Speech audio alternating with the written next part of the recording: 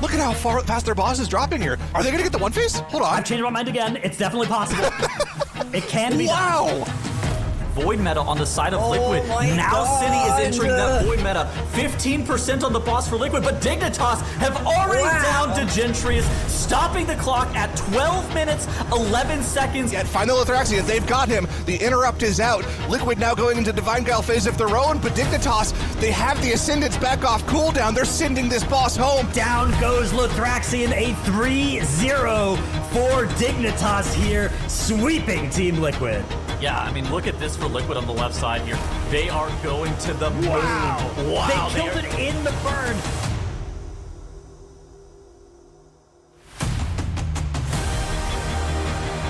真的是已经快上一整个 boss 了。那么大计划最后抬走 boss 13分钟，刚刚好。 We are dropping down to the single digits on Restless Heart, and in a series that couldn't have been any closer or any crazier. Oh no, the fear goes off. Spellbook.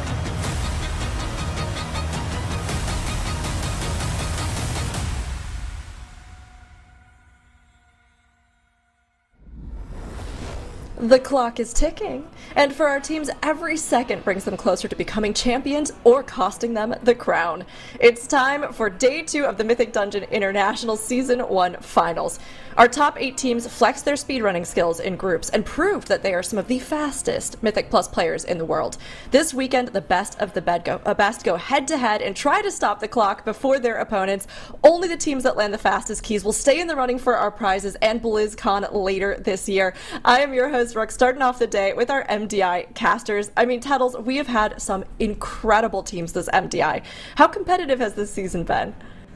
I mean, this has been an absolutely ridiculous season. A lot of the times you'll have a couple of teams, maybe 2 or 3, that feel like they're kind of running away with the tournament. But this season, it feels like now more than ever, the teams are quite closely aligned in terms of their skill cap, their skill ceiling, and just how fast some of these runs really are. It's to the point where if one team makes a minor mistake with cooldown allocation, it just turns a complete map on its head, and the other team is then favored. It's amazing, honestly. I think that the skill, like you were saying, is so close between them. These gaps that we've seen in previous seasons just seem to keep getting closer and closer and narrowing down the margin. So it's been amazing. And of course, there's been some additional energy with the return of speedrunning this MDI. So Dratnus, has seeing our teams face off against each other and the clock upped the excitement for you? I think the speedrunning format has really highlighted the combination, this trinity of skills that a team needs to win. Execution is really the important thing, right? Like being able to actually do the strategy on the day of. That has been something that has separated our teams from advancing versus our teams that have been good in time trials and then have stumbled on the actual day. But then that's paired with this innovation and this strategic layer as well, where we've also seen the teams continue to develop over the course of these groups.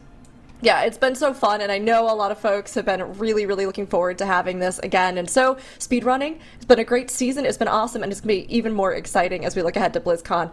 But of course, Makes, you've been keeping an eye on a slightly different sporting event this weekend. Are you ready for some more esports? You feeling locked in?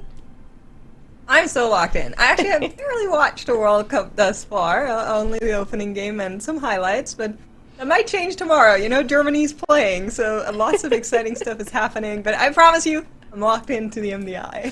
Okay, no worries. Well, we can cover for you if you need. If a big play happens, or chat as well, you know, can keep the run. Thank you. Yeah, they'll let you know.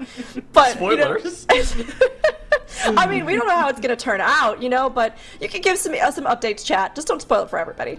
Now, we've made it all the way to the finals, of course, but for anybody just tuning in here for the MDI, we can catch you up on everything that's happened this far in the season. Now, the global time trials started out in April, and we had the China time trials happening in May. Now, from those, our top teams moved on to our group stages, where the top 2 of each group made it here to the Season 1 finals. 8 teams, the best players from around the world, facing off this weekend for a prize pool of $100,000. Teams, the best players from around the world, facing off this weekend for a prize pool of $100,000. And of course, the top 4 across our regions moving on to the grand finals on the BlizzCon stage in September.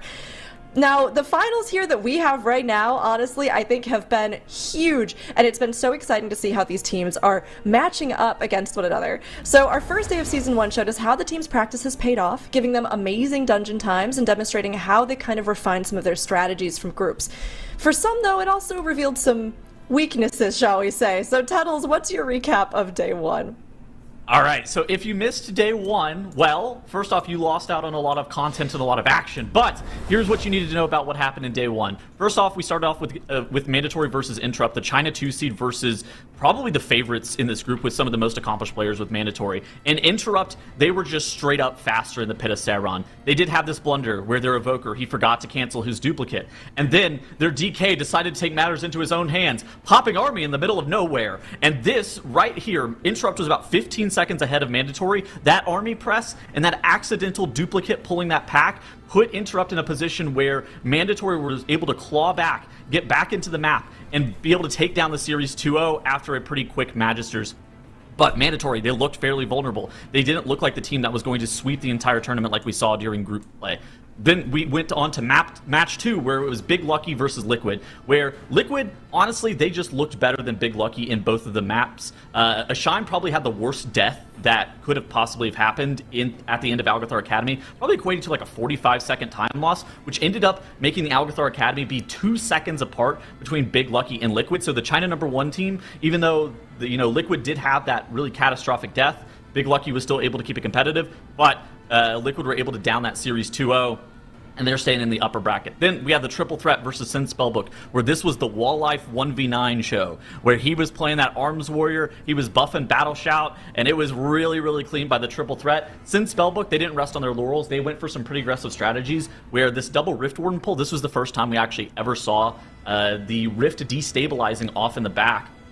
And it's just pulsing on Sin Spellbook for an insane amount of AoE damage. Unfortunately enough, those strategies weren't enough to be able to send Spellbook over the edge, where the Triple Threat were able to down that series 2-0. Then we had the final matchup of the day yesterday. We have the returning, reigning, defending MDI champions Dignitas versus ANTTIS Angels, which starts off with a bit of a death montage for ANTTIS Angels. The Magister's Terrace, it is on that 19 Keystone level, and with it being on such a high Keystone level, that opens up the possibility of a lot of mistakes, where these Spellbreakers and their runic glaive dots just do an insane amount of damage, but Dignitas, they looked unfazed. They ended up playing Havoc Demon Hunter in both of the dungeons, a specialization that wasn't super common amongst other competitors, which makes us question, is there going to be an edge for Dignitas in terms of compositional differences? Is that Havoc Demon Hunter going to be something that teams should have picked up? Or is it going to be maybe the Arms Warrior that we saw from Triple Threat? Or maybe is it just the tried and true Devour Demon Hunter? We're going to have to wait and see, but that was the recap of yesterday's action.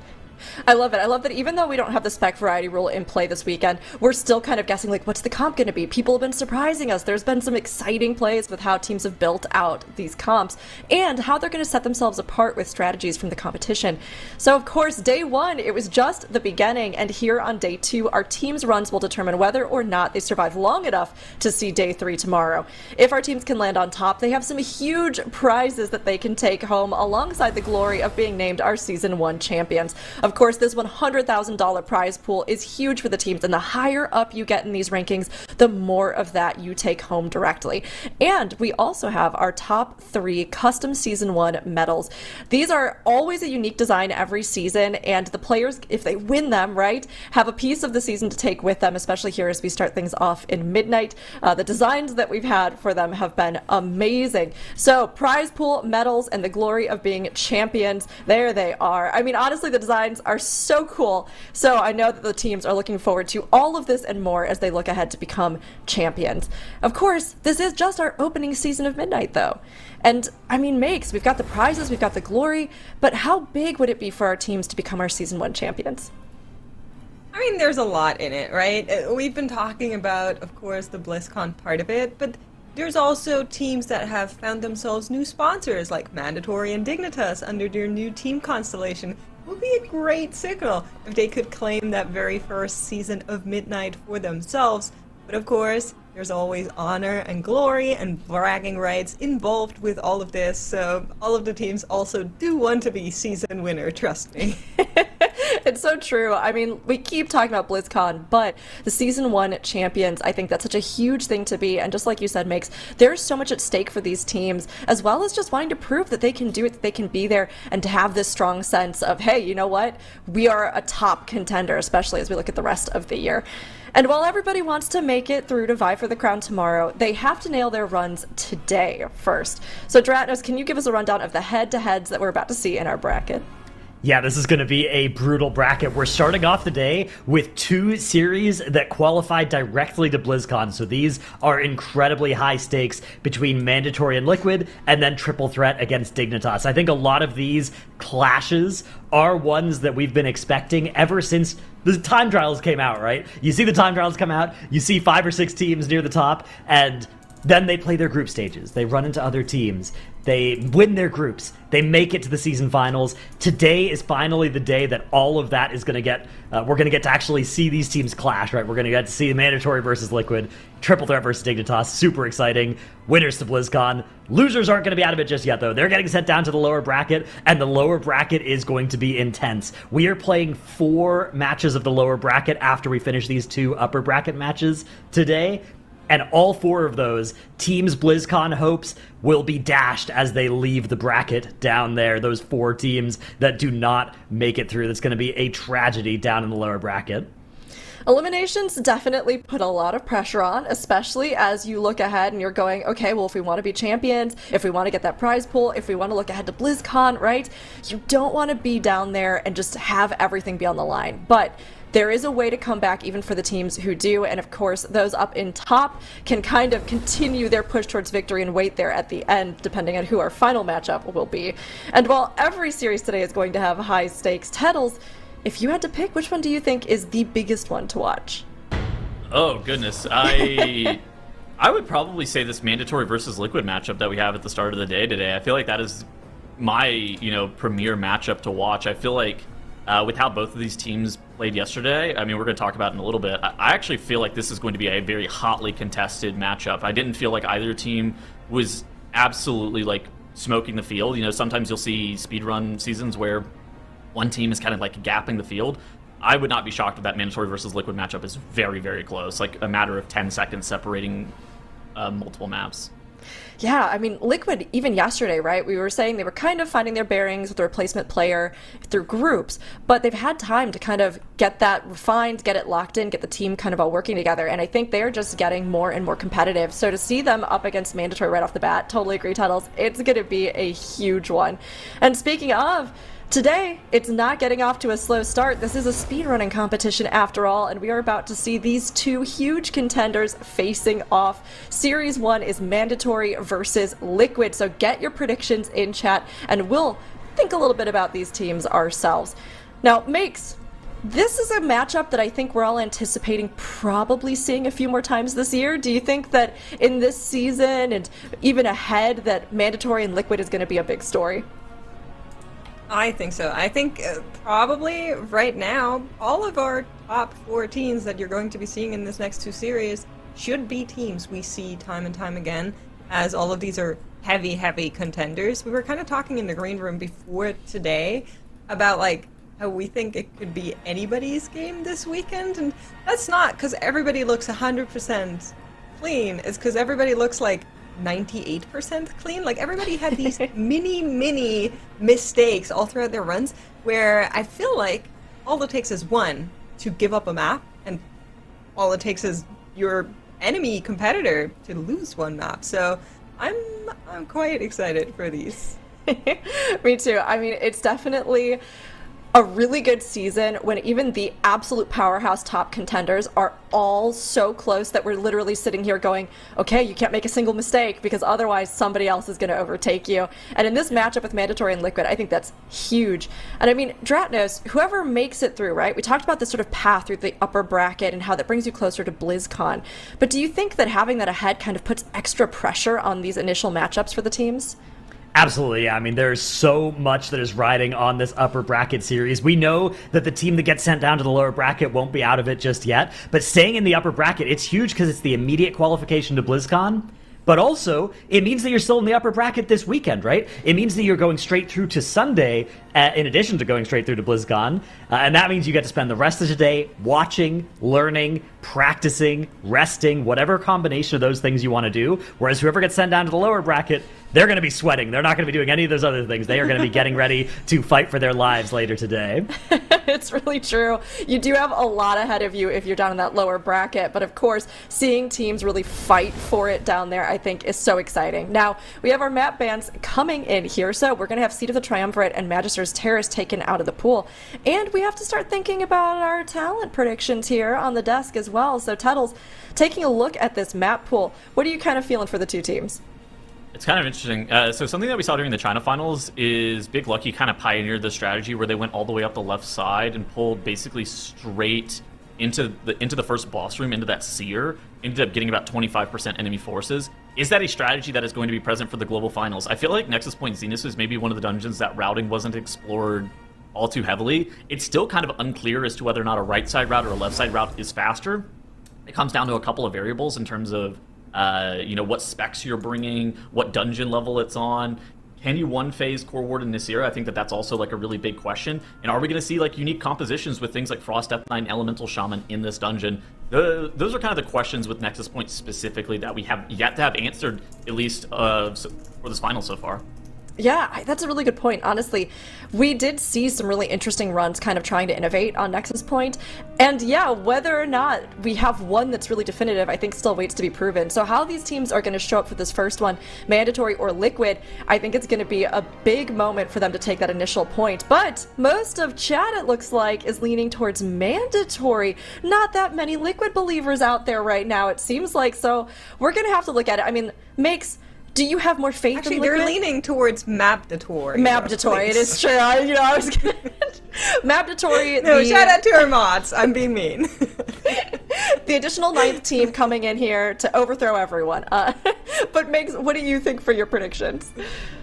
Oh, honestly, I think we're definitely looking at a 2-1, but I think it could be a coin flip. Now, I was sent a clip yesterday of Max calling me a hater because I always had been voting against Liquid in the previous matchups that they played in. So I just have to keep that going, I guess.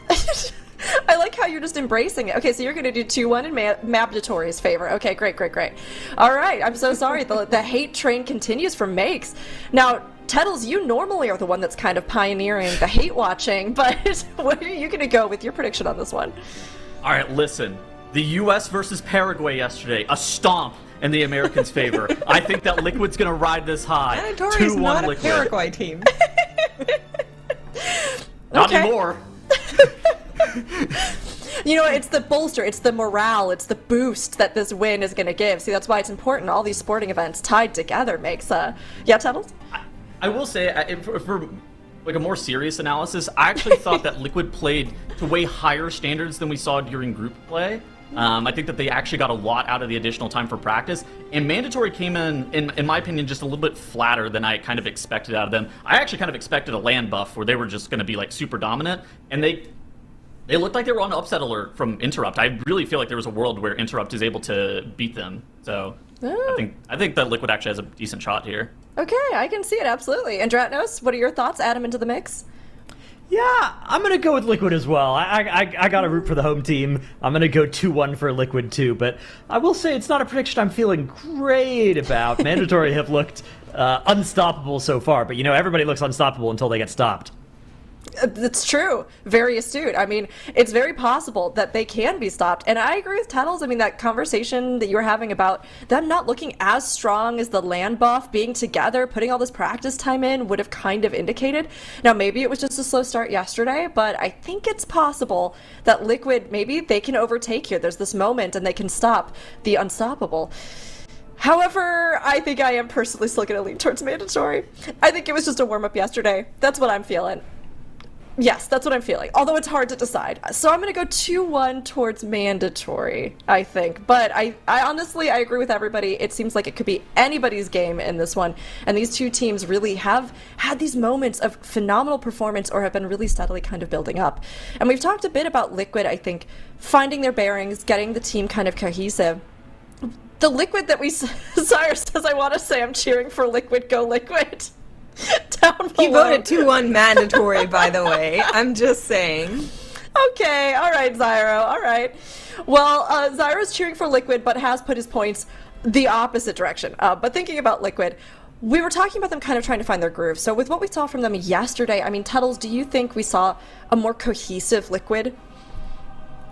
Yeah, I mean, Liquid during group stage, it looked like their spec variety rule was going to be a big struggle for them, and it looked like some maps they were very good on, and some maps it was like, okay, we do not have the best strategy. But I think that this is a team, especially with the addition of Cine, that just, if they were given a little bit more time, they probably wouldn't have even been a second seed. I do wonder if there was a world where they could have upset Dignitas during the Group C weekend. I think that this 20 to 80% on 20% for Liquid, 80% on mandatory is way too high. If I was predicting this, I would probably give it just like as a standard pick 'em, just like a 50-50.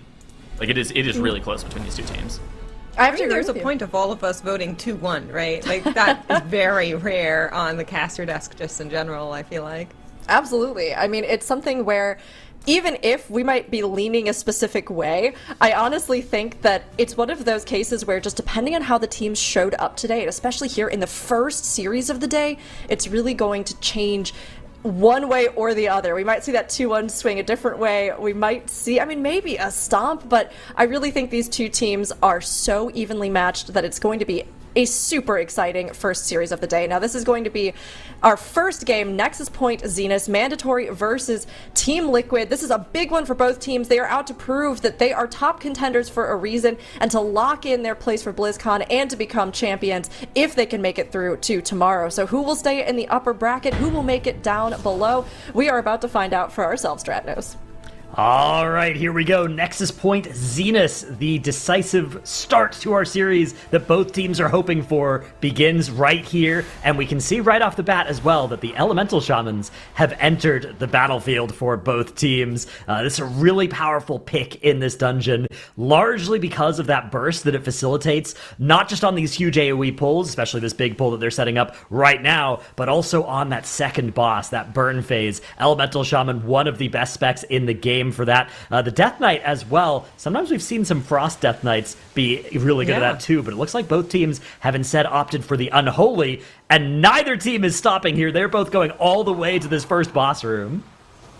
And that is exactly what we want to see, right? That was already shown a little bit in the CN Group weekend, and we were completely expecting our teams in the Global Finals to pull on ahead and do the same thing, where you pull the entire left wing up to Kasrith here together. You need to be a little bit careful. You can see in the background there for both of our teams we have a couple of those mobs still channeling, still casting. Ideally you would want those Arcanists in particular to come close enough so you can interrupt them, or be far enough so you can outrange them, but both of our teams are in fight, and Mandatory is going to be pulling ahead here on the sheer boss percentages for now. But of course, with all of those lines, with all of those ads, there is a lot of potential for those teams to maybe get a little bit of a struggle on their hand. Thus far, though, it looks really good.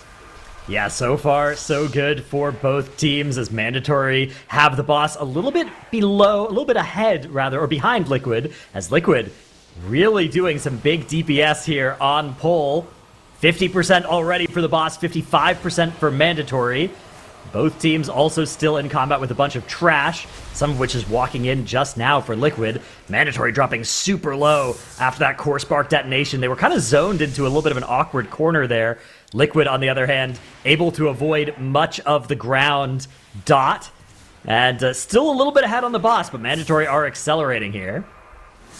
They are, and just because, you know, I've been doing these quick reminders, chat, this is not one of them. Do you guys know the MDI strat in the LFG? Okay, we are not replicating this poll unless you are an MDI competitor that is playing in these season finals. Then you have permission from the caster desk here, but look at that. Liquid a little bit caught up in that corner here. Sevi, though, finds the correct beam to allow them to go on back over. Cine is going to use the chance he has as that beam is up, and these teams are neck and neck. Every single time those cooldowns are used, they're not on the same timer. One team pulls up ahead, and then the gap closes and the other team pulls up ahead. It is going to be Mandatory, though, that will finish Kasrith first. Liquid right behind him. 3-second difference as of right now. Yeah, so far it is so close between the two teams as they're both going to be taking that teleporter back to the start of the dungeon. And now we're going over to the right-hand side. This time around, these trash pulls, really big question mark is not just can you survive these pulls, but how quickly can you get everything gathered, and how quickly are you going to be able to get all the way into that boss room and focus down the mobs that spawn the boss, right? When you get to that boss room, there's a gauntlet, 3 waves of trash that you're going to need to kill before the boss is active. The idea with the MDI routes is to get in combat with that gauntlet as quickly as possible and then waste no time dealing with this other trash as soon as you can, right? Be in combat with the mobs that spawn the boss. It looks like both teams, though, have decided that they need to get some trash taken care of before they can get all the way to that boss room. This key level at plus 17 is just a little bit too high to go all the way to the boss. So both teams having gathered up about half of the hallway and fighting it right now. Yeah, it's also a little bit weird just because you cannot just take anything into the boss and get Core Warden in fight immediately. You do need to kill those little ads to actually get the boss spawn. There's a couple of waves, and so it does make sense to maybe take a little bit of a breather here. And now both of our teams are going to be moving on ahead, and I assume pull everything that is standing from here up until that boss room encounter. And you can see they are making their way right now. That RP on Nazara has been triggered. That means our nullifiers are going to be compatible in just a second. Here comes that lingering image as well. And you can just see how close both of those teams really are. They're not giving each other much room to wiggle out of it. But with Core Warden Nazara, we already mentioned it, there comes that burn face. And on a plus 17, it is not the easiest thing in the world to do it, but it has been done by teams before. So if you are able to really get the boss to like 1% or even 0% during that Light Scar Flare phase, then you might be able to pull on up ahead here. We're, of course, expecting both teams of this caliber, Mandatory and Liquid, to be able to do that, but keep watching on whether or not that execution is going to come on through here. Yeah, exactly. We're going to have to be paying very, very close attention to that boss burn. There's a lot that will rest on just how well the teams are able to execute that. And also, there's some variance, too.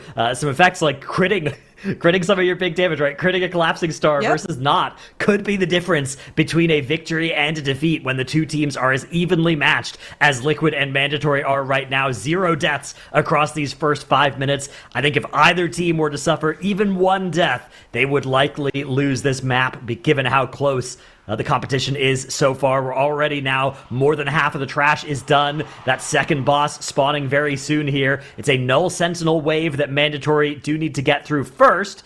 Similarly, Liquid have a little bit more of the trash to deal with as well. You can see, that Null Sentinel having just spawned for them also.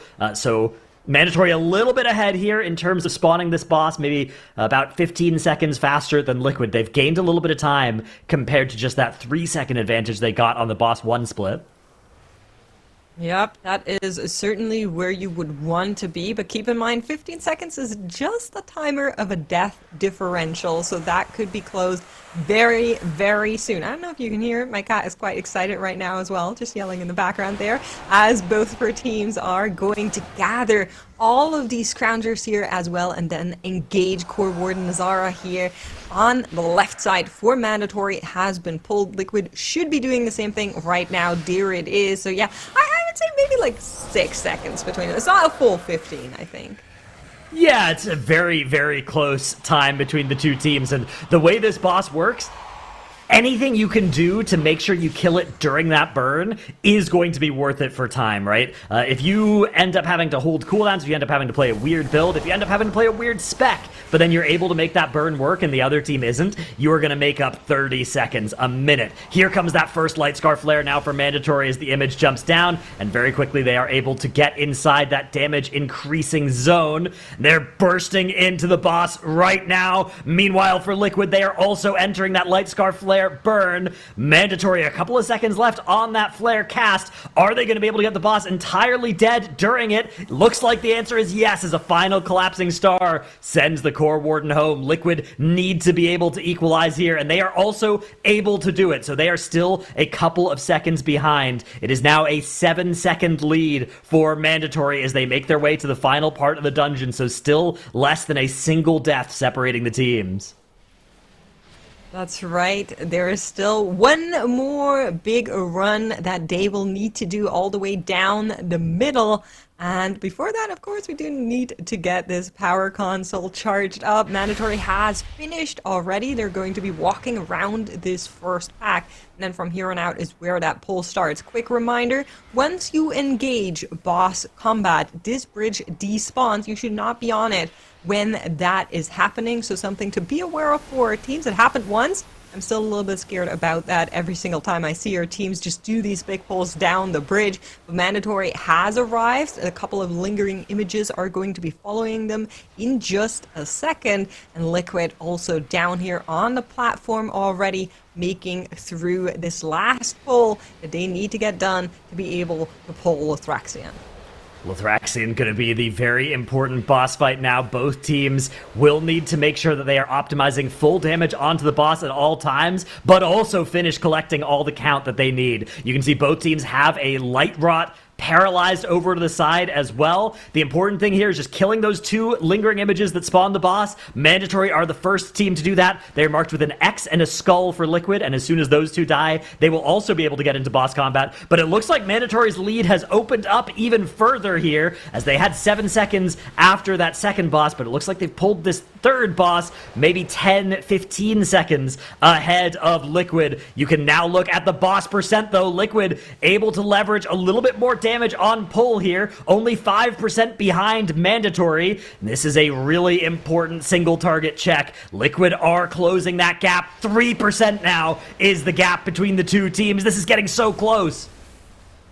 It is, and Lothraxion, by all means, is not a boss fight that's fast, but Maystein has gone down here. Blistering Smite takes him, as well as Gingy. That's 2 deaths on the board for Mandatory that they really couldn't afford to spare, with the timer being as close as it was between the two teams here. That's tragedy for the favorites from EU. Liquid now has this run in their hands if they can keep it clean from here on out. That is all it will take for Liquid. Even one of those 2 deaths would have been enough. 2 deaths is now a 30-second disadvantage in addition to all of that damage lost. Liquid have the boss lower as well, as they are going to be entering that intermission phase. That's going to let Mandatory get slightly ahead on the boss, but those 30 seconds are going to be absolutely lethal for Mandatory here as they try to avoid another death. Maystein dropping so low, able to stay alive this time. Mandatory getting some very unfortunate stacking of these dots onto players, really putting a lot of kill pressure onto their players. A shine dropping super low for Liquid.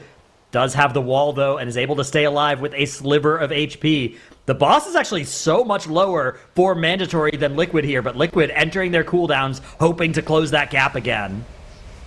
Yes, and of course for Mandatory, another phase of the Divine Guile begins here that is going to slow them down just a little bit. They do find the correct image quite quickly, but Liquid might be looking at another phase here. Can they kill Lothraxion before he lifts up? And the answer is yes. They're going to take the first map in a series towards that BlizzCon qualifier in the hands of Liquid.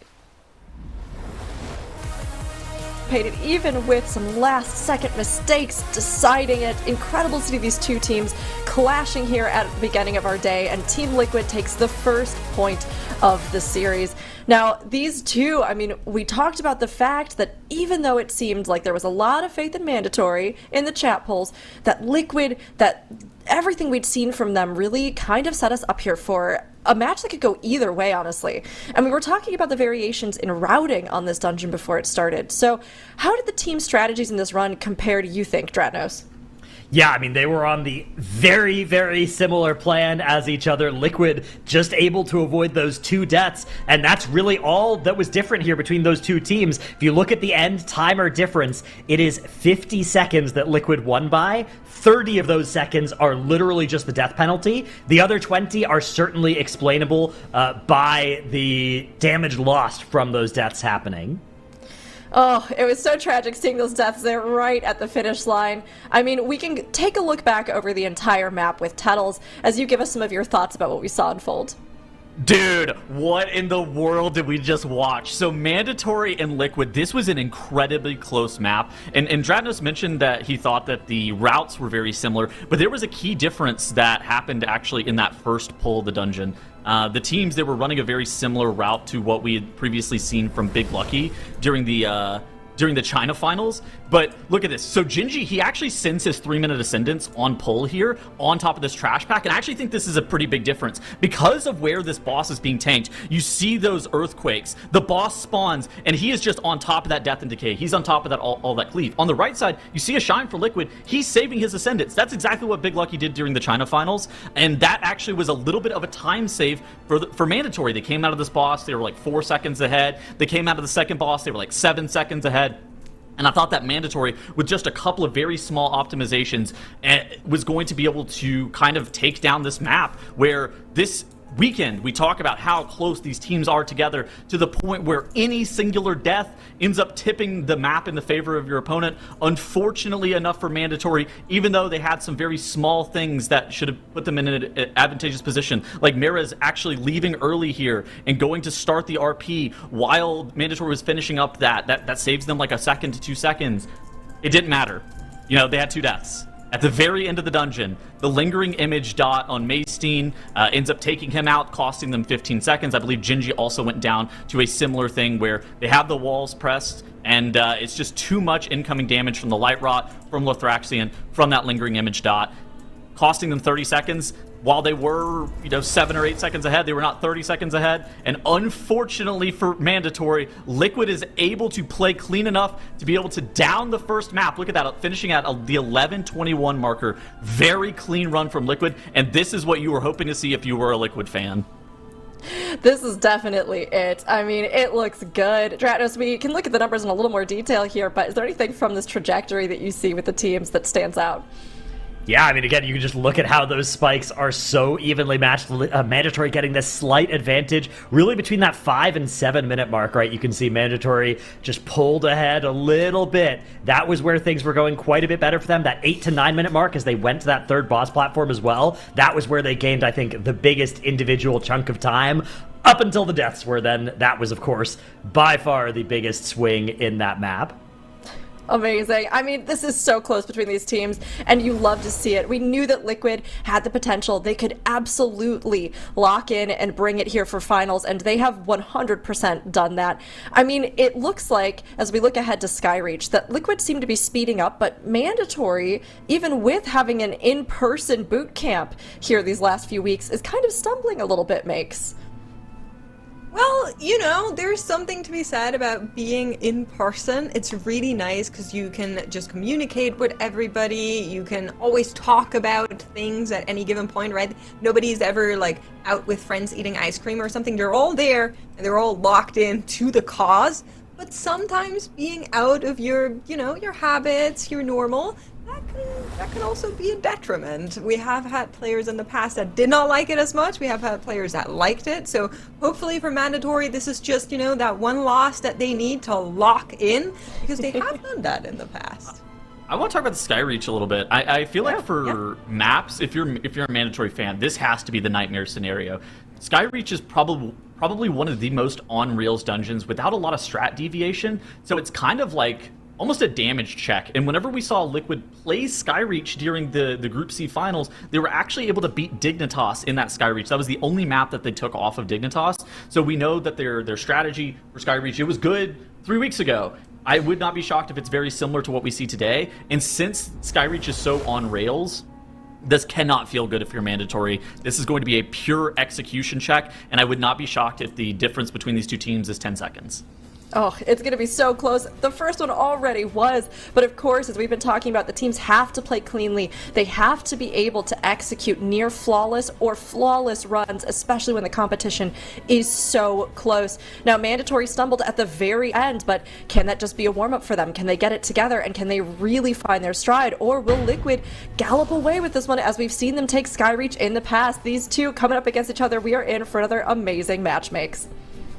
We are, and of course, we are going to be seeing our teams find a way to get on this platform. Previously, we have seen this together with a Warlock. This time around, it's going to be a little bit of a mix between Rescue and Jump. Cinny over there we go. Oh, it does go down to the rappel immediately. Needed to wait it out, but in the end, the timing was unfortunate. A second death coming in here from that Blade Rush as well. That's 3 deaths for Liquid right out of the gate, and I feel like with that, this map has been opened up so much for Mandatory. This is a huge opportunity for Mandatory to equalize the series. Those 3 deaths that we just had in the first minute here for Liquid are more than enough for Mandatory to win this comfortably if they can avoid having anything go wrong for themselves, right? When we came into this Skyreach, we were thinking, okay, this is probably going to be a game of inches, right? It's probably going to be 3 seconds here, 5 seconds here. Now that is no longer the storyline. This map is now about, will Mandatory be able to avoid having any big mistakes? Because 45 seconds, teams of these caliber, no amount of small mistakes is going to make up those 45 seconds in a dungeon with the texture of Skyreach, right? Mandatory, if they're able to avoid deaths, if they're able to avoid disasters, it is not going to matter and none of those other things are going to ever be bigger than those 3 deaths. Man, what a way to start your dungeon. You just came off from a win because the competitor team had a little bit of an oopsie towards the tail end of the dungeon. You come in here right in that first pull. That's when it all goes wrong. Usually in practice, that would be a dungeon one where you just say, okay, let's just go again. We don't count that one. This time around, they don't have that chance. They need to finish playing this one. And at least on the boss percentages, they're not as far behind in comparison to Mandatory. But like you're mentioning, that death differential is going to be a huge factor here where they need to play upset. Having said that, though, sometimes if enough small things happen, there are ways, 1 death and a little bit of a slower tech strategy, that could already equal it back up. So I wouldn't count it out though, but of course, Liquid currently playing from behind, that one is pretty plain. Yeah, exactly. This is going to be a big uphill battle for Liquid to try to climb here. Step 1 for them.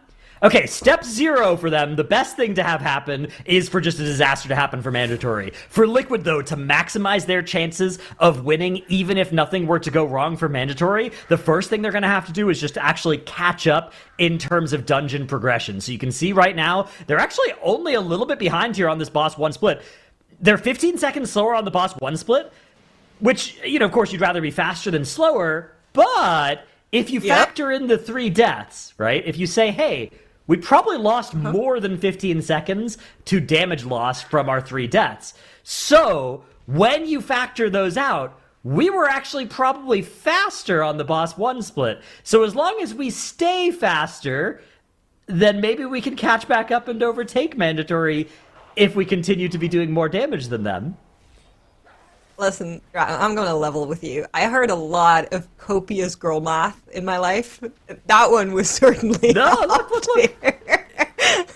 If you don't think too much about it, you have to overthink it, but then you have to stop thinking at just the right time in order for it to make sense, right? Like, if you look at just the first level on this dungeon, it looks like Mandatory's winning. Okay. You do a little bit more analysis, it looks like Mandatory's winning. If you do a little bit more analysis, you can trick yourself into thinking Liquid have a path to coming back just through doing more damage, and then just stop thinking there. Don't think any further once you've had that thought, and that is the NA hope that we need right now.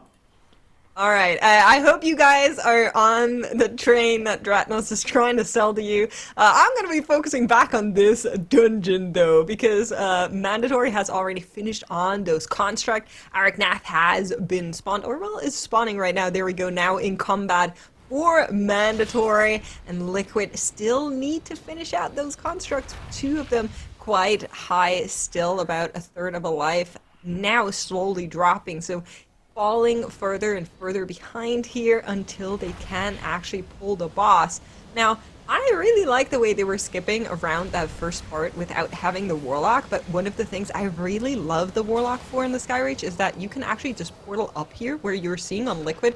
You don't need to take the stairs. You can just go up there, So that is not going to be a possibility for either of those teams here, I believe. I don't think you can rescue up there. At You least I probably haven't can seen if it you yet. can.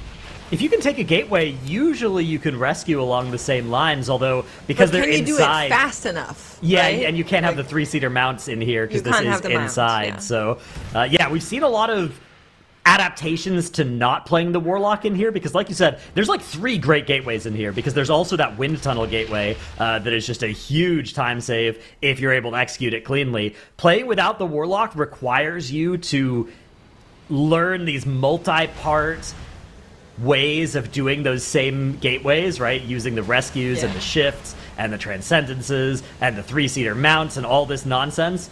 The Wordstones, right? Those sorts of effects. Those can be as fast, but there's way more points of failure. But then the benefit is that you're playing specs that maybe are a little bit better damage profile than the Warlock, even though the Warlock's certainly not bad in this dungeon. But that's why I think the teams have tried so hard to learn these ways to do it without the gateway. And a lot of this actually was pioneered over in the Chinese region. We saw in the Chinese group weekend the usage of the like rescue, transcendence, Wordstone chains to basically be a Warlock gateway at home. And looks like a lot of those strategies have propagated over to the west as well. Meanwhile, though, that second boss is about to die here for Mandatory. Just a couple percentage points left on it, and we'll be able to get an idea of whether their damage has accelerated or stayed the same relative to Liquid here. Just looking at the bottom of the screen, that boss 2 split. Is it going to be a bigger or smaller number for Liquid? Unfortunately for a Team Liquid, it looks like not only are they behind, but the gap is opening rather than closing just on the DPS front here. They are about 10 seconds slower on that boss 2 split, a little bit more even than Mandatory. This is definitely not looking good for them, now more than a minute behind.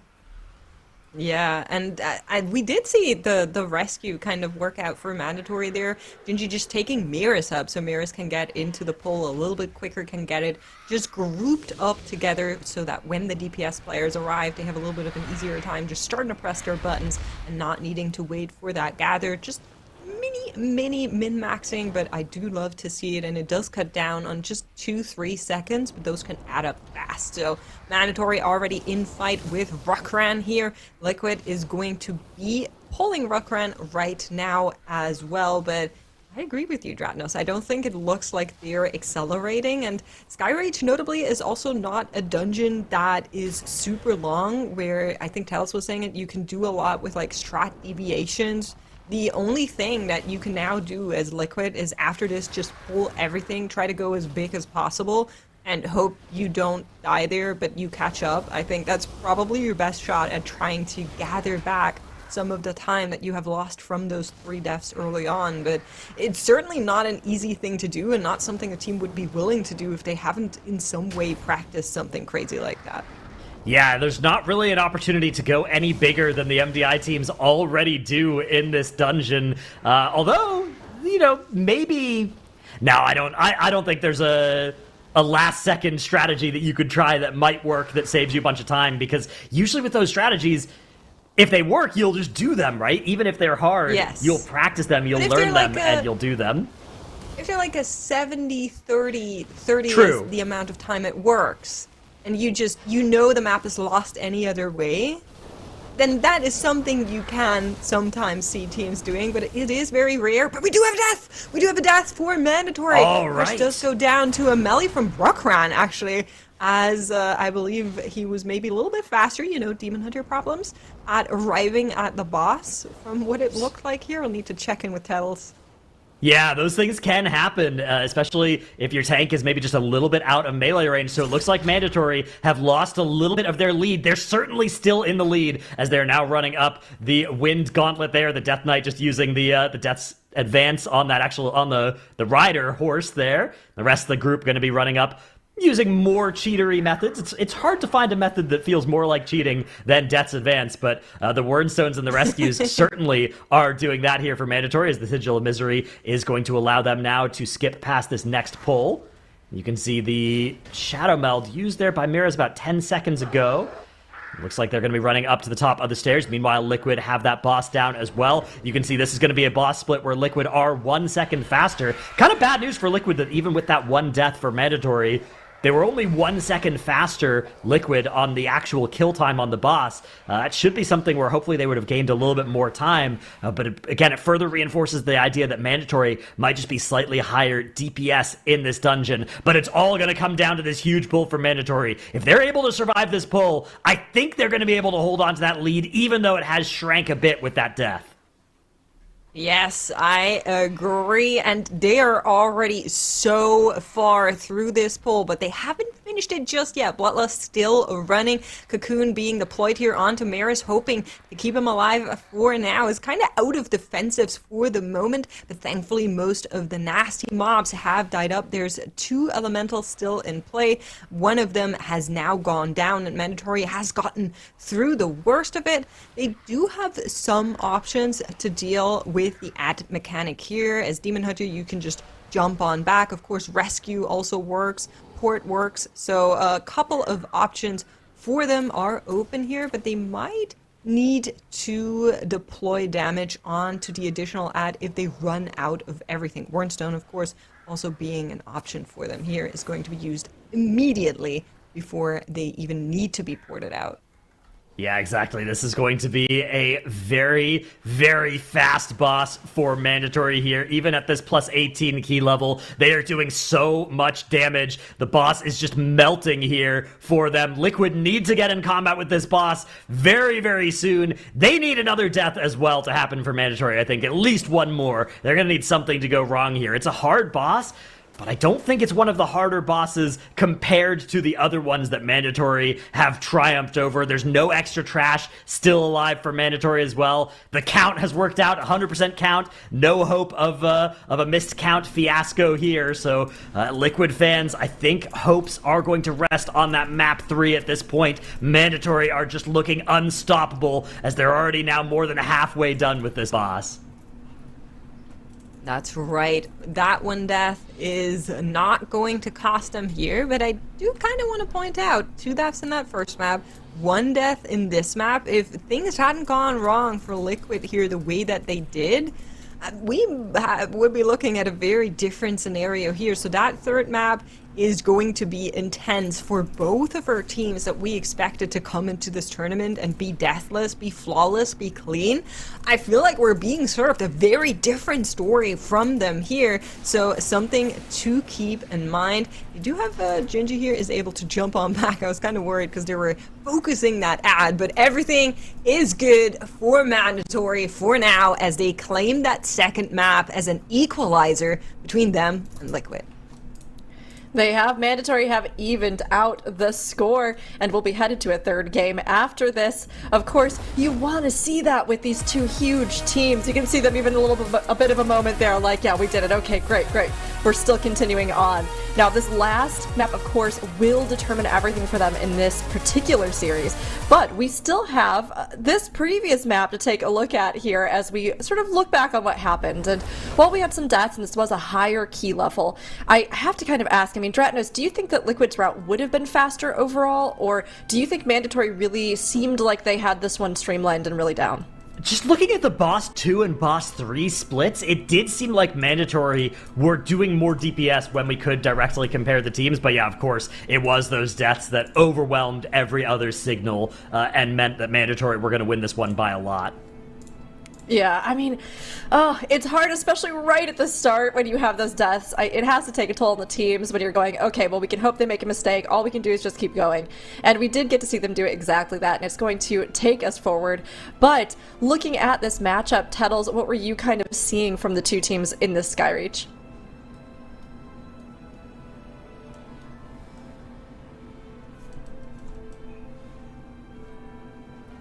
Oh my goodness, Oh, I it was seems muted. like, here we go, we've got Tettles replay coming in. Okay, there we That go. was some of the smartest analysis I've ever heard out of you, Tettles. Oh, wow, profound. It's very Too bad rare you that guys good missed analysis it. comes out of me. But it was really about the deaths, to the point where I didn't even realize what exactly happened at the very beginning. So Cine, whenever he went to shift up onto the platform, he actually misses that double jump and launches himself off the ledge, which by itself, it's bad, right? That's 15 seconds down the drain. It's recoverable. He releases, and then he goes to shift back up on the platform again, gets hit by a Gale win from that Gale collar that's not supposed to go off on him, right? So he's supposed to be all on the platform already, but he shifts too late, gets hit by the repel from the Gale collar. Then he releases again, shifts back up on the platform. You see he's not top. He gets hit by the Blade Talon Bleed, gets killed off by the Blade Rush. So they were 1 full minute behind. While those were 3 really bad deaths, they weren't insane time loss deaths. So Liquid was 15 seconds of damage and 45 seconds worth of death penalty behind coming out of the first boss, which there is a way that they can recover from this, but in a dungeon like Skyreach, it's going to require the opposing team to also have a similar mistake. And whenever you're hoping that Mandatory has a similar size mistake, that is always the worst case scenario. They ended up playing this dungeon fairly clean. They did end up having a death on Ruckran, a little bit of a weird death. I think Mariz ends up walking out of melee range to Ruckran and tries to Typhoon one of the Sun Talon mobs away from the other egg. And in the process, he allowed Kush to get meleeed, which was weird, but it was at the end of the fight. It only ends up costing them about 15 seconds. It's really not the end of the world, but I mean, Kush getting meleeed there. In a different matchup, where Liquid doesn't have those deaths on Cine on the first pull, I'm pretty sure Liquid ends up winning this map, just seeing how close and competitive both of these two teams were. But for Mandatory, this was the last pull that could really cause them any problems, where they end up doing all of this trash with Bloodlust. They were able to execute it really clean. They even have like the Solar Elementals, they even have the Sun Priestess, they have the Blade Talon putting the bleed onto people. This on an 18 Keystone level can cause a lot of problems, but Mandatory were able to execute it cleanly, able to down the boss first, and now we are even at 1-1. That was an insanely close map that could have gone either way, and if you're Liquid, you have to be kicking yourselves a little bit, because Mandatory opened the possibility of having a death and allowing you to take that Skyreach if you didn't have those deaths at the very beginning. Definitely. I mean, that puts you in that spot where now it comes down to this last map, the Mysara Caverns, also a plus 18 here. So again, we're seeing this at a pretty high difficulty for both of the teams. And even with those deaths, like we've been saying, this matchup has still been so close. Both of these teams extremely competitive, but at these higher levels, if mistakes happen, even the smallest one, you can have these big trickle-down effects. Now, makes Mysara Caverns, this is going to be the one that will determine who continues on in the upper bracket and who's going to be tossed down to the lower. What do you think the teams have to show in Mysara, Makes? That's actually really interesting because we haven't seen it yet, right? The teams have been banning this dungeon like crazy. We have been denied of just veering into the caverns for now. So I'm really curious on what the popularity vote between our top two teams like Mandatory, like Liquid, is going to look like here. Is there going to be a difference in spec stat we bring? Because of course we have seen Warlock do so very good in the caverns just in general. I wouldn't be too surprised if it's being brought here. But on the other hand, Unholy, Devour Demon Hunter, Augmentation Evoker has just been a tried and true and steady combination, so I don't know. We will definitely see what they're going to try and bring in. Mysara has been one that we've seen the teams kind of ban out or avoid. So to see them have to come here now and face down on this, it'll be interesting to see what approach Mandatory and Team Liquid will take. This is the final game in their series, the determining match point. Mysara Caverns, we have Mandatory versus Liquid, and here we go, Dratnos. All right, into the Mysara Caverns we go. As Mandatory going to be gathering a huge pull to get things started. Liquid using that spatial paradox as well to tag in some extra friends. And this entire pull now is very, very technical, in addition to huge damage being required and taken. There's so much to dodge as well from those eagles jumping out. That's right. They will need to be careful with that. They also need to be careful with that big AoE that does come in from our elephant, is going to be dying on the side of Mandatory just momentarily as we are watching, and it is that Soul Eater that remains as last mob standing. They have finished out just a couple of seconds before Liquid. A similar picture unfolds right at the start of the dungeon, but we have learned that between those two teams, it's never too late to count anyone out here. So into the next poll they go. You can see on the side of Mandatory, very familiar picture. Liquid taking a little bit longer here, though.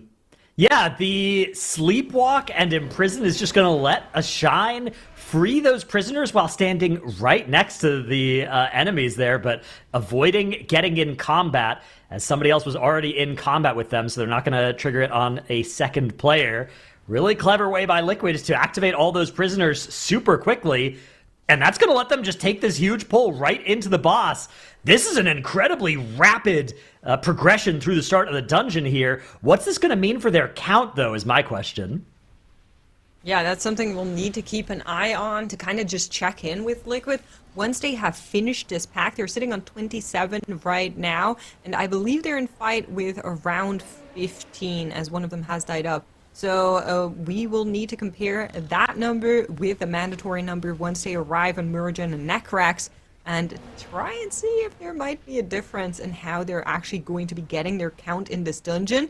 Liquid dropping fairly low here as they still need to deal with that massive pull. Incarn still running for Yips, is able to keep him alive here, but once that runs out, I would be a little bit scared on the side of Team Liquid. Hopefully they can get through the Berserkers by then. The answer is going to be yes.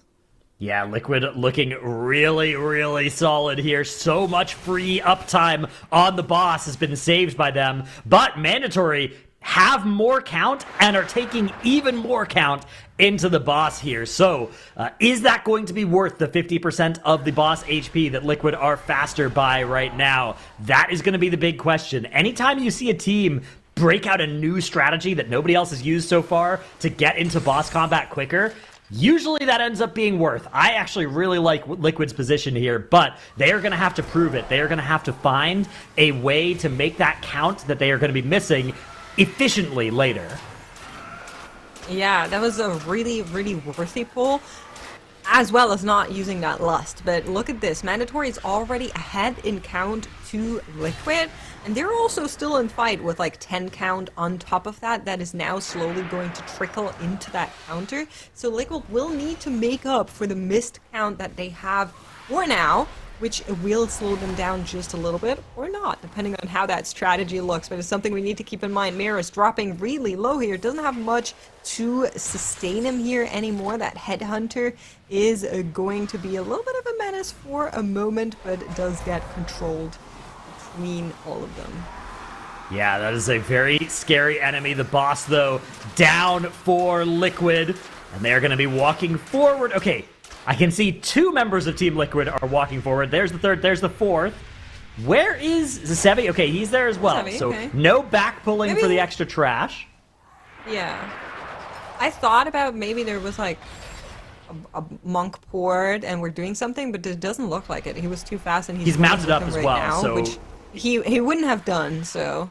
Yeah, it's I don't think there's any extra trash coming from earlier, which means they're going to need to collect 13% more than mandatory towards the end of the dungeon. It might be that Liquid will be fighting that trash on the bridge, whereas mandatory might be skipping it. We'll have to see, though, once we get there. Right now, it is mini-boss for Liquid, while boss 1 still has 20% HP for mandatory. Liquid more than a minute faster on this boss 1 split, only giving up 14% enemy forces to do it.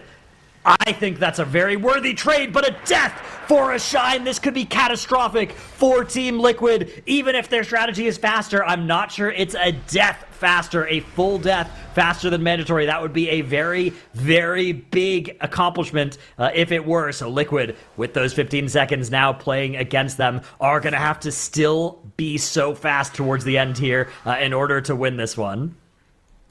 Absolutely right. Shine dropping really low here once again. He is taking up onto the altar to be sacrificed. Team does get him back out. The warrior should be dying off next.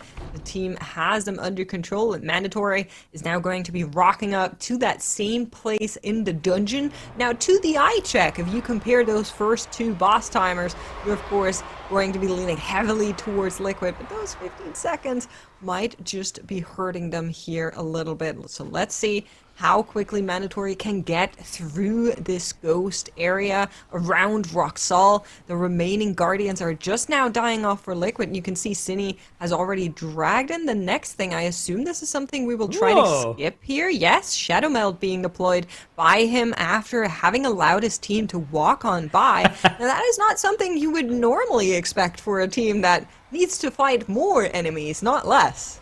Well, if you think about it, if you're already going to have to do an extra pull later, you may as well just make that pull a little bit bigger and then make this pull a little bit less dangerous. So that might be the idea here for Team Liquid. One fewer enemy casting those tornadoes is going to increase the safety of this pull and might let them go even a little bit further down here. As you can see, a big pull gathered for Team Liquid. Incarna's rolling. And look at this Blood Elf coming out from Zasevi to remove a bunch of those shields from the Grim Skirmishers immediately. We saw that combined with a bunch of defensives on the group, as well as that AMZ. So huge way for Liquid to do a bunch of free damage to all of those Grim Skirmishers. That Blood Elf racial that Zasevi has access to, whereas Mandatory are playing the Night Elves on all of their elves. Oh no, a death for Mandatory! And this one is a healer as well. This could be really bad because it looks like it's while they are setting up a skip as well. The Wernstone looks like Ryson is able to get resurrected. But now Maystein's super low and Ryson's slightly low, as they are going to still be able to set up this incense skip. It looks like Gingy was the player that was back in that room, activating that spirit, activating that Wernstone. But the entire setup of this has now taken them quite a bit longer than they had planned. Liquid are getting into boss combat ahead of Mandatory. Both teams have found the same count as well. Liquid gathering that huge pull after that Shadow Meld skip ended up being where they equalized the count, and both teams are now fighting the boss but have the same number of deaths, so we can directly compare the boss HP, and we can see that Liquid came in with the lead, but Mandatory have come in with way more damage. Yes, they have found the power of raw DPS and are currently exercising it onto Vordaza. That looked very scary. The way this death came in for the Maystein just dropping really, really low. I believe your skip just wasn't that clean as some of those casts were still landing. Ryzen then the one to go down, and that cost them the 15 seconds. They are through most of the trash right now already, whereas Liquid still is dealing with so much of the pack on top of Vordaza. Maystein is already on to the next pack to tag on in here. Yeah, this is looking so good for the damage of Mandatory, but Liquid now entering that next Incarn, able to keep the lead slightly as it goes back over now towards Mandatory. Mandatory 2% ahead. Liquid in this intermission phase as they're gathering some trash during this. Yips is saying, oh, the boss is rooted and channeling. That's a perfect time for me to go and grab a little bit more trash as well. So both teams having now gathered all of this side trash. And we can see once again, Liquid looking potentially for a Blood Elf here. Maybe going to be holding it for the bridge pull afterwards. Yep, they are not going to be using it on these Grim Skirmishers. It would be a little bit dangerous to pop all of those shields at once. And so they're staggering it a little bit better. Yeah, I have been staring at the HP bars for Mandatory while they were in this phase. Mara's dropping low so many times, still 20 seconds away from that Incarn that would stabilize them here, but won't need it for now as that pack is slowly but surely dying off. But once again, look at these boss total percentages. These two teams are just neck in neck right now. And while Mandatory is just a smidge ahead, it's a matter of cooldowns on Liquid being able to pull back into the same percentage. Look at this, a photo finish on this boss here between the two of them, but it is going to be Liquid that get Vordaza down, but just a second differential. A comfortable 3-second lead here for Liquid. They've got to be feeling really good about how strong of an advantage they have as they both now run down the bridge here. We've got a couple of skirmishers getting added to this pull here for both teams. The incapacitating roar from Yips as they run past here. 10% count needed for Liquid, 12% for Mandatory, so a little bit more enemy forces is going to be needed as they do head up the stairs here, and they're going to pull this onto the drummer and focus it down. They're able to get in combat with that drummer a little bit quicker than Liquid. Liquid a little bit more slow navigating this bridge, also in combat with that drummer. They need a little bit less count, but they are a lot slower in getting this dealt with. They are going to be slower to pull this boss here potentially as well. Although actually it looks like Liquid are just going straight into the boss while Mandatory have waited for this gather to finish in the corner. Yes, and that's something we saw from Dignitas as well. It can work out in your favor if it allows you to stay clean while the other team makes mistakes, but I'm not sure that's going to be on the board for Liquid right now, as they were able to get that AoE onto the skirmishers. They're now also getting that last defender walking on in. Keep in mind, if that is count they need to finish it off before they go into the spirit phase. Otherwise, it will reset, so that is something they need to be aware of. Whereas that defender for Mandatory is already quite low. Yeah, Mandatory are quite a bit ahead on that boss HP, but they have used this lust, whereas Liquid are holding it for that burn.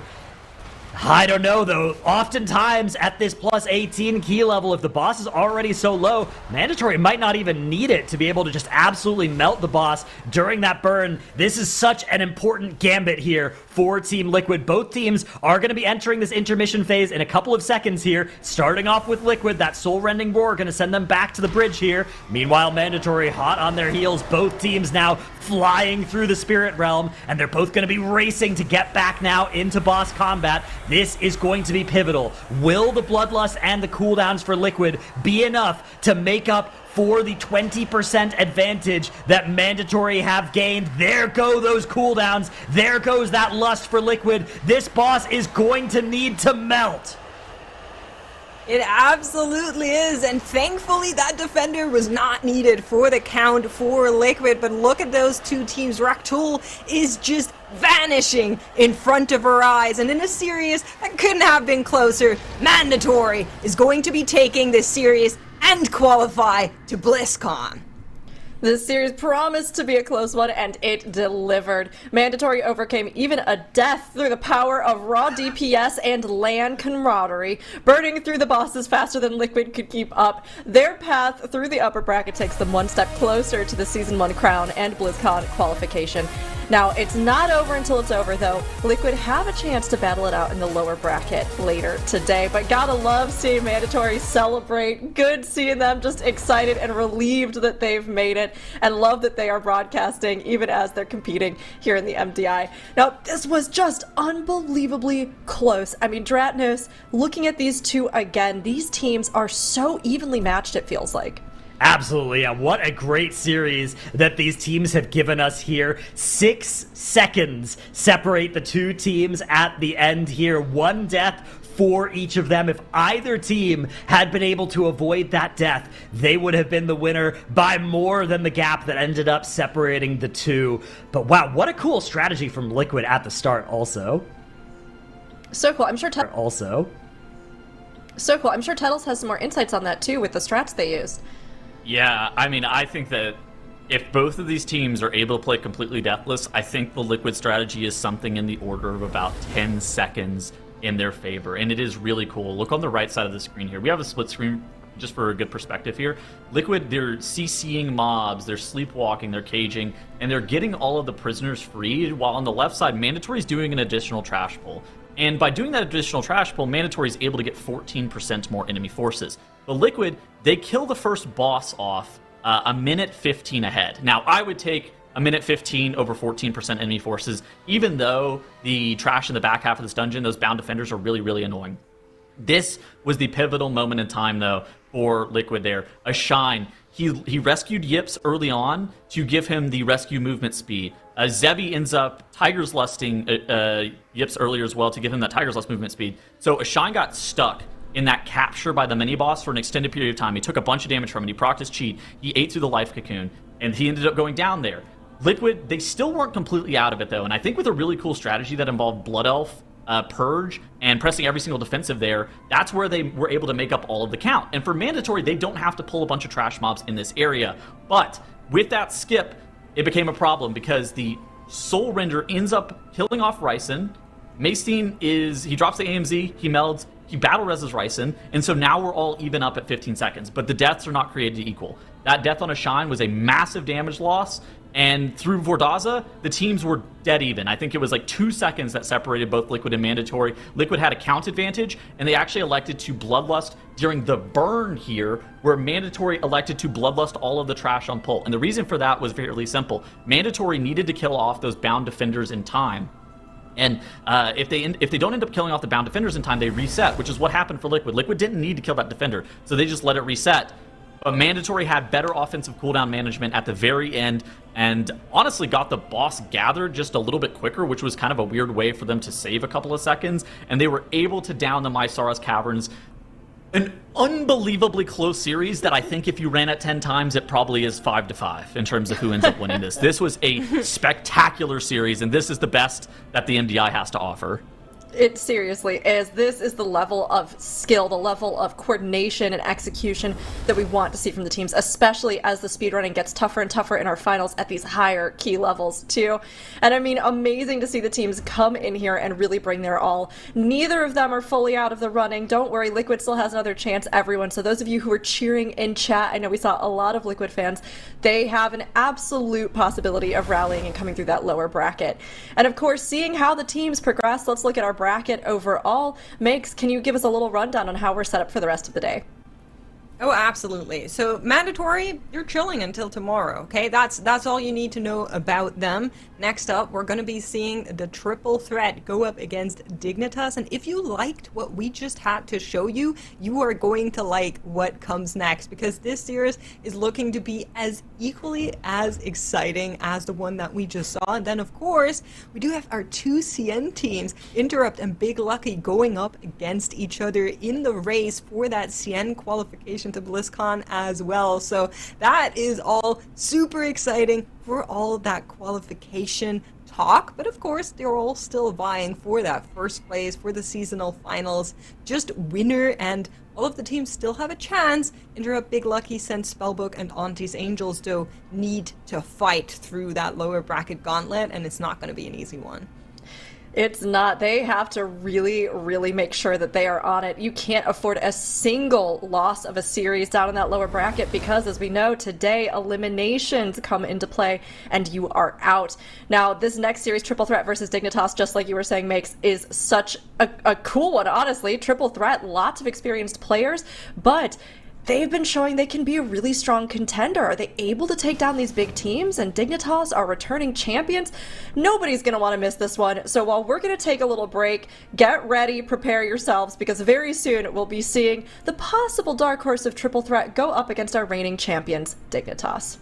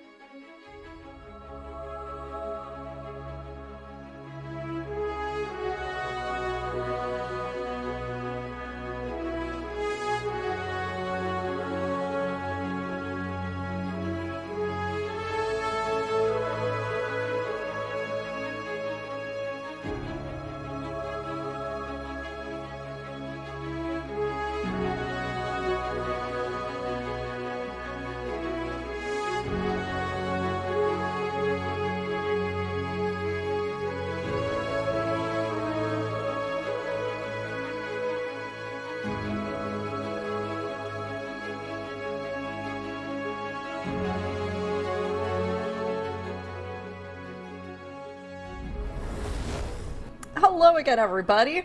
It's been a huge day already, and hey, I have an update for you. All of our series today are going to be huge ones, it seems like, because up next is our team's Triple Threat versus Dignitas. So go ahead and get your chat predictions in, because honestly, I feel like every single series that we get today, there's something new about this or exciting that's going to be happening.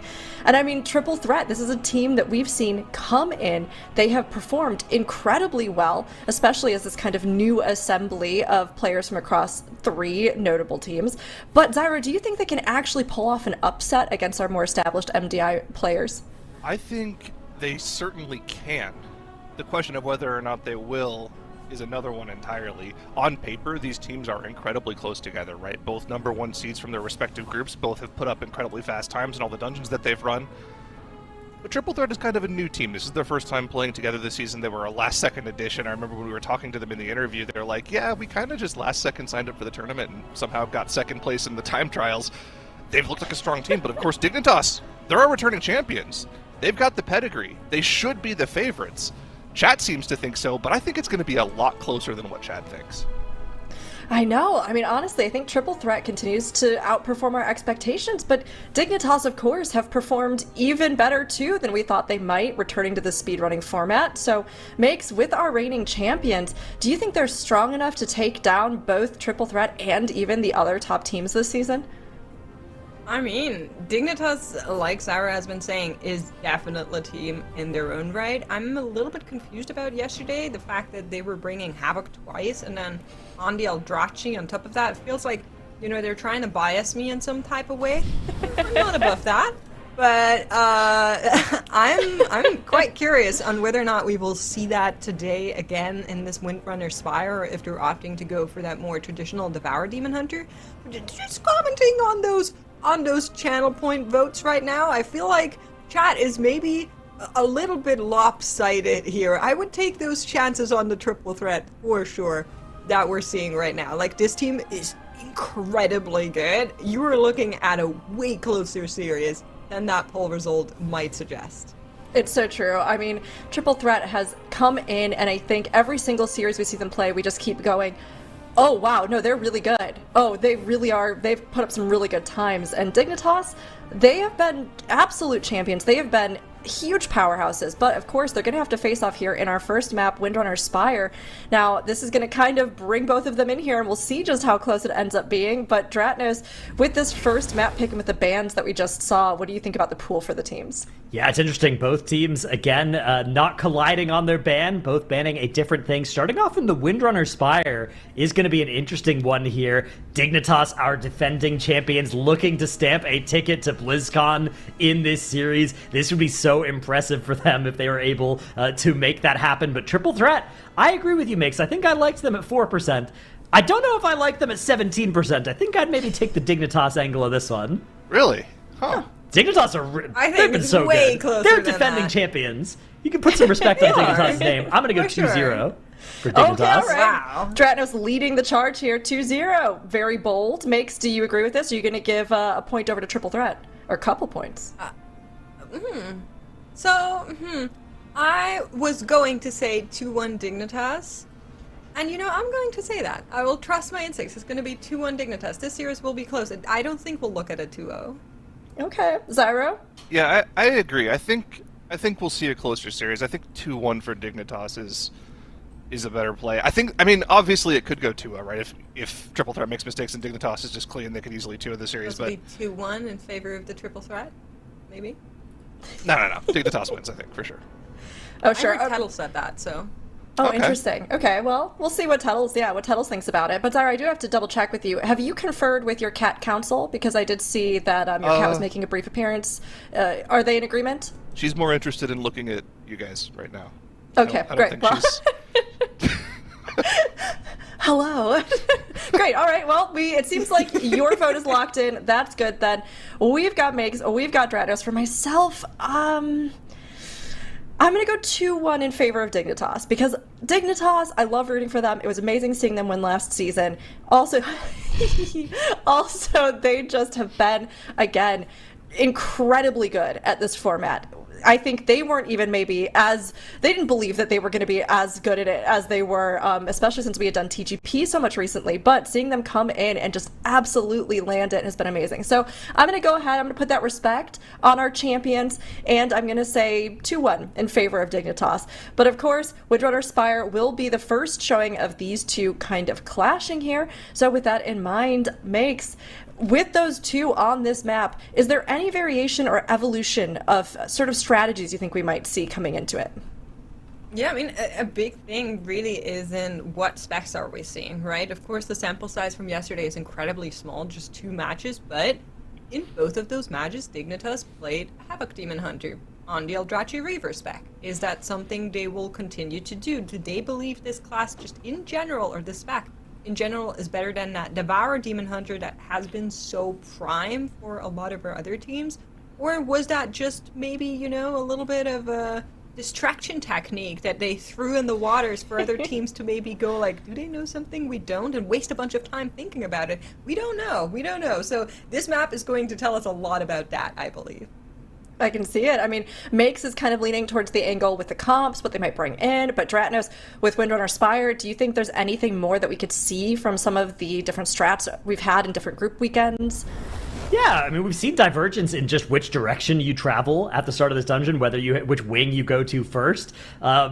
Also, sometimes some disagreements about the composition in here. Certainly something that I'm very curious if Dignitas are still on that plan that they ran yesterday, like Makes was talking about. Going to be very interesting to see in this dungeon. This one in particular, there's a lot of pulls where you are limited in how many enemies you can fight, followed by some completely unlimited size pulls. So that does put some different constraints on the compositions. Well, whichever approach they take, they're going to have to hope it is the faster one as we come in here for the first game of our second series today, Windrunner Spire, here between Triple Threat and Dignitas. Zyro. Well, already off the bat, we can see Triple Threat sticking to their guns from yesterday. The Arms Warrior is still in play for Wildlife, but Hearthjacks not playing the Havoc Demon Hunter or Dratnos. We're on the Devourer this time around. Yeah, I think this dungeon in particular is probably one of the more hostile ones to the Eldrazi Havoc game plan compared to just how good it is for the Devourer's constant damage profile. It's so nice to be playing that spec in here. But yeah, Arms from Wildlife, very cool to see. So this is a spec that has undergone some evolution across this season. The start of the season, people are like, I'm not going to play an Arms Warrior. Then there was a combination of sort of discovery and some buffs to the spec that have made people realize, like, hang on a second, this spec just does some crazy damage when the right conditions are met, when you're fighting multiple targets on a boss, right? It's so good at that boss damage in those cases. And then it got another buff further enhancing that damage ability. It also synergized really well with the Sky Fury from Shaman. But what Triple Threat have decided is, hey, we don't need that for Arms to be good. We can just play Arms even without the optimal raid buff for it. It still is just so much damage if we can facilitate the pulls onto the bosses working out properly. Let's see what Triple Threat has prepared. I think this is a dungeon that we really need to give them more credit on, because back in Cup B, they were the team that actually pioneered the strategy that all of the teams in Cup C and the Chinese Cup ended up running. Unfortunately, on this skip to the Emberdawn section of the dungeon, they had a death there on Zotzi. That's 15 seconds gone for them. But Dratnos, they're not stopping at the Lynx. They're not stopping at the Bloated Lasher. They're just running. It looks like they're going to go all the way to Emberdawn. Yeah, that one death is going to be bad, but if they can execute this pull and Dignitas don't have a similarly aggressive strategy, I think this is going to be more than 15 seconds faster. I think Triple Threat have a huge strategic advantage if this works out and if Dignitas aren't also on that level. But this is going to be such a scary pull. I don't think we've seen the Apex Lynx and Emberdawn in combat before. Let's see if we learn why. As you can see, the health bars for Triple Threat are just fluctuating wildly. The second we get into this Burning Gale phase, the damage is going to continue to ramp here. Zotzi is going to be spinning away to victory, hopefully being able to keep his team alive here. The personals were already expended by nearly every member of the team. Cocoon being cast out on himself just to be alive, but instantly being chewed through by the AoE damage here. Battle Shout being used actually there to actually increase the HP of the team, and it looks like they've gotten through this. Dratnos, one more Sportus Personal, though, going to go off and do a bit of extra AoE damage for them. They need to make sure that they're perfect with their CC on the Territorial Dragonhawks as well, so that they don't take any extra AoE damage. It looks like they've gotten through the majority of this pull, though. This poll is a statement for Triple Threat. The ball is now over in Dignitas's court. Are they going to be able to answer with a similarly fast strategy in the Ember Dawn section of the dungeon? That is the big question, because they haven't been there yet. We haven't seen yet what their Windrunner Spire plan looks like this weekend. It might be as aggressive as Triple Threat, but oh my goodness, Triple Threat still, even at this late into boss combat, just dropping so low during this intermission, there is still a Bloated Lasher alive. It has a higher health percentage than the boss. That's just the Arms Warrior funneling the boss here. They're able to live through the Burning Gale phase, the Bloated Spores not killing off the team, and they've gotten through the boss. In the meantime, Dignitas were able to put together a similarly sized pull. I do say similarly sized, but they're 10% trash count behind right now. But they did go for a big pull into the Derelict duo. Now they have to figure out, though, how to do the Ember Dawn wing without the Bloodlust. Triple Threat doesn't have to go as big on the Derelict duo side. Yeah, this is going to be the big question mark. Dignitas, let's see where they stop. Traditionally, I think stopping at the Apex Links is a very reasonable thing to do. But if they do that, then they're going to be doing this wing in twice the pulls of Triple Threat. Looks like the Apex Links is in combat. Kira looking to kind of gather here. Let's see if this is a stop or a pause.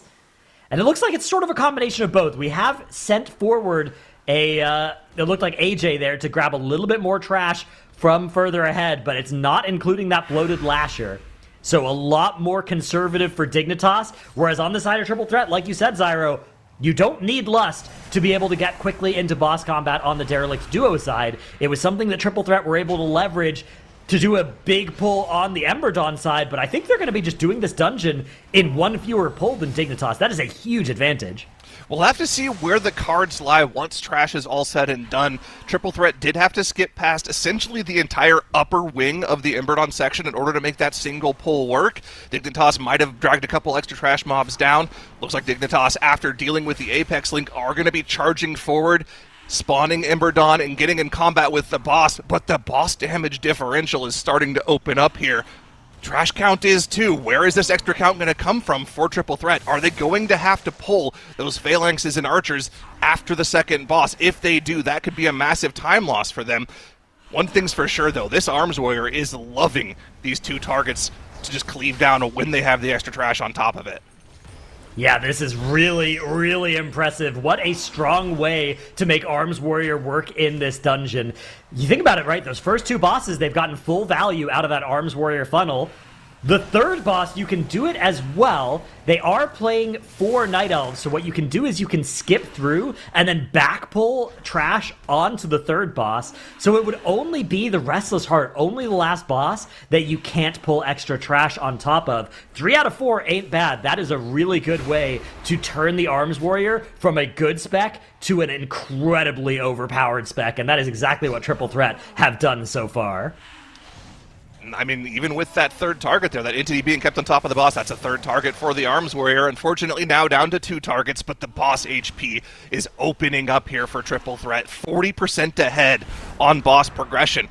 But again, 9% count behind, actually going to be 12% count behind once all is said and done here, because Dignitas still have that Bloated Lasher to cleave down. Where is the extra count going to come from for Triple Threat? Derelict Duo gone down, the team charging ahead to the portal. What do they have in store here? The typical route that we saw them pioneer in Cut B was to skip past these Phalanxes and Archers to get to the next boss room as quickly as possible. With 51% trash count, there's no way they can go for that. They essentially have to pull, I believe, every single mob between them and the third boss in order to make up the count. Even then, I'm not sure if that's quite enough. It is going to be a Phalanx Breaker pull with the Archers, though, Dratnos. This is where that extra pull is going to come in for them. Yeah, this is going to be that huge amount of count that they'll need to start getting towards the 100% threshold. And this is a little bit of a... Okay, I'm no longer as in favor of the Triple Threat strategy, as these Phalanx Breakers are just such nasty enemies. It's going to take them a long time and a lot of danger to chew through all of this health. You can see Dignitas still have more count. They've finished up that boss now, but it looks like Triple Threat are saying, you know what? We've done most of that pull. I'm sure the rest of my players can finish dealing with this. I'm going to run forward and grab some more trash, and, we'll see if this works out. But this is going to be super, super dangerous for a little while here for Triple Threat. I mean, it looks like the play is just to, like, kill one of the Phalanx Breakers as early as possible and then just charge ahead to the typical pull here. Double Mystic being gathered. Of course, they want to kill the Mystic and Pack in the room first in order to spawn the boss. If they can get that focus damage down and get that done, that could be a massive time save for them. Dignitas, though, no stranger to this pull as well, gathering up after their Shadow Meld skip has gone correctly on the other side as well. Actually, I'm not seeing any Shadow Melds being used for them. Do they also have Phalanx Breakers in tow as well? We'll have to keep an eye on that on the backside for them, but they are also engaging the second Mystic as well. Massive AoE damage going out on the group. Not only the Flame Novas from the double Mystic combo, they need to make sure they kick every single Chain Lightning. All the meanwhile, multiple bleeds coming in the back from all of these Marauders and Axe Throwers. They have to play perfectly here. Both Mistweavers under a lot of stress. Yeah, this is a very, very dangerous pull for both teams. The AoE stun coming out from Dignitas trying to keep this all under control. Triple Threat, meanwhile, charging backwards a little bit, grabbing a little bit of that trash from behind, and it looks like they are exactly going to be trying to make sure that they always have trash alive with this boss to just fully maximize that Arms Warrior funnel. It is Triple Threat in combat with the boss first, but with those 15 extra seconds of death timer, Dignitas are actually in the lead by that metric, and they also have more count. Yeah, where is the count going to come from for Triple Threat? They're at 84% count. They're only in combat with 8% more count. Dignitas, it looks like they're, I think, exactly on count, or maybe a percent behind. Maybe that paralyzed Axe Thrower in the back is not in combat with them currently when they reset boss combat. It looks like right now, based off of our trash pull, neither of the teams are going to have count when the boss goes down, Dratnos. Yeah, they're going to need to get maybe a little bit more. I'm actually not 100% sure. Let's keep an eye on that enemy forces count, as it is starting to die for Triple Threat, the enemies that they are currently in combat with. But here goes Nazi. All right, so this is the plan for getting more count. It's to send our monk on an adventure, Zyro, and they are going to tag in this extra pack from the other side of Eversong Woods. They are sending Zotzi on an adventure. This is like a quest from the first time that the Eversong Woods were out back in Burning Crusade. It's like, hey, I needed to go all the way to Tranquillin and gather me some Phalanx Breakers. Dignitas do have that Axe Thrower paralyzed. We can see that they are not in combat with it. They do need to kill that off at some point here. Maybe they'll try to cleave it down with the next set of Unholy cooldowns. Maybe they'll drag it in. Actually, it looks like they've just now got it in on top of the boss. That will be the remainder of their count when they can get it cleaved down. Triple Threat have a lot more to cleave through on their side, but like we've been talking about every single time we see the Arms Warrior pick, this is just going to accelerate their boss damage. They still will have to kill off all the trash by the time the boss goes down, and they only have one more intermission to do it in. Yeah, this is going to be such a close finish here. Remember, 15 seconds of death timer, so Triple Threat need to not only kill the boss first, the last boss first, they need to do it 15 seconds ahead of Dignitas. That boss is now taking damage for Triple Threat, whereas for Dignitas, it is entering that shield wall phase while this trash is up. So we're going to see, actually, yeah, it's still Blade Storming for Triple Threat as well. Okay, now we're doing that full damage to Commander Kroluk, whereas for Dignitas, it is inside that shield wall, so they need to finish off this trash so they can start dealing damage to the boss once more. Triple Threat going to be able to get this boss finished off first. Are they going to be 15 seconds ahead, though, is the question. And they also still have to finish off this Phalanx Breaker before they can head up to that last boss. I mean, this is where the time loss is going to come for them. It looks like they might kill the boss off ahead, and they do. But remember, still death timer to play, and they still have to kill this Phalanx Breaker off before they can take the portal and go upstairs. It looks like they're going to be heading up to the Restless Heart at almost exactly the same time, Dratnos. But Triple Threat does have that death. They are 15 seconds behind because of it right now. Does the Arms Warrior provide a 15-second boss damage advantage over the Devourer Demon Hunter? I think it might be a 15-second difference, but I don't know if it'll be in favor of the Arms Warrior. I think without those extra targets on this boss, that Arms Warrior damage that has been so strong in the rest of the dungeon is going to start looking pretty anemic here, although we'll have to keep track of it. It is definitely a question for me, is just how good they'll be able to make it look on the pure single target side of things. Dignitas in combat a little bit after Triple Threat. It is a 9-second advantage that Triple Threat had coming out of that last boss, that third boss. But then with those 15 seconds, it's actually 6 in favor of Dignitas. So we're going to have to keep a close track of this boss HP here. 75% for Triple Threat. Let's see when Dignitas are able to get it to 75%. We can get a little bit of a benchmark here. Yeah, still a 7-second advantage for Dignitas, factoring in that death timer. But it's all going to come down to this damage race at the end. Both teams sitting on that Bloodlust. They're going to be lining it up with as many cooldowns as possible. Triple Threat maybe even going to be able to get it into that Execute phase. Arms Warrior does benefit from Execute, although nowhere near as much as they benefit from that funnel. There's the Bloodlust there from Triple Threat early with the Avatar from Walllife there. The end of the Blood also overlap with the second Army of the Dead from Swag. Bloodlust also popped on the right side for Dignitas, used in unison with the army. But Hearthjax isn't in Void meta, Dratnos. They're not overlapping this perfectly. The damage push is not going to be great for them. That being said, they're still neck and neck with Triple Threat, and being neck and neck when you're up a death means that you can win, and now they're starting to pull ahead somehow. Yeah, Hearthjack's not having the perfect uptime on Void meta, but you know who never gets to press Void meta is an Arms Warrior, so Dignitas are able to get this boss re-accelerated. Triple Threat, though, trying to get to the finish line first. They need to not only get there first, they need to get there 15 seconds ahead, and I just don't think it's going to be quite enough. What a close finish. Dignitas, though, are going to take game 1. Incredible showing from both of the teams. Dignitas are reigning champions and heavily favored by chat to take this one, but the Triple Threat, even with a death, keeping this so competitive that it came down to seconds. The first point goes to Dignitas, but this series has so much more to show.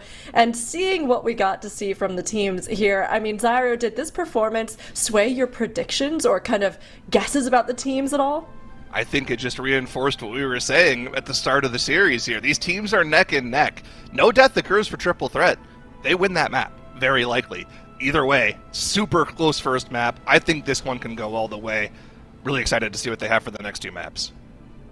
Me too. Honestly, so close. And Makes has some even more astute insights, no doubt, about everything that happened in the moment-to-moment of this map. Yeah, honestly, there was so much in this matchup that we wanted to take a look at, and we did collect a bunch of scenes all throughout from both of those teams. Of course, the big analysis is that death is what cost them the run, right? Unfortunately, that's just how that is going to look like. But there were some differences in routing and in how the teams got there that we wanted to take a little bit of a closer look together. So we're going to be starting off with this particular skip. Now, we've seen many Wernstone skips all throughout the Windrunner Spire, but this one in particular was a little bit of a new one, or a rarer one for our teams. Unfortunately, at the same time for the Triple Threat, we did see the death there for Zotzi. It just looked like it was aggro from spinning in, you know, does a lot of damage, does a lot of healing. And here is that routing difference that I was kind of alluding to. Triple Threat doing this big pull onto Emberdawn with that Lust, which generally we have been saying is really valuable. However, Dignitas turning around to do that same pull without Lust, of course, kind of invalidates that statement. There was something else that both of our teams did that we wanted to take a little bit of a closer look at. So they have started by placing these splattering spew puddles all throughout the room that allows them to build out this little cubby here, and that means that Banshee is not going to spawn anywhere else rather than in this area. That means they don't need to run as far with having those melee classes. That's just really nice and saves you on the run and DPS time, and of course allows you to continue to cleave. Saw the same thing from Triple Threat in a little bit of a different fashion, but just something you can actually take to your own keys and kind of just do as well, which is really, really cool. And then, of course, we have one more thing, and I was kind of just curious on what everybody else thought on that, because Satsi did go out here and just grab a couple more mobs, which generally is a good thing, right? They put down that portal, they were able to tag in those mobs. It's a rather far walk, so they take really long to arrive in this boss room. And in the end, what I feared kind of came true, because they were still in fight with those mobs while Commander Krolok was dead, and that was like 3-4 seconds at most. but that was 3-4 seconds you weren't allowed to give at that point. So a little bit unfortunate there for the triple threat, but a promising first series between the two of them. Very good first showdown, and seeing how they both approached it, seeing some of those things that made those differences even in seconds, you can really just see back and forth how very close it was and how one thing going slightly differently would have even put that in triple threat's favor. But of course, we talked a lot during the map too about this sort of choice with the Arms Warrior. So Dratnos, I was wondering if you could give us some more insights into what we saw with that. Yeah, so there are two crucial talents that really make that funnel shine for the warrior. One of them is Fervor of Battle. It is over on that spec tree up on the top right of the spec tree. And it says, if Cleaver Whirlwind hit 3 or more targets, you also slam your primary target that deals 50% additional damage. That is a huge reason, and that's why specifically you want that 3 or more targets. It's not just 2 or more. If you get 2 or more, you're sweeping strike sing, you're having a good time. 3 or more, you're having a great time with Fervor of Battle. Then there's also the hero talent effect inside that Colossus hero talent tree, one against many, which lets Shockwave, Cleave, and Whirlwind deal 5% more damage per target affected up to 5. So bringing the target count all the way up to 5 will make that Cleave and Whirlwind do way more damage to everything, including the primary target. Interesting. All right. I mean, you can see how they were able to really kind of work around that and use this as something that, again, they're kind of pacing around a lot of their DPS in the run. But very cool to see that pick and also get to compare it as we watch both of the teams kind of bring in their different comps. Now, next up, we have Mysara Caverns for both Triple Threat and Dignitas, and this is one that we haven't seen as much of yesterday. Today, we got at least one peek at it, so today we'll have to see how it continues to unfold with teams tackling this one, as they didn't ban this one out. And Zyro, looking at that with Mysara, we got a taste of it, but do you think there's anything more or any reasons that the teams have kind of been strategically playing around this map?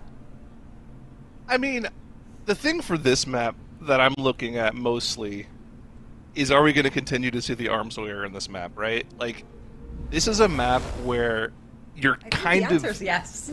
You're kind of indexing into mass AoE, but I don't know, Triple Threat seemed like they want to stick to their guns here. I'm sorry, I was just kind of like, I was looking at that armory that we pulled up for Wall Life, and I noticed that he had exactly 16 versatility, and I'm like, that looks like he just has 1 versatility gem on. Why does he have that on? And I went and looked at it. That's all it is. He just has 1 versatility gem on, but no other verse on his gear. Why do you have that versatility gem on? I'm so perplexed by that. I kind of got stun-locked by that. So, sorry. Either way. You know what? I know the answer. Well, you know when yeah? your healer complains that you have 0 verse? And True. you're like, no, actually, I socket it for you, so now be silent. There you go, a healer offering, a placating offering there. Could have been the strat, but this is going to be our second game, Mysara Caverns, the Triple Threat versus Dignitas. Triple Threat, a team that we have seen time and time again continue to impress us with this configuration here, this time around in the MDI. Dignitas are returning champions, now sponsored and feeling even stronger than ever here in the speedrunning format. Honestly, seeing these two go up against each other, I think a lot of folks would have leaned towards Dignitas as being the just no-brainer in this matchup, but Triple Threat continue to prove to us that they really are out not just to play, not just to qualify, but to win. And we'll be able to see if this time around, if they can avoid that death, if they can streamline a few parts of their strategies, will they be able to even out the score and stay in the running here, pushing us to a map 3. Now, of course, whoever loses this one will be moving down to the lower bracket, but if you can, you want to stay in that upper bracket. The path to BlizzCon Qualification is so much more easily obtained if you do. So the stakes are high for both of these teams as we look ahead here to Game 2, Dratnos. Oh, Dratnos. Alrighty, Game 2. What's up, Zyro? Chat is so smart. It's because he's using the crit gem that gives you more damage per different type of gem that you're using. Oh, chat, you're so smart. Ah, yes. Gotta have one of each. Gotta collect them all. Yeah, it makes perfect sense there. Of course, no other reason you'd ever touch versatility. Simply heal my character. Do not tell me to put on any versatility on. That's, in fact, you do less HPS if you think about it. If you're a healer and you get mad at DPS for not putting on versatility gems, you gotta think about it from this angle. You're gonna do less HPS if they're taking less damage. So, write that one down. Jot that one down if you're out there. and a healer. But we are about to get underway here with Dignitas versus Triple Threat in the Mysara Caverns. Zyro, do you think this could be a dungeon where you'd still ever use something like an Arms Warrior? I mean, you can pull trash onto most of these bosses. In fact, onto all of the bosses and the mini-boss. It can be done. I feel like for the giga pulls that you do at the start of the dungeon, Arms Warrior just kind of suffers a little bit. It doesn't have quite the AoE cap available to it that the more typical Devourer, you know, Decay, even like a Warlock pick that we saw a lot in group stages can do in those first few pulls. So I would be surprised to see the Arms Warrior again, although I was surprised to see it at all at the start. So maybe we'll see them bring it back. For those of you wondering why we're delayed here, there was a mishap at the start, but we're finally back in. We're ready to get underway here. We're starting the dungeon off for both of the teams at the same time. And unfortunately, Dratnos, Walllife has finally succeeded the Arms Warrior. He's back on the Devourer Demon Hunter just for this one. Yeah, this is just a one-time deviation from the Arms Warrior dream. Not to worry, I'm sure we'll be seeing plenty more of it in the rest of the series and the tournament if this does. Depending on, of course, the results of this match. Both teams, though, going to be starting off with a massive pull near the start of the dungeon, as is tradition. Question after this is whether we'll see either team using that sort of liquid-style strategy of getting straight into combat with the boss and using some clever tricks to free those prisoners without having to fight all the trash around them. We'll have to see if they go for it. Obviously, the first pull going to stay roughly the same here. Looks like Dignitas able to chew through that pull a little more quickly on their end. The Devourer Demon Hunter damage for Hearthjack's about 400k higher than it was for Walllife on that initial pull. Big damage gap for them there as they head towards the second pull. Triple Threat still dealing with this first pull, Dratnos. It looks like it's taking them almost 20 seconds longer, and they're not really getting any more trash. As a matter of fact, they got less count in that first pull. Yeah, this is the Dignitas that I was hoping to see this weekend, showing up and just doing bigger pulls faster. Triple Threat didn't lust, that's why. There it is. They have the lust for maybe this pull, maybe the next pull. So you could use it on this pull, you could use it on the boss. If you hold it much longer than that, you're jeopardizing your second use. Even at this plus 18 key level, I think that would be a little bit dangerous. So hopefully the plan is to use it right on the boss pull. That could definitely make up the time that Dignitas have gained here at the start of the dungeon. The question is, if they keep delaying it with how fast we know this dungeon is, do they get a second lust off? By the time they get to the final boss, it's going to be close. They pretty much need to press it now on the second army, and it looks like they're not going to be doing that. So, if this is the play for them, if they're going to be lusting the first boss, they better get a whole lot of trash to make it worth it. Yeah, absolutely. This is going to be super pivotal here for Triple Threat. The Gambit. Can we do a bunch of extra boss damage with this lust? Will that make up for how much longer that first pull took for us, as Dignitas are going to be getting into boss combat well ahead of Triple Threat? All of this trash being gathered in as well. Triple Threat, though, are about to make their way down there too. Looks like they do need to go back and free some more of these prisoners. So yeah, you can see just how much faster Dignitas were able to get in boss combat. Again, we're still looking at this to see where this lust comes into play. The problem for Triple Threat is, right, with Liquid strategy, they did extra trash after they dealt with the first boss. They had to do more trash in between, so they did end up having that lust come up at the very end of boss combat on the last boss of the dungeon for them. Triple Threat still haven't pressed it here. And at this point, if they want to have it up for the final boss, I don't think they can. This is really, really bad for them. They're just net 20% behind on the boss now.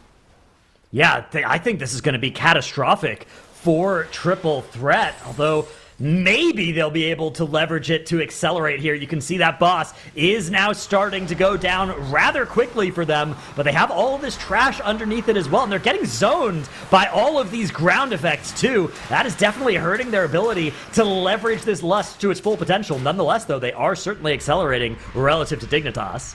They did finally press that Bloodlust. It was on the 3-minute mark with that third Army of the Dead DT combo from Swag. This dungeon, though, like we're talking about, the timer is so tight here. If both teams play this dungeon perfectly, Triple Threat just might not even get to that second Bloodlust, which means Dignitas, if they can keep it clean, are massively favored for the rest of the dungeon. Even the Lust push for Triple Threat hasn't caught them up in boss damage yet.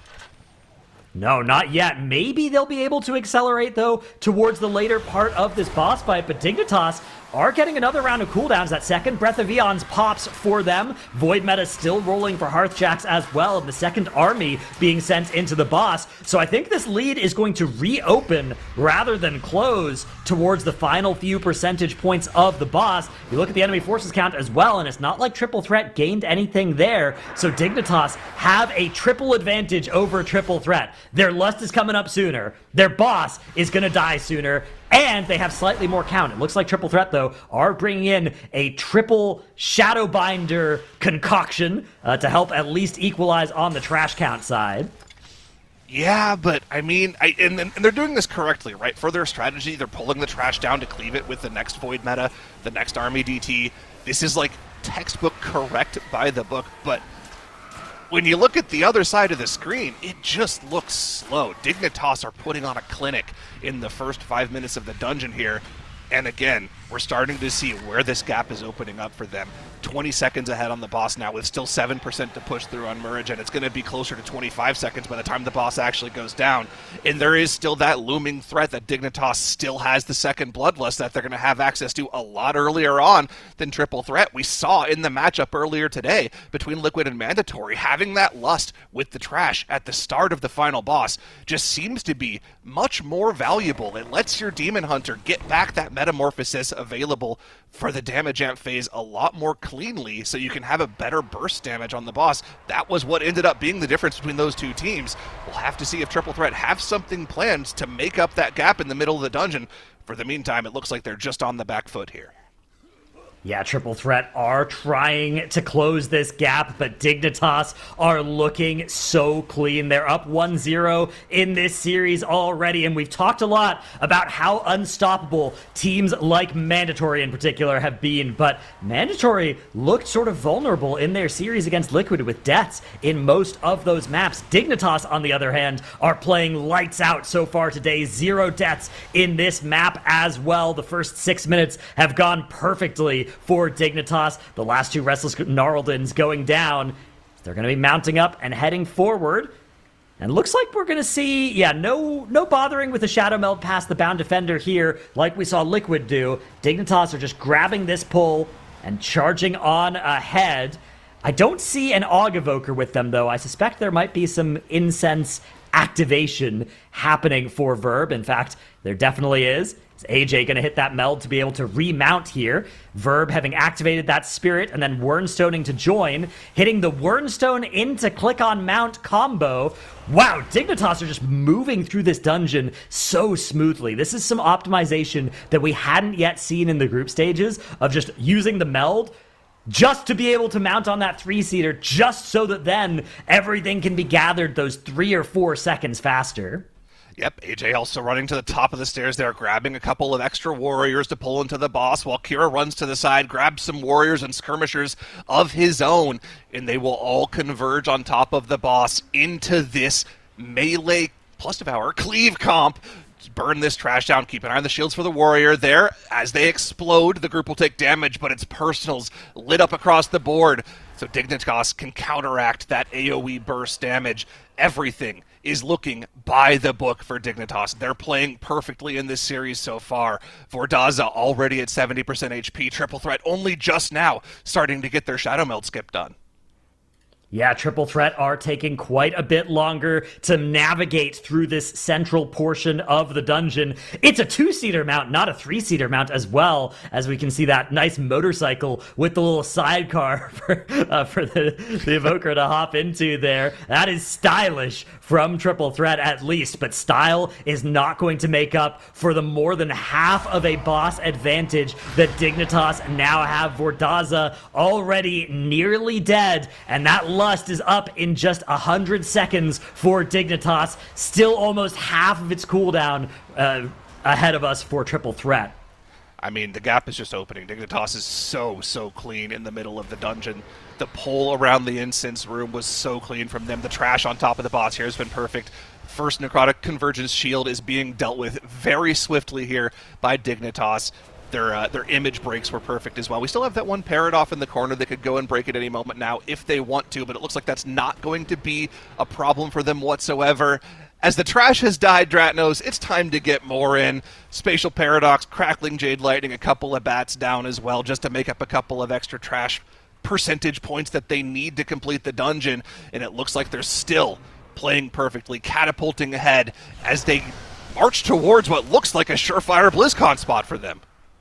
Yeah, this is so incredibly impressive out of Dignitas. They have made it through 98% of the path to BlizzCon. The final 2% ahead of them here, they're just going to have to deal with one more boss after Vordaza. 44% still of that boss's HP for Triple Threat to chew through as they get another one of these shield phases. But Dignitas hopping on their mounts, charging over the bridge. 15% count still needed here. They're going to take this on up to the drummer, if I'm not mistaken, and they'll be dealing with this as quickly as possible. That incapacitating roar coming out from Kira. Kira actually dropping a little bit low on this gather. Still feeling fine, though, wanting to budget these defensives, not forced to overcommit them during the run here. So a little bit of juking needs to happen to get around these projectiles that are being sent down the bridge. It looks like Dignitas are able to get this gathered nice and quick there. Really clever use of the cat form wild charge from Kira to get into combat more quickly with that drummer as well. Not normally something you want to use as a Guardian Druid because, of course, cat form a little bit less tanky than bear form, but of course the drummer doesn't auto attack, so no reason not to. Got to keep an eye on these skirmishers. That's a lot of shields that will explode when they're dealt with. Are we going to see them single dispel a couple of them? Purge from the Demon Hunter could be used, but no, Hearthjax is just going to Collapsing Star and Void Ray away. One final damage event could take them out, but a Darkness AMZ combo is dropped as the explosion goes out, in addition to every single personal once again being lit up in the Bloodlust here. The health bars don't even drop for Dignitas as the trash starts to go down with the addition and aid of that Bloodlust. This is just so perfect, so clean from Dignitas. Yeah, Dignitas are looking on another level here. That boss already a third of its health is gone. And they still have another 30 seconds before they'll even enter this intermission. That Bound Defender is the last big thing that could go wrong for Dignitas here. If they're unable to kill it off before that intermission starts, they will have a bit of a missed count incident reminiscent of their old team name. But the Bound Defender, still 14 seconds to finish it off. They are easily going to be able to beat that check there. Kira masterfully maneuvering that mob into the right position while also placing that puddle such that nobody loses even a second of DPS uptime. Down goes Dignitas towards the front of the bridge here. 52% of that boss is all that stands between them and BlizzCon as they run down the bridge here. They're going to have no lust, but they're going to still have a huge amount of damage. And Hearthjack's already going to be in the Void meta after this one final Eradicate comes out. There it is, the Collapsing Stars, the basketballs taking Rakthul ever lower. There is nothing in the way of Dignitas and a spot at BlizzCon here. The 150% damage amp used to perfection here. An overall perfect run here from Dignitas. 0 deaths in the first map. 0 deaths here in the Myzara Caverns. They have punched their ticket to BlizzCon. They have. Dignitas know that Triple Threat is angling for their crown, but they're not ready to give it up yet. They've thrown the Triple Threat down to the lower bracket where they'll have to climb their way back up if they want a rematch. The Triple Threat might have fallen behind in that Myzara Caverns, but they're still a serious contender, so the other teams can't afford to underestimate them if they want to remain in the competition. But here and now, Dignitas emerges on top, and amazing to see here in this run, but some kind of questions I think that came out of it as well. Looking at this one, Dratnos, why do you think Triple Threat decided to sort of delay their lust? Were they trying to iterate off of Liquid's previous strat? Do you think that's what cost them ultimately? I'm not 100% sure. I mean, it definitely had some merit, right? On paper, the idea of landing that lust on the first boss seems really good. The problem with this strategy is that it doesn't scale as you get faster and faster at this dungeon, right? It's the kind of strategy that feels really good when it's a 15-minute dungeon for you, but then you get better and better, and you start getting under that 12, 13-minute mark, and then you start realizing, like, hang on a second, our strategy costs us a lust now, and that is a really deadly thing that requires you to completely refactor your entire game plan to solve. So Dignitas' route, way more able to scale up as they got faster. I see. I mean, it makes sense, right? And we can maybe get a look at, too, where some of these other moments might have either gained or cost the team's time with makes. That's right. And I mean, analysis has already been done by my caster friends, of course, while it was happening, but just a quick reminder, what exactly differentiated our teams here, and a lot does come back down to that lust timing, just being, I was talking to our replay ops, Mike, about this, and we were both in the agreement that, like, we really wanted it to be good, and we really wanted to love it, but it just didn't look good in the end. Not using Lust there, instead using it for this part on Necrax and Murgeon. Just not ideal for them. There were a little bit of spicy situations as Dignitas were gathering this pull here for a couple of seconds. Some of their players dropping really low but able to get on through. But here is that Lust for the triple threat, and it didn't allow them to accelerate as much as we really would have wanted them to accelerate there. And so from then on, they were just playing from behind, not able to claw back there to that same trajectory that Dignitas was on. And it's sad, right? Because you see these teams kind of come in and have these innovative ideas and be bold enough to try something that nobody else is doing. But then when you cook, sometimes you also burn things, and I feel like that's kind of what happened there for the triple threat. Good news for Dignitas fans, they're going to be on their way to BlizzCon, and they're in the bracket to be able to take it all this weekend. And the triple threat, you're not out of it yet, so lots and lots of potential there still. There is still so much more to come. We are only part of the way through our second day, and of course tomorrow is where we will actually crown our champions. And yet, seeing how things are getting set up now across the bracket with these opening series, I mean, it's so exciting because we have had some amazing ones already, and we have even more to come. I mean, taking a look at our bracket and where we've ended up after our first two series, Zyro, what are you seeing? I mean, kind of expected to see Mandatory and Dignitas in that semifinal. These teams have been lights out the entire tournament. They're both former tournament winners. That's going to be a fantastic series tomorrow to watch. But again, those two teams, they're already locked for BlizzCon. We still have 2 more spots to determine here today for our top 4 for BlizzCon. Interrupt versus Big Lucky coming up next is going to be a massive one for BlizzCon implications, Stratos. Yeah, absolutely. That is another BlizzCon series down in the lower bracket. And then, oh my goodness, all of the eliminations ahead of us, both Triple Threat and Liquid, started the day with hopes of BlizzCon so close to punching their ticket immediately. Both sent down to the lower bracket, where it is now a much longer journey ahead of them and a lot more fraught with danger. Elimination series ahead of us are going to be so brutal. It's true, and while we have that brutal elimination just looming on the horizon for the teams, we can also have a little bit of a more lighthearted moment here on the desk and prolong that a bit with a few rounds of Where in the World of Warcraft. This is a minigame that we've been playing this season where a dungeon has been rebuilt in the new housing feature introduced with Midnight, and we have to all try to guess from the clues what dungeon it is. This could be from any point in the game's history. So chat, let's get your thoughts, your info, your Wikipedia skills in here as well, and let's see if we're able to figure it out together. All right. Okay. I'm getting a little bit of Azure Vault. Azure Vault vibes. Yeah, Azure Vault. Yes. Yep. You got it. I was thinking that too. You got it. Okay. All right. Okay. And next one. Let's see. I like this. It's like a fast fire round. Oh, this is of all of the speedrun edition. dungeons, little mini builds. Speedrun Oh, I edition. love this. Okay, this is sick. Exactly. I love it. That's cool though. The zoom is neat. Oh, Primrell Depot. Warlords of Draenor. Primrell Depot. Yeah, Primrell. Yeah. Yes. Yeah. Oh, look at the there's another train! Look at the train! Woo! That's cute. Oh, I love that train.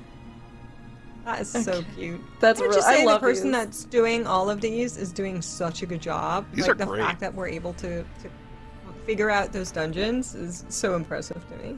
They've been amazing. It's also fun to just see what you can realize or what you can do or all the different kinds of styles you can make with housing as it is. So good. The train. The train is so good. I feel like the train was put there like just in case we couldn't get it off of everything else. It's like, oh, there's a train. The timing is really good. Love it. It's a good train. Oh, Mr. Tuna Scythe. Yeah, Yep, yeah. yep, Tuna yes. Scythe, yep. yeah. That's Nailed it. that's an See, instant. I'm thinking of the expansions first. I'm like, Shadowlands. What was that That's dungeon name? correct. Correct. I'm thinking, Pretty. oh, that looks like Mr. Tuna Scythe, and then I translate that into saying Mr. Tuna Scythe as fast as I can. Very good, Where's the mini Ratmus. labyrinth? Thank you. That's very helpful. Oh, look at that. Oh, I love the Okay. outside. I like how That's they're all really within these pretty. I like the like mini versions that we've got here, where they're just Yeah. inside a little shipping container in the home. There's a It lot of reminds me effort of- being put into these. It's crazy. It's true. It's so true. It reminds me of when you see those shows that are about like people living in mini houses, like Yeah. these little tiny, like it's like the version of them. That's so cool. I love how they captured it. Oh. Okay. Getting dark, Legion ominous. vibes Legion, here. yeah. Could be Vault of the Demonic. Wardens, perchance. Maybe Cathedral of Eternal Night? Could be No. Maw of Souls also. Oh, I like Maw of Yeah. Souls. I Got a think little you're bit right. of nautical. Maw of Yeah, Souls, yeah. I think, Maw of maybe. Souls. Oh, sure. I think it's more Souls as well. Nah, just kidding. Yeah. You got it. Spikes outside. Yeah, the start here is like the first boss area where you're on the rocks first before you get into the boat. What was the first boss? It was Heimdall, right? Oh, No, yeah, I think Heimdall. so. Oh, Heimdall no. was Oh, the. Heimdall It's like was the- it's King Yimmeron, right? Or something. That's. No, that was. Hang on. Maw Listen, of I Souls spent Souls so first many boss. hours. Oh, you're right. Yimmeron. Yeah. Yeah, Yimmeron the Falcon. Ada, Yeah. region. Okay. Yeah, because you kill him and then he I'm goes traumatized from that to place. goes to Helheim. Yeah. Or next one. There's our new dungeon. Ooh. Okay, I'm getting some Blood Elvy vibes. There's also the a Magister's little bit of draconic Tears. vibes as well. Yeah, I was getting kind of dragon vibes. Magisters? Yeah. Yeah, it could be. I'm kind of getting some. Gosh, what was that Dragonflight dungeon? Neltharis. I'm getting some Neltharis-y vibes from it too. Oh, I could see I that. can see it. But we have a picture of books Silvermoon in the and background. The picture. Maybe it's Murder Row. Huh. Ooh, that would be This one's mean tough. because that most people have only played that for 1 week. We haven't gotten it correct yet. We're kind of stumped on this one. Yeah. Everybody has to actually register a guess, I guess. Not just name. okay. We can't just name 30 of them. Okay. That's unlucky. I I'm think- saying, I'm gonna go wait, with Murder. Oh no, I'm going Neltharis. Neltharis. That be is Master. there's correct. lava Oh, it is outside, not there. Yeah. Oh, it's not there. It's okay. I saw some lava outside, and that instantly that locked me back over. All right. You're like, that has confirmed my guess. That's kind of a tough. That's good. These are so Okay. cool. These are cool. Wow. Thank you Oh, for look at them making all these. built next to each other. That's so cool.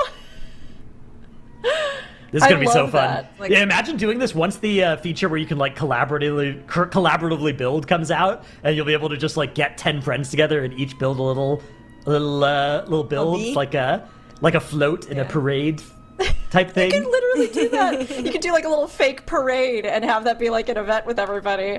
I love it. This is amazing. Seeing what we're able to do in housing has been so fun, and especially when we get to use it for fun mini games like this. But the fun and games aren't entirely over when we get back. It will still be fun. There will still be games, but it's going to be a lot more intense and with much higher stakes for our teams. After our break, we have a banger series as our top CN teams face off in the lower bracket. Now, eliminations are officially about to begin, and the CN teams want to get through. They have proven that they have competitive times. They can stand up there with their teams, and they want to bring it here in our finals, but they have to make it, and only one can. We'll see who it ends up being when we're back from our break.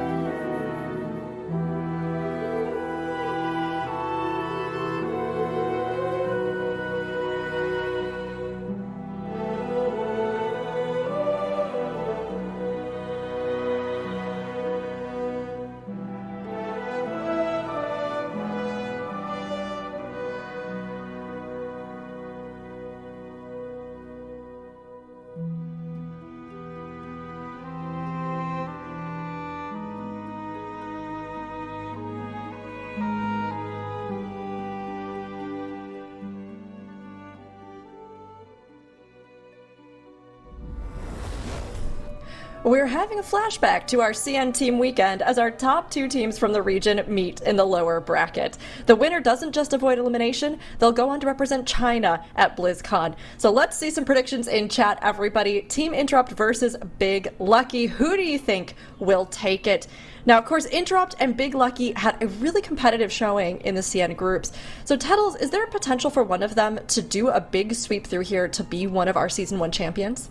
Yeah, I mean, I think that for me, Big Lucky looked like they had a lot of promise. You compared them to Liquid yesterday, and they looked insane. And for Interrupt, I think there's a world where Interrupt is able to upset Mandatory. Mandatory, a team that has qualified for BlizzCon already. I think that, especially in that pit of Seron, Interrupt coming out of the China finals, I didn't know what to kind of expect from them, but they looked way better yesterday than the expectations that were set during the China finals. It's true, honestly. I was surprised as well because it seemed like they'd been lagging a bit behind. Yeah. But to see them come in so competitively yesterday, I was like, good, that's awesome. I'm glad they made use of the time leading up to this. But of course, we already knew that Big Lucky were really strong contenders. They had put up some incredibly impressive times. So Dratnos, do you think that they can prove here in the finals to be faster, or have they been kind of falling behind themselves? I think that Big Lucky are huge favorites in this series. I think that given how the CN weekend looked, they just looked like a dominating team. That being said, Interrupt did show us a flash of brilliance. They've actually shown us 2. They showed one against Big Lucky in the CN finals, and they showed us one yesterday, I believe up against Mandatory. So this is definitely a team that can upset Big Lucky here, and we do have a Pit of Seron going unbanned here. It is map 3. So in order for Interrupt to have a chance to win the series off of a pit, they would need to win one of Seat or Windrunner Spire, but it is definitely a possibility. That is, I think, their best chance here. Interesting. Zyro, I mean, this seemed to be a surprise to you. Why do you think this was such a surprise they left that Seron in? They let the Pit of Seron up, like Tettles was saying. Like, well, Interrupt so should have won that match. Magister's Terrace is a bigger problem. Magister's Terrace was by far Big Lucky's worst dungeon in the CN finals, and that was actually the map that they lost to Interrupt in that final best of 5 over in that region. Yeah. Zyro, yeah? I guess, but like, they should have been able to practice it and have a better run by now, man. These guys looked so good in pretty much every other dungeon. I would have expected them to be better. But also, when we've had bans in the past, teams have kind of just decided to look at the bracket and be like, what dungeon can we eliminate from our practice regimen entirely just by banning it out throughout the dungeon? Maybe that's just what Magister's Terrace is for Big Lucky. I do want to reiterate, though, Rook, you covered it a little bit at the top of the series here. The winner of this match is guaranteed to go to BlizzCon. The number 1 Chinese team is going to BlizzCon. This match has huge implications for the rest of the weekend. It does. I mean, they're huge. And of course, the teams, they want to keep going through, and our Season 1 champion crown, it's something that all the teams want as well, let alone to be able to go on to BlizzCon beyond it. I mean, Tettles, looking at this, thinking about the dungeon picks, did you have some additional thoughts? Yeah, I did, actually. I think that it is... I didn't think Interrupt had a good Magister's Terrace yesterday. They played both Magisters and Pit of Seron against Mandatory. I thought that Interrupt's Magisters was much worse. And so the fact that Big Lucky's going to ban that, does that say something about Big Lucky's Magisters? Do they feel like that 19 Keystone level is very coin flippy? Additionally, does that say something about Big Lucky's Pit of Seron? So during the China finals, they put up the world record time for the pit and actually ran a really good strategy. But we saw the pit yesterday from them versus Liquid. Do they think that their pit should be faster than Interrupt's if Interrupt has everything set in stone for them? I do not feel great about Big Lucky's map pool here versus Interrupt. This is kind of a weird setup.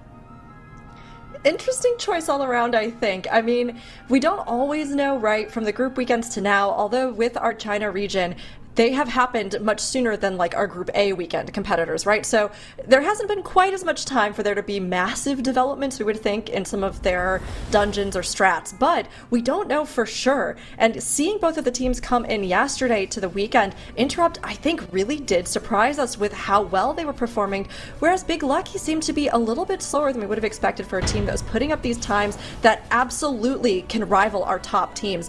Now here we are in the CN Showdown, Interrupt versus Big Lucky. Whoever takes it will represent China at BlizzCon, Zyro. Here we go into the first poll. Both teams agreeing on the comp to run here. Actually, no, it's the Havoc Demon Hunter for Interrupt. Okay. We need to find out if that guy's playing the Hearthjack's Eldraki Reaver build, or if they're playing Fellscard. Here, we'll see in a moment if we bring up the talents on my other screen. But yeah, okay, more AoE damage for Big Lucky, more focused target, single target damage for Interrupt. Yeah, I mean, I think that it is... AR is occasionally very powerful. We've seen it in a couple... You saw, like you pointed out, Hearthjack's running it. He ran it in the Magister's Terrace. Eldraki Reaver, especially whenever you have a bunch of funnel mobs, they get a sizable advantage from the Wounded Quarry. Now, if they're playing Fellscard, they basically just do infinite amounts of damage every single time they're able to press that Metamorphosis on that 2-minute window. They do an insane amount of damage. And then they have mini burns, let's say, every minute. That's kind of the advantage of the Havoc. The Havoc and the Arms Warrior and the Frost DK, those have kind of been the pocket picks where on a per dungeon, and maybe the Ellie Shaman a little bit as well, on a per dungeon basis, those can show up. But, I mean, I think that the Devour Demon Hunter for Big Lucky, it's something that we've seen. It's tried and true. It's something that makes sense in every single dungeon. Is Interrupt going to be able to get enough value out of this Havoc Demon Hunter to make it a pick that was a consensus over that Devourer? What is Interrupt doing to this boss? Pulling all of these Famished Broken onto the boss, it looks like it's just giving this Havoc Demon Hunter an unbelievable amount of funnel damage on the boss. Look at Interrupt here. They're pulling ahead, 15% ahead on the boss right now. He's got to be AR for sure, yeah. I pulled it up. Yes, he is Eldrachi Reaver. So for context, for those who don't know, Eldrachi Reaver, it was the premier Havoc Demon Hunter hero talent setup in War Within. It has since been, not super popular, but it about 3 weeks ago got sizable buffs, like very, very sizable, like single target buffs. And it also got a buff to an ability called Wounded Quarry. What Wounded Quarry does is it converts a lot of your damage. So what it reads is expose weakness in the target of your Reaver's mark, causing physical damage to any enemy to also deal 30% of the damage dealt to your marked target as chaos damage. That basically turns their AoE damage to full funnel damage into a specific target whenever they are marked with that Reaver's Glaive, which means that the more targets the Demon Hunter is able to Blade Dance on top of, the more conversion that has into a single target focus damage. And so on the left side, you see a mob like the Rift Warden. That's going to be the mob that's gating your progression for Interrupt. The Demon Hunter is here to basically try to focus that mob down as quick as possible. The downside of Eldrachi Reaver Havoc Demon Hunter, it's low overall DPS. I think that it is lower than the Devourer. It's lower than things like the Unholy Death Knight. It's lower than things like, maybe potentially even like a Frost Death Knight in here. But the advantages are ideally that they give you a sizable timer increase because they are killing off those linchpin mobs a little bit faster. And this is a perfect dungeon for that, right? Because the entire dungeon is not really the biggest size pulls in Siege of Primeval. You're kind of capped by all of these mini-boss mobs and bosses, of course, that you have to focus down in order to make progression to the dungeon. So Rift Warden on this pull is actually the first mob to die because the Demon Hunter is just single target focusing that mob down. That's actually crazy. The Paradruid is actually just keeping up with the, cooldown-less Unholy DK plus Havoc Demon Hunter combo. I mean, it looks like it's good for Rift Warden damage, but Big Lucky, after dealing with the boss slower, have dealt with that first Rift Warden faster. Something that Big Lucky will be better at, if they opt to go for it, is the double Rift Warden pull. Shun gathering together the first Rift Warden here. Are they going to be charging ahead to the second one? It looks like that will not be the case for them here. Interrupt is doing it on their side. Did Loda get the tag on it? Is it coming over? Yes, Interrupt have already gathered it together. They've got everything topped up. Destabilized damage starting to pulse for both of our teams now. Interrupt will be able to focus one of those Rift Wardens down a lot more quickly than Big Lucky, but Big Lucky is going to AoE them down a little bit better too. I think that for Big Lucky, this is actually a faster gather because of where they are positioned in the dungeon. For Interrupt, needing to run all of those mobs on top of this far side Rift Warden, where Big Lucky, with that Spatial Paradox, with Loda just Crackling Jade Lightning and tagging that far side Rift Warden, I think it gives them like a positional advantage in the dungeon to save them somewhere in the order of 10 seconds. But you see on the right-hand side of the screen, Big Lucky is going to be able to kill this Rift Warden off a little bit faster, and now I think that they have a little bit of a lead. Wherever we're talking about a little bit of a lead, I'm talking about like a couple of seconds. I would not be shocked if they are able to get the second boss pulled earlier, but Interrupt, they will not be halted. They are rescuing their tank. They are trying to get the next Rift Warden pulled. Is that Rift Warden going to be killed off faster for Interrupt. Looking at their offensive cooldowns, they actually have that Metamorphosis available for that Havoc Demon Hunter. If that meta is pressed here, that is going to accelerate the Rift Warden damage. And I mean, look at on the left side, that Rift Warden, every single time that Havoc Demon Hunter presses that Blade Dance, you see massive chunks of HP taken off of that guy. The Havoc Demon Hunter for Interrupt actually elected to save his meta, so saving it for Saprish, the second boss here. Yeah, the Rift Warden goes down for Interrupt. They're starting the boss spawn RP here in just a moment. And Big Lucky, they still have about 10% HP on that boss. So even though the Warden was pulled first for Big Lucky, they're getting in boss combat about 10 to 15 seconds later. Will the Devourer Demon Hunter AoE damage on 3 targets catch them up here? I suspect that it will, but the Metamorphosis for Interrupt will help kind of prolong that difference here for a little while. They did not do a lot of damage at the start of this boss here, though. How good is Havoc on 3 targets? Do you know? I mean, I feel like this season there has been some specializations. I mean, if you watched the Restore first, you saw Light Blinded Vanguard. There are some specs that are unbelievably polarizing on 3 targets. Now, a specialization that's not that great on 3 targets is actually done Holy Death Knight. But what do you think about Havoc versus Devourer here?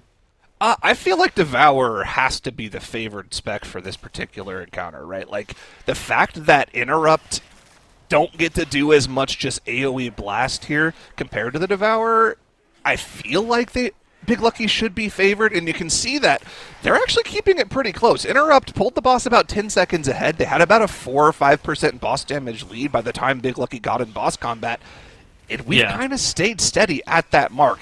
Big Lucky has been pulling more trash on top of the boss. They've caught up and actually surpassed Interrupt on count. When both teams were heading up to that final Rift Warden, Interrupt actually had about 7% more trash count, so Big Lucky has gone a little bit bigger with their pulls on top of that 4th Rift Warden, plus their trash pulls on top of this boss. So it looks like the boss damage should be a little bit better for Big Lucky, but surprisingly enough, both teams almost dead even on overall boss damage here on these 3 targets. Big Lucky only now just starting to really catch up. Yeah, I mean, it's a little bit weird because the Havoc Demon Hunter, there's kind of this push and pull where they were so fast on the first boss. Interrupt had something in the order of about a 15-second lead coming out of the first boss. But every single time we see the 15, the 20 target pulls, that's where Big Lucky is able to kind of catch back up. And for this next section of trash, I think it's going to be kind of pivotal for the side of Big Lucky. What is their advantage going to be like coming out of this next area of trash, I think is going to be the big question. They have the council fight killed off a little bit earlier, and so they were able to accelerate somewhere in the order of about 25 seconds in this next section, or in that second section. But now they have to be able to maintain that lead. I would not be shocked if on Lura, on the final encounter, if Interrupt is able to take trash into that Lura encounter, that should allow that Havoc Demon Hunter to have that Eldrachi Reaver Wounded Quarry kind of funnel damage, be able to kind of carry them. But for Big Lucky, they don't have that ability. Not that the Devour Demon Hunter is going to be doing nothing, but I think it's going to be significantly lower amounts of single target damage. So now Big Lucky here on the right-hand side, everybody is so low. Oh no! Loda ends up going down to Pulsing Void, random AoE damage from the Bound Void Caller, and this is going to spiral into a full wipe for Big Lucky. An absolutely catastrophic series of events. Loda wasn't able to get primed, able to get set up and spin on top of the pack fast enough, and this is what you were hoping for if you're fans of Interrupt here. Interrupt has the pack gathered. They have the mob CC'd. They have the healing coming through. And Big Lucky, did Loda DC? It looked like a full DC. It looked like he was just standing there doing nothing as he came down into the trash pack there. He wasn't casting any spells, and no healing on top of 3 Shadow Weavers is a recipe for failure. That's what we just saw happen for Big Lucky, as they're now just standing there wondering what to do if they don't have a healer. Meanwhile, Interrupt have gotten through the trash pull. They've spawned Viceroy Nezar. They've got trash on top of the boss. The funnel engine for this Eldrachi Reaver Havoc Demon Hunter is here. They'll be able to do a ton of boss damage. This is just so unfortunate for Big Lucky. I mean, I feel like this is over, right? Like, normally we're like, oh yeah, there's a path back in. What exactly is the path back in for Big Lucky? I mean, I feel like this is just the nightmare scenario. You're on the big stage. You're playing for BlizzCon. Big Lucky, they were a team that they cited that getting to BlizzCon was their only goal for this entire season, and they showed up. They absolutely slammed in the China finals. And now, I mean, this has to be heartbreaking for them, right? Yeah, the implications for the series and the bracket here are insane too as well, because we were talking about this at the start of the series. The bans, Pit of Saran being the third map, Pit of Saran being a dungeon that looks like it's Interrupt's wheelhouse. They were going to beat Mandatory on that map until this stupid dragon duplicate ruined it all for them. I mean, That's true. Big Lucky has to beat them in the next two maps if they want to go to BlizzCon.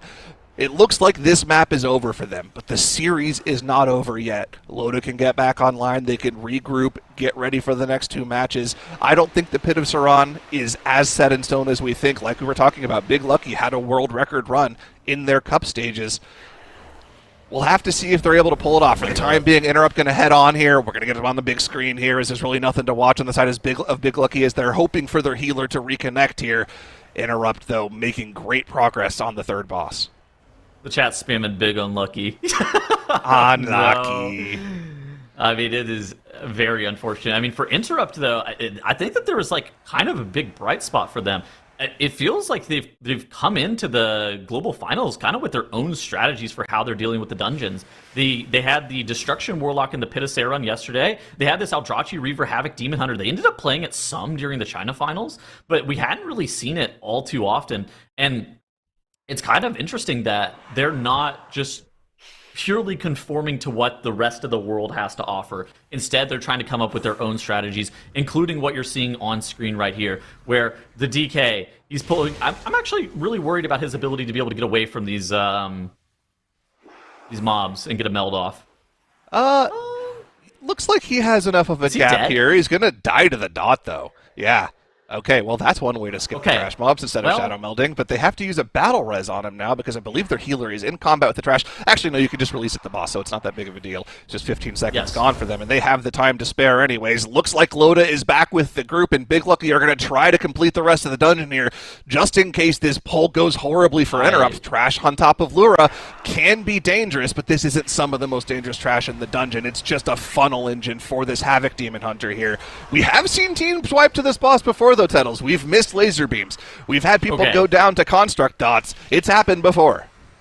Low key, this fight does a sneaky high amount of tank damage, and especially with these Shadow Guard champions on this fight, if they get their charges off, that can actually be a pretty sizable amount of tank damage. Now, I would be quite surprised if there was a tank death on the 16 Keystone level to this boss specifically, especially since they're in that 290, like 290.5 item level gear. But it is certainly something that could happen. Now, Interrupt, they are able to kill off all that trash. And the Bear Druid, he's top damage right now, and the Augmentation Evoker's coming for the rest of the pack on the side of Interrupt. What are they going to be doing? Are they going to be going for a 4-1-1, or are they going to be going for a 4-2? That's kind of the question that we have. I think that they're going to be going for the 4-2 because they saved that army. You would have been likely to send that army on pull, likely to send that Breath of Eons on pull if you were going for the 4-1-1. And so I think that for Interrupt, the 4-2 and the... They're getting 3 stacks at a time right now, so it looks like it's just a 3-3 here. So we're going for the typical, the normal 2 sets of beams into the damage end phase here. Lust early popped here for the Havoc Demon Hunter here. This boss is kind of high though, Tettles. 80% going into the damage amp is not the lowest we've seen from any of our teams. Yeah, I mean, this is where the Havoc Demon Hunter and the Unholy DK come into play. While the Devour Demon Hunter, they do a lot of damage inside of the Void Metamorphosis, that is something that actually takes a really long time to ramp. The Havoc Demon Hunter, on the other hand, their Metamorphosis, it's a little bit more concise in terms of how much damage they're able to deal during it. Oh my god, Interrupt almost ends up killing the boss during that burn with that Bloodlust. 2% remaining on the fight, and Interrupt is going to be able to go up 1-0 against the Chinese champions Big Lucky. This is absolutely massive for them. A huge advantage coming in here, taking that first point in a matchup that seemed like it was going to be very difficult for them to overtake. Interrupt, get that first point, but of course, with that DC and other considerations, we'll hopefully see a more stable run from Big Lucky on our second map. Now, of course, this one, we had some extenuating circumstances, but given what we saw from these teams, we were already mentioning that Interrupt looked stronger than we expected. Do you think that that still stands, Zyro, or do you think Big Lucky really just had a bad break here? Their luck was not so good. I mean, we were already talking about how Interrupt looked surprisingly strong in their play yesterday compared to what we saw from them in the group stages. I feel like they could have still won this map based on merit. Now, their time wasn't the fastest that we've seen. It's about a minute slower than what we saw from Dignitas, who ran a similar comp with the Eldrachi Reaver Havoc Demon Hunter. as well as all of the other same specs, so it's not the fastest we've seen, but it was relatively clean. Just the one death from the DK on the construct skip at the end of the dungeon, and they had the time to give, so they weren't really pressed to have the perfect run. The question for me, can Big Lucky regroup, come back, and give us a reverse sweep here? This team, they put up some of the fastest times we've seen from any of the teams in their group stages. Path starts now. That's a great point. They are a really strong contender, so hopefully they can shake it off, they can get their focus back where they need to, and they can come back here in this series. But as we look back on this first opening map of the series, let's get the TLDR on this map from Dratnos. Yeah, of course, the DC going to be by far the biggest factor here, but even throughout the middle of this map, we saw some really nice movement from Interrupt. So let's start off by just looking a little bit at Big Lucky here as they went over to the right-hand side, fought off some of this Rift Warden trash over on the right. A little bit of a different pathing through the dungeon between the two teams, which is always interesting. Interrupt deploying that Havoc Demon Hunter. A lot of benefits to actually using it in this dungeon on pulls like this, where you have these Rift Wardens that do need to be dying first and have a bunch more health than the other mobs around them as well. In addition, of course, to that incredible burst that they can put out on some of the bosses, such as that first boss, another really strong place for that Havoc Demon Hunter. But yeah, going through the whole dungeon, Interrupt were on pace with Big Lucky, even looking slightly ahead at some point. Here's some side-to-side of that second boss, while both teams were still just competitive, right? Look at that boss HP, just identical between the two teams there. 0 deaths. This was going to be shaping up for a really thrilling conclusion to the map here, which, you know, looking at it on paper, Big Lucky should be way faster than Interrupt, but Interrupt were looking as good, if not better. But of course, this map did not end up coming down to that. It ended up coming down to a very unfortunate disconnect on the side of Big Lucky. And the stars are really aligning here for Interrupt, because they were looking so good in this. They absolutely look like they deserve to win or be very competitive in this series. They got a little bit lucky there, of course, with the disconnect landing for their opponents. But something else has gone really well for them, which is just the map pool in this series. They took the seat of the Triumvirate here, and that means now that they'll either win this series or they'll get to play in the Pit of Sauron after the next map, which either of those things are really good news for them. Absolutely. Honestly, their gameplay has backed up them being here and being one of the top China teams. Now, Big Lucky, we've had our eyes on them, but Interrupt really have been stepping it up. And as we see this map pool, there's certainly some considerations and this longer game, if it goes to that map 3, like you were saying, Dratnos, that I think could lean towards their favor. So, Tuttles, looking ahead to our next map, Windrunner Spire, do we have any expectations of how these teams might compare? I'm going to be honest with you guys. I put 250,000 points on Big Lucky here, and I'm feeling real bad right now. I think that Big Lucky should be favored in pretty much all of the maps by, like, 10 to 15 seconds. But I feel like going down 0-1, that is a tremendous uphill battle. But Big Lucky, they're going to have to be able to play perfect throughout the remainder of the series. For Interrupt, I mean, they have members of a formerly pretty good Chinese team in a couple of TGPs, Identity. They ended up renaming to Interrupt. They have some members of the guild Skyline whenever they were at their peak back in Battle for Azeroth and Shadowlands, whenever that guild was performing quite nicely. And so, I mean, for the Interrupt team, they are players that, even though they were the second seed coming out of China, they are highly accomplished players in their own right. I think that going into the China finals, they were a little bit under-practiced, but man, have they really stepped up their game coming into the finals. This has been ridiculous. Super impressive. I mean, again, it's great to see, since we've had these seasons with China back in, with everybody competing, the servers, it's so great to see how the regions come together, and also some of the differences that we kind of get from how those different regions are approaching things, or strats that seem more conventional, or different compositions they might run even. And I mean, looking at what we've seen from both of these teams, Zyro, is there anything that you think has stood out this season as being kind of distinctive with our China region teams? Yeah, for sure. I feel like the Chinese teams that we've seen have been more impactful this season in particular in probably the past 3 or 4 years. I keep saying it. These are the best Chinese teams we've seen since the Aster days, right? These guys are incredibly good. You guys, did you guys watch that Mandatory versus Liquid match we had earlier today, the Nexus Point and the Skyreach? Both teams were carbon copy using a strat that Big Lucky showed off in group stages. The pull all the way to the left side, one big pull with Lust into the first boss on Nexus Point Zenith, the 3-minute Shaman Ascendance. Every team was playing 2-minute ascendants in that dungeon on their shamans before they saw Big Lucky do that pull. The Warlockless Skyreach, where the Demon Hunter double jump shifts up to the platform, that was Big Lucky's strat that they showed off in the group stages. So yeah, the impact from these teams is insane, and the fact that Interrupt have raised their level to match that of Big Lucky is fantastic to watch. They still have to close it out, and it looks like they have it favored with the Pit of Saran being in the map pool like we've talked about, but having a better potential run doesn't just guarantee you the win. You have to execute like we saw against Mandatory. Mistakes can still happen. And Big Lucky is a team that has the pedigree like you were talking about, Tettles. The players on this team are absolutely insane.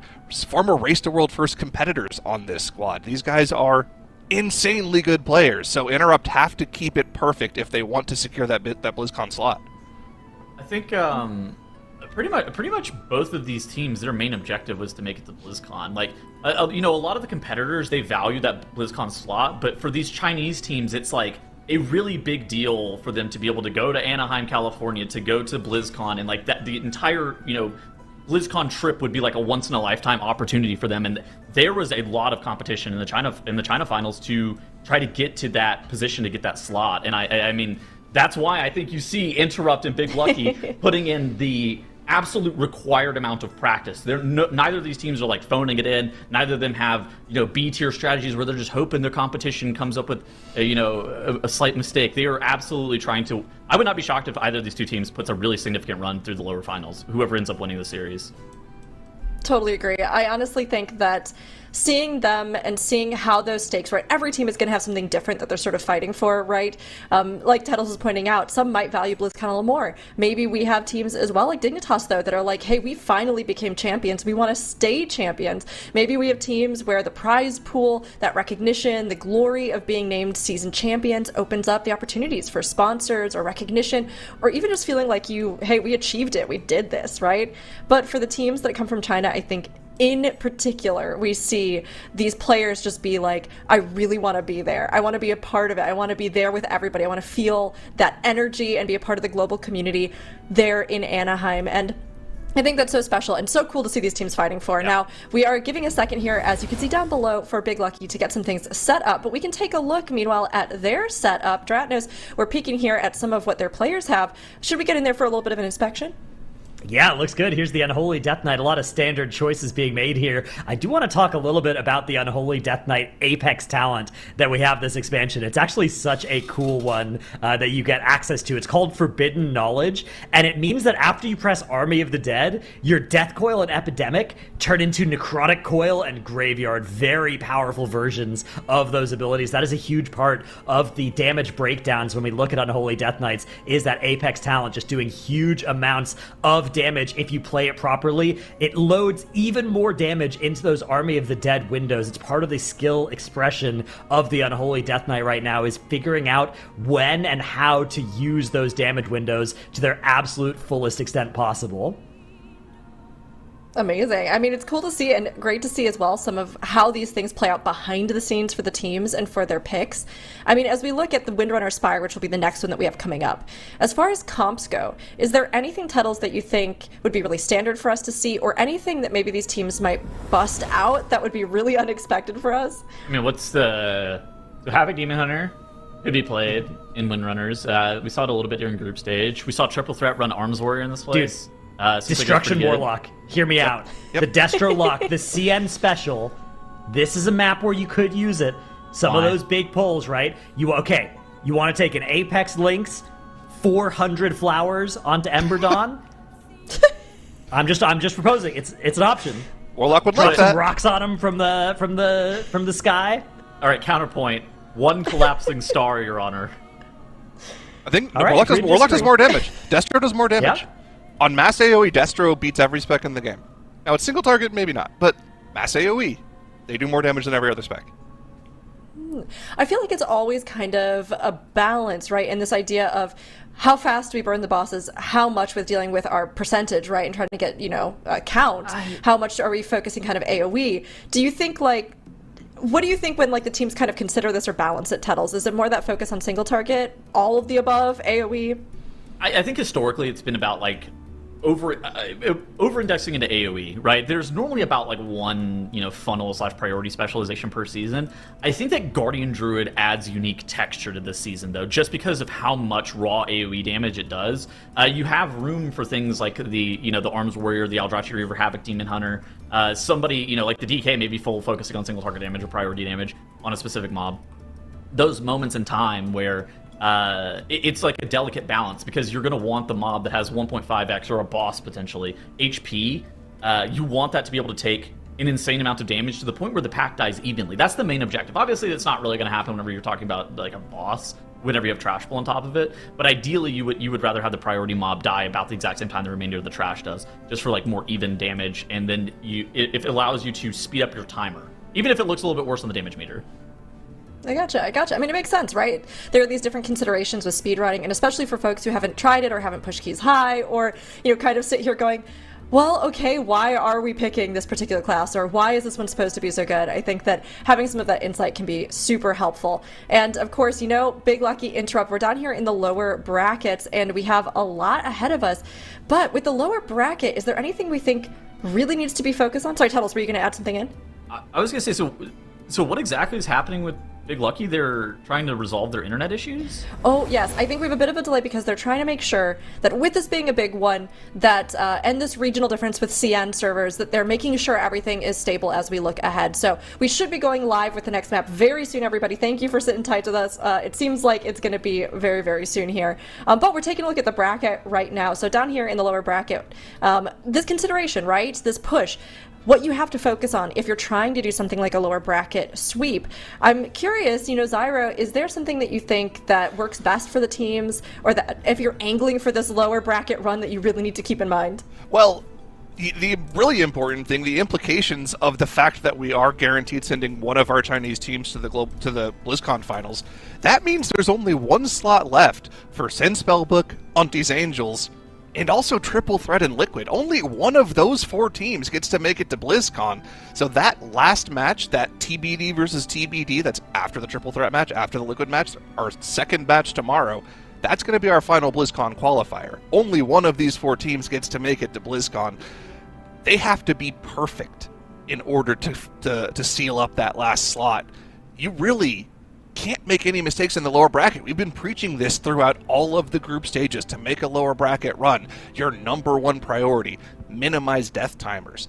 Those 15-second deaths are a crazy disadvantage, not to mention whatever momentum you lose if it's an Ogavoker death, right? Having to re-up your duplicates, get your momentum back, you probably end up losing closer to, 30, 40 seconds every time you die on an Ogavoker title? So, yeah, they just have to be perfect. Yeah, I think it's this expansion, but I mean, it really started in War Within, where specializations, especially slated around hero talents, pretty much every single specialization in the game now is way more focused on their damage that is dealt inside of their offensive cooldowns. It is very rare to see a specialization that has a more flat damage curve. It's like basically one of those things that you see a spec with their cooldowns available, they press that offensive CD, and they're doing 2x the amount of damage, or maybe even more. The amount of DPS inside of that cooldown as opposed to outside of that CD. And so anytime you end up having some of these momentum specs like Devour Demon Hunter, Augmentation Evoker, like lose some of their momentum, lose some of their cooldowns. We saw it with like Beast Mastery Hunter last season and Elemental Shaman as well last season. You just lose so much time. Where there might be a death that looks like a 15-second time loss because of the Challenger's Peril 15 seconds. I think we saw a death yesterday to a Shine that was probably a 45-second time loss in terms of damage that was lost on top of the 15 seconds. Was there like new aug tech figured out recently by the Tuttles? I saw Chun talking about this in Discord yesterday. He said like something about like aug evokers are just using their empowers on nothing so that they can set up quad bombardment windows now. Is that something that's new for more damage or something? I don't know if you would do that in the MDI. I mean, it's like a thing. It's like it's a way to get your Breath of Beyonds down to like 25 seconds probably in terms of the cooldown. That sounds If pretty good. you mess it up, you lose all of your damage. So, big risk. Don't mess up. Big reward. Yeah, don't mess up. Just do it perfect. And all right, speaking of the teams wanting to get some perfect runs in, Interrupt versus Big Lucky finally coming in here as it seems like things have stabilized. It is very early in the morning for our Chinese teams. And, some ISP resets sometimes happen. We're very glad that we were able to get things, it seems like, stabilized for now, and we'll be able to continue on here with the series. Now, like we've been saying, this is a big one for both of these teams. They both want to make it to BlizzCon, and of course, they want to make it as well here with our Season 1 championship crown on the line. There's a lot to play for and a lot that they have riding on the line, but only one of them can continue on while the other will be eliminated. Whoever wins this will be securing a place to represent China in the BlizzCon Grand Finals, but of course they've got to get there. Now, Game 2, Windrunner Spire, this is going to be Interrupt versus Big Lucky. Can Big Lucky even out the scoreboard, Zyro? And this is do or die for Big Lucky. Backs against the wall. One more map loss means they are out of the competition and their BlizzCon dreams die right there. Meanwhile, Interrupt, one dungeon win, and they've made it. They've punched their ticket. The road starts now for them as both teams gather up this first mandatory poll to bring down the walls. Do we think we're going to see them go towards different bosses here, Tettles, like we saw earlier today? I don't think that it's been a 100% consensus as to what's actually the fastest strategy. It really kind of comes down to where you want to be using your Bloodlust and where you want to be using your offensive CDs. For some teams, they're electing to pull all the way up to Deerlick Duo. It looks like Interrupt, they're going to be going towards that Emberdawn wing. It appears as if Big Lucky is also posturing to be going towards that Emberdawn wing as well. Interrupt, they were able to get the first pack dealt with a lot faster than what we saw from Big Lucky. Were you able to tell why? No. It looks like the same cooldowns were used across the board. Everyone used the same buttons. The damage was just not as efficient for Big Lucky. Oh, we do have a death on the side of Interrupt. It is our Devourer Demon Hunter going down, notably a lot worse than the Mistweaver death that we saw from Triple Threat earlier today. The Devourer loses all momentum heading into this poll. He has to regain all 50 of his souls as we head down, and it's not going to be as easy to consume those souls on the move here. That meta is not going to be up for a long time as they make their way towards Emberdawn. Looks like they're doing the same thing Triple Threat was doing as well here. Looks like we're going past the Apex link, tagging the Bloated Lasher, and we're going all the way to Emberdawn. Big Lucky gearing up for the same pull of their own. Yeah, it's the exact same strategy from both of these two teams. They are going to be pulling into the boss, and this is a huge pivotal moment for the survivability of both Interrupt and Big Lucky. Interrupt pre-dropping that darkness as well, just trying to be able to get that Spore Dispersal AoE with some of the additional damage coming out from like the Apex Links, Apex Bite, and the Ferocious Pounce, the random AoE damage from Emberdawn whenever he puts those blazes onto people. This is even such a big pull that it's lagging our observers on the side of Interrupt. 50 mobs are on the screen there with Bloodlust being pressed, with all of those abilities going into that pack. Getting a little bit of FPS drops on the observers. I'm not too surprised with just how many mobs there are on screen. Now, this is very dangerous. There's so much clutter that's happening here with all the ground effects, the puddles, and if you end up getting hit by a tornado on the side of Interrupt, you don't have a battle res to be able to recover there. So much AoE damage going out. Burning Gale on top of the spores having to be healed through from both of our Mistweaver monks, but it looks like they're through most of the danger here, and as the trash starts to disperse, it looks like Big Lucky have a little bit of an advantage here. The AoE damage push was a little bit better for them. The Devourer for them doing about 200k more, but the DK making up that difference for Interrupt. Either way is a 6% boss damage advantage, but the Bloated Lasher already dealt with for Big Lucky. Interrupt still has theirs at about 40%. It might get yet another Spore Dispersal. Yes, cast going off right now. This is going to overlap as well with the Burning Gale as well. So again, tons of healing required from our Mistweaver monk here, and there's nothing to spin on this time. Only 2 targets. It's going to be manual healing. They did have the AMZ to counteract the overlap. It's just the Burning Gale pulsing damage now that they have to heal through. That's something your healer can deal with, and it looks like they're going to be A-okay here. Big Lucky, though, in the meantime, not having any issues as they've been able to just freely DPS the boss down, and that 5% gap is now opened up to a 15% gap as Emberdawn has gone down for them. I mean, there's a pretty sizable count difference between these two teams. Interrupt's going to be like 40.61 versus Big Lucky at 35.19. A 5% enemy forces difference. I think I'd rather be on the side of Interrupt here. So they're 15 seconds behind, but they have 5% more count. I think I would rather take 5% count, but it's going to be quite close. It really depends on how many pulls is this going to equate to for Big Lucky, and what exactly is the mobs, what are the mobs that they're going to be gathering, I think is going to be like a pretty big question. So looking on the right side here, that is going to be the question for Big Lucky here. What are they going to be grabbing? It looks like they're actually running just straight up the right side, even grabbing these stewards, which put some pretty nasty magic damage dots onto players. But for Interrupt, it looks like there's a skip that's happening. You even see the Voker for Interrupt taking a seat on the bench, shouting, saying that he hates the Potty C and instead prefers the bench podcast. He's going to be Wernstoning to the rest of his group as they do a pretty large Shadow Meld skip. But Big Lucky, they're doing one pull additional here.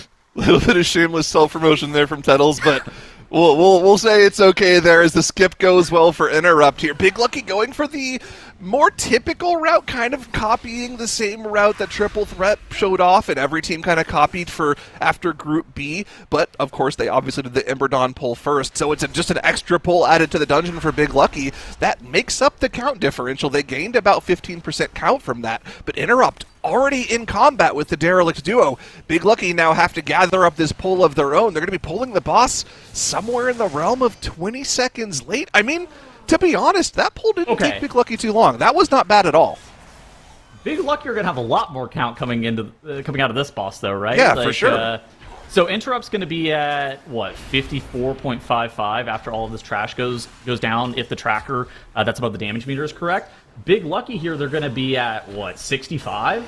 So about a 10% count favor for Big Lucky, where I wouldn't be shocked if Interrupt are, what would you say, 25, 30 seconds ahead coming out of the boss?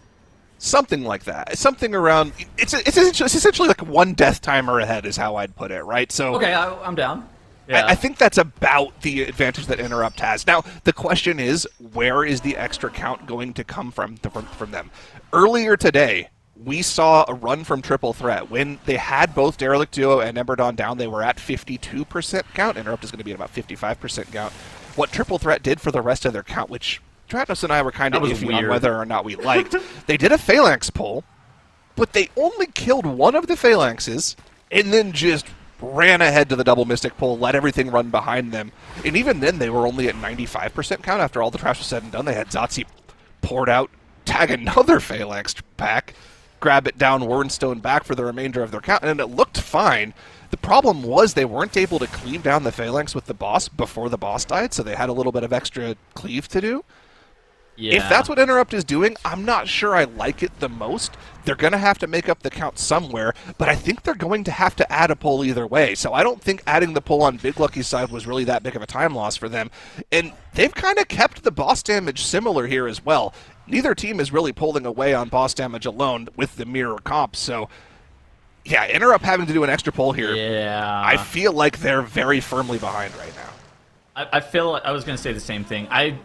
I love that Interrupt cooks their own routes, though. I feel like that's the really cool part. But the problem with cooking your own routes is sometimes, and we've seen this from some teams, sometimes it's a little bit overcooked, where you're like, oh, okay, this looks really good. But for Interrupt, we're gonna have to see what are they going to be doing. Is there some way that they're going to be able to leverage this about 15-second advantage coming out of the Derelict duo into, see, look at this. They're 10% count behind. Are they going to be able to make up 10% count and maintain this current lead that they have? It's really hard to know. The conventional wisdom in terms of how many mobs that they're going to have to kill is likely to say that it's going to be challenging for them to be able to make up time. But look at what they're gathering here. So these were the mobs that Big Lucky pulled earlier. Instead, now Interrupt, they're gathering all of these trash mobs. They're pulling them into the Phalanx Breakers. Are they going to be killing off some of these Phalanx Breakers is kind of the question that I have. It looks like the answer is going to be yes. For Big Lucky, they have the Evoker with them, so it's unlikely that they're going to be doing a skip, but they're running all the way down into this Commander Crowluck area. How far is Big Lucky going to go? With the interrupting shouts, with the Fire Nova AoE from the Mystic here, there is a lot of AoE damage that can go onto players, especially at the 17 Keystone level, that can take people out. Oh my god, Big Lucky are going all the way? What's going on here for Big Lucky? They're doing the triple threat pull that we saw earlier today, but with no whittling down of the initial pull. They're just straight going for it here. Now, they can line of sight around the corner, which will prevent the first couple of interrupting shouts from having any issues for the Mistweaver and the Evoker. But once those are part of the pull, they're going to have to contend with those shouts, interrupting their cast. For the time being, though, the AoE Blitz is going insanely well for them. This first Mystic is already going down. The AoE CC to prevent these axe throws as well is so strong for Big Lucky. This boss is going to spawn before Interrupt even has the pull gathered. They're psychos for doing this, by the way. The reason that this is actually super sketchy and not a lot of teams go for it is because the archer mobs with those ground circles, those brown ground circles that you're seeing on screen right there, sometimes they can get stuck like in the middle of nowhere casting that arrow barrage, and sometimes the arrow barrage isn't telegraphed exactly where it's supposed to be all the time, so it's a quite risky strategy to be pulling those archers, to the point where we actually have seen a lot of teams electing to not pull the archers. But for Big Lucky, it seems like they've gotten it consistent, and hey, there's still trash that's available for them. Are they going to get 100% enemy forces off of this trash, Zyro? So we're going to be a couple of percent short, but if the Monk has their port outside the room, they can go out, tag Wernstone back, and just drag it into the boss room that way. Here's the difference. As Interrupt now has finally engaged Commander Kroluk here, Big Lucky has gained 20% boss damage, but they still have these breakers charging around, causing a bunch of issues, whereas Interrupt have already cleared off their Phalanx breakers, so they might be able to actually catch up a little bit on boss damage. It looks like we're just going to get a good old-fashioned single target race to the finish between our two teams here, Tettles. We've got a boss in 3/4 left for both of the teams to DPS through still, though. There's a death. I mean, there's a death for that is on true. the side That is of true. Interrupt. So I think that Big Lucky, what would you say, 30 seconds ahead right now? Something like that. They've got a pretty significant advantage, but they still do have to find a way to get the remainder of the count in, right? If the Monk doesn't have the port prepped here, they'll have to pull that trash naturally after they kill the boss. So let's keep an eye on Loda here. Yeah, he's outside the room right now. Tag the trash. Wernstone back in. That's good that they've got that. He's gone, he's back. It's just as seamless as you were talking about it. We panned our camera over, we see him port out, we see him port back after the Crackling Jade Lightning tag, and that is going to be the remainder of count that Big Lucky needs to be able to get to that 100% enemy forces marker. And now, it's just Commander Kroluk and the Heart of Wind that separate these two teams from being able to stop the series, and it's really hard to be able to make up a bunch of time. I feel like from here on out, it is basically on Big Lucky to make sure that they do not fumble. Any death could kind of tip this balance back into Interrupt's favor, but if this team, Big Lucky, one of the top live key pushing teams on the season, they were, I think, number 3 for an extended period of time. If they're able to continue on with this current pace, there is nothing that is stopping them from being able to even up the series 1-1 here. Yep, already through that second intermission. Interrupt yet to have started that second intermission there. They've also got those 2 remaining mobs that were tagged in by their Mistweaver Monk as well to finish off their count. Both teams actually perfect count from those extra 2 mobs. Nice to see that they have the perfect route available for their count. No mistakes whatsoever. No overcount either. Very, very satisfying, but Commander Kroluk is going down first here for Big Lucky, and that lead is ever more apparent now as the boss goes down. Interrupt still dealing with that second intermission, still have the death timer that they're playing against as well. That 30-second lead might be closer to a 45-second lead, or even a minute lead now at this point. Yeah. My read on this dungeon now, having seen both Interrupt and Big Lucky played, is there's going to be about 1 pull that you're not thrilled to do. And then for these top teams, it's about determining where do you want that single pull to be. Because these teams are doing this dungeon in about 3.5 pulls. And so it really kind of comes down to that, what is that half pull that sucks? You know, for Big Lucky, it was that Woebringer pull where they ended up stopping and killing it off, and it felt a little bit weird. For Interrupt, it was the Phalanx Breakers, and having to do that half beat where they stopped and they killed off some of the mobs, and then they did that elongated chain. If any team is able to consolidate any of those, not great pulls down, that could actually be, map winning. But for Big Lucky here, they were able to have a very clean run. What is the time that we had from some of our other teams that were performing inside of this Windrunner Spire earlier today, Zyronic? What is the timer that we're looking for to see out of Big Lucky? So Dignitas was able to do a deathless run with a similar strat to Big Lucky in 14:05. Big Lucky is going to be a little on the slow end of that. They're probably going to end closer to 1430, 1440 once all is said and done here. Still in the realm, still very close, but not perfect. Not the exact clean run that we saw from Dignitas. Triple threat, if they had a deathless run, they would have been in the same ballpark as Dignitas. They had a 1-death run that was 1423. They actually finished the dungeon like 3 seconds after Dignitas, but obviously the death made the gap a little bit bigger than that. Either way, for Big Lucky in the lower bracket, they're not competing right now against Triple Threat or Dignitas. They're just competing to stay alive here, and a deathless run is going to be all they need to even up this series. 30% left on the Restless Heart here now. Going to try to bolt Gale. This Augmentation Evoker selected the best target, but the Cocoon going to keep XCM alive on the Aug Evoker there, and it looks like Big Lucky are going to be cruising to a victory here in this dungeon. I mean, this boss is dead. We got the Breath of Eons coming out. We got the army plus the DT. We got the Demon Hunter inside of this Void Metamorphosis, and it is coming home for Big Lucky. A tragedy struck inside of that Seat of the Triumvirate. A dungeon that looked like it was going to be won by Big Lucky, having loaded DC during the third boss room. An unfortunate series of events. But now, with a perfect run inside of the Windrunner Spire, they are going to be evening up the series 1-1 here. And this, the China Finals rematch, is going to be going to a Game 3. You love to see it, and Big Lucky, no doubt, do as well. They are vying for and have wanted to make it to BlizzCon, as well as to be our champions here in Season 1, and whoever comes out of this still has that ahead of them. But they're going to have to see who can break the tie with the third map. Now, in the meantime, this map that we just saw with Windrunner at least gave us more of a look, without any other issues, without anything else interfering, at just how these two teams match up. So seeing Interrupt go up against Big Lucky here, I mean, what were we kind of observing with them, Zyro? What were we kind of observing with them, Dratno, sorry, and what did we see from them? Yeah, I mean, this was such a close map between the two teams, so back and forth throughout the entire run as well. Here's a look at that damage graph. You can see Big Lucky getting ahead a little bit early, Interrupt getting ahead again around that 8 to 9 minute mark, but then Big Lucky just able to do one big pull there, where Interrupt did the 2, and that, I think, was the point where Big Lucky took the lead and didn't give it back.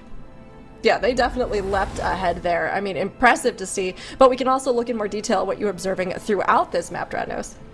Yeah, so of course, right at the start, things, of course, even for the first minute, but then we did have one death fairly early on into the run here for Interrupt. We didn't, unfortunately, get footage of it, but we did have a melee taking out the Devourer Demon Hunter. So right off the bat there, that was a time loss against Interrupt. Now, they made it back. They slingshotted back into the lead off of the back of the way that they handled not this boss, but returning from this boss and heading over to the Derelict Duo side. This was the moment where Interrupt actually claimed some time and reclaimed the lead up against Big Lucky. So here it is, the skip maneuver that they ran through here, setting up to get that Wernstone from the Evoker and these Shadow Melds to skip through. That was looking really, really nice for them. But then Big Lucky were able to just live up to their namesake and go bigger, get luckier. They were able to get through this boss. So you can see, even though this boss was pulled about 15% ahead, right? Interrupt were 15% ahead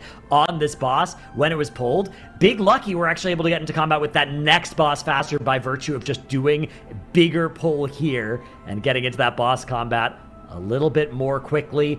They never gave that lead back. 0 deaths for Big Lucky across this run. Only the 1 death for Interrupt, a quite close end, and a back-and-forth map in what is turning out to be quite a back-and-forth series. It really is. It's great to see these two teams so neck and neck and so close to one another, but they have put that practice in, and they're going to have to hope it pays off here on the Pit of Sauron, which is a map that is a little bit of a potential pitfall for the teams here. Zyro, as we look at this, we already talked about it a little bit, but this is kind of one that seemed like it kind of leans in Interrupt's favor, right? If Interrupt can put together the strategy that we saw them play against Mandatory and not have a duplicate pull the trash after Ick and Crick, they looked unstoppable in this dungeon. Their Hellcaller Destrolock pick looked like it was so perfect for this dungeon. Literally soloing the first pull, almost soloing the second boss, 2 targets for Ick and Crick. It catapulted them ahead of Mandatory, a team that has been dominant throughout almost all of the play we've seen them. I mean, even taking the series against Liquid earlier today. That being said, Big Lucky was a team that set the world record for it in their group stage, in the China group finals. Can they return to form? Can they put together a clean dungeon and potentially take out what looks to be the best dungeon for Interrupt here? I can't wait to get into this map. I'm just taking a look at the maps from yesterday. So both of these teams ended up playing these maps for yesterday. Big Lucky ended up putting up a 1046 in this dungeon. Interrupt ended up losing to an 11-minute timer. I think without any mistakes, so Interrupt probably would have had something in the order of like 1035 to 1045. So I think lost that an this entire. Is actually... They lost their entire DK press, right? When they accidentally pulled the trash mobs, the DK is like, okay, I'm going to press cooldowns and kill this trash. And then they're like, no, we're going to chain this into Glaciath. And then they ended up doing that pull without Army DT. They lost that entire press of cooldowns. I feel like you're right. I think they could have been closer to like 1030. They could have been extremely fast. Question is, can they do it again? Yeah, it's true. I mean, and again, when we see these times going up, or even looking at things like coming out of groups, right? Oh, well, Big Lucky seemed to really have a distinct advantage, but with the time and the practice that goes in, as well as emerging strategies, these teams can master them, and if they can execute them, as we've noticed time and time again, without those deaths, without those mistakes that cost them those extra seconds, then it can overtake even what were previously world record runs or incredibly fast runs through. So I'm sure both of these teams really want this map to be one that will prove that they deserve to continue on, but it's going to be a pretty close match, I think, between these two. Dratnos, we've heard Zyro and Tettle's thoughts on it, but what are you thinking about this Pit of Sauron? I think this is a big opportunity for Interrupt. I think the way that they played this map in their series against Mandatory shows that they have laser focused on Pit of Sauron being their pathway to BlizzCon, but it is a big mountain to climb, not just at the end of the dungeon, but the entire dungeon against Big Lucky. That is going to be a huge test for them. It is. points. I know. Look, it's amazing to me when we went into this, everybody, the vast majority of you in Twitch chat and Tettles' points going straight towards Big Lucky to be our winner, but Interrupt, they really have interrupted our expectations even yesterday against the teams. I think they came in stronger and just ready to do this than we expected, which is great to see from them. I mean, honestly. And now our team's getting in here. We're looking ahead. Pit of Sauron, it seems like it could really go either way. But Zyro, with this being the final one in the series, do you think we've seen the best from these two teams, or do you think they have even more to show us beyond this? They have to have more to show us. This is it. It all comes down to this map. Winner of this goes to BlizzCon, loser goes home with nothing. Well, a little bit of prize money, but you want to go to BlizzCon if you're these teams, let's be honest. Yeah. We've got to see everything they have to offer here. Absolutely. And they've got to pull it out because it can't just be here, it has to also be everything beyond this, right? Of course, BlizzCon is something we keep talking about, but the Season 1 finals are right here. Tomorrow decides it all. And of course, these teams don't just want to get to BlizzCon, they also want to be champions. They want to stand up there with the top teams in the world, and they want to have that confidence boost that comes from claiming victory or landing really high in the Season 1 finals. So, Interrupt versus Big Lucky, we're coming in here for Pit of Sauron. This is going to be a big one. Interrupt put up an incredibly fast time, but Big Lucky, coming out of groups, had absolutely blasted through this dungeon. Who will have refined it more? Who will execute here when the pressure is on and BlizzCon is on the line? These two teams have to decide it here and now in Game 3, Pit of Sauron. This is match point. This is everything, and this is how you get to BlizzCon. Let's go ahead and see what happens for us here, Tettles. All right, we have the final map, like Rook just said. And for Interrupt versus Big Lucky, they play a little bit of a different strategy, particularly slated around this first pull. So Interrupt, they're going to be pulling about 40% of their enemy forces, and they're going to be bloodlusting it. For Big Lucky, they're going to be pulling a little bit less count. From memory, I think it was about 30%, but it may be even a little bit less than that, maybe even somewhere around the 28% marker. And then they are going to be running up the right side. I would not be shocked if this Hellcaller Destro pick that Zyronic was talking about earlier, it really comes into effect on the first pull, but it also allows Interrupt to get pulling the first boss a little bit faster than the pace that we kind of expect out of Big Lucky. If Big Lucky, if they're able to get into Gorfrost really quickly, that first boss, that is kind of the moment in time in which I think that they can actually make up the most time compared to the run of Pit of Sauron that we saw from yesterday. So the first two pulls of this dungeon, those are the most pivotal ones for determining who is going to be in the lead early on here. looks like we actually had a DC before the dungeon started for Big Lucky. Obviously, once the match starts, you're locked in, you're going. But because it happened in between the maps, it looks like we're going to be giving them a little bit of time to get that figured out before we get into the dungeon. So we might need to sit here and talk about this just a little bit more, Tettles. But yeah, I feel like the Destrolock pick is such a powerful tech pick for this dungeon, right? We already talked about how it indexes into just pure mass AoE, but the utility for the dungeon is so strong, right? There's so many casters in these packs. AoE Curse of Tongues, absolutely insane for just making sure you land those key interrupts on these pulls. I think that it's also one of those things that while it looks like it's kind of just pad damage, the mob density in a dungeon like Pit of Saron is such that it kind of facilitates the ability to be able to over-index into AoE. Rook was talking about it earlier about the differences between like priority damage versus like, you know, funnel damage or you know, even just like mass AoE. This is a dungeon. This is like Algathar Academy. It's frequent that you have 20, 30 mob pulls. And so that's one of those things that is a really big deal. Okay, good news.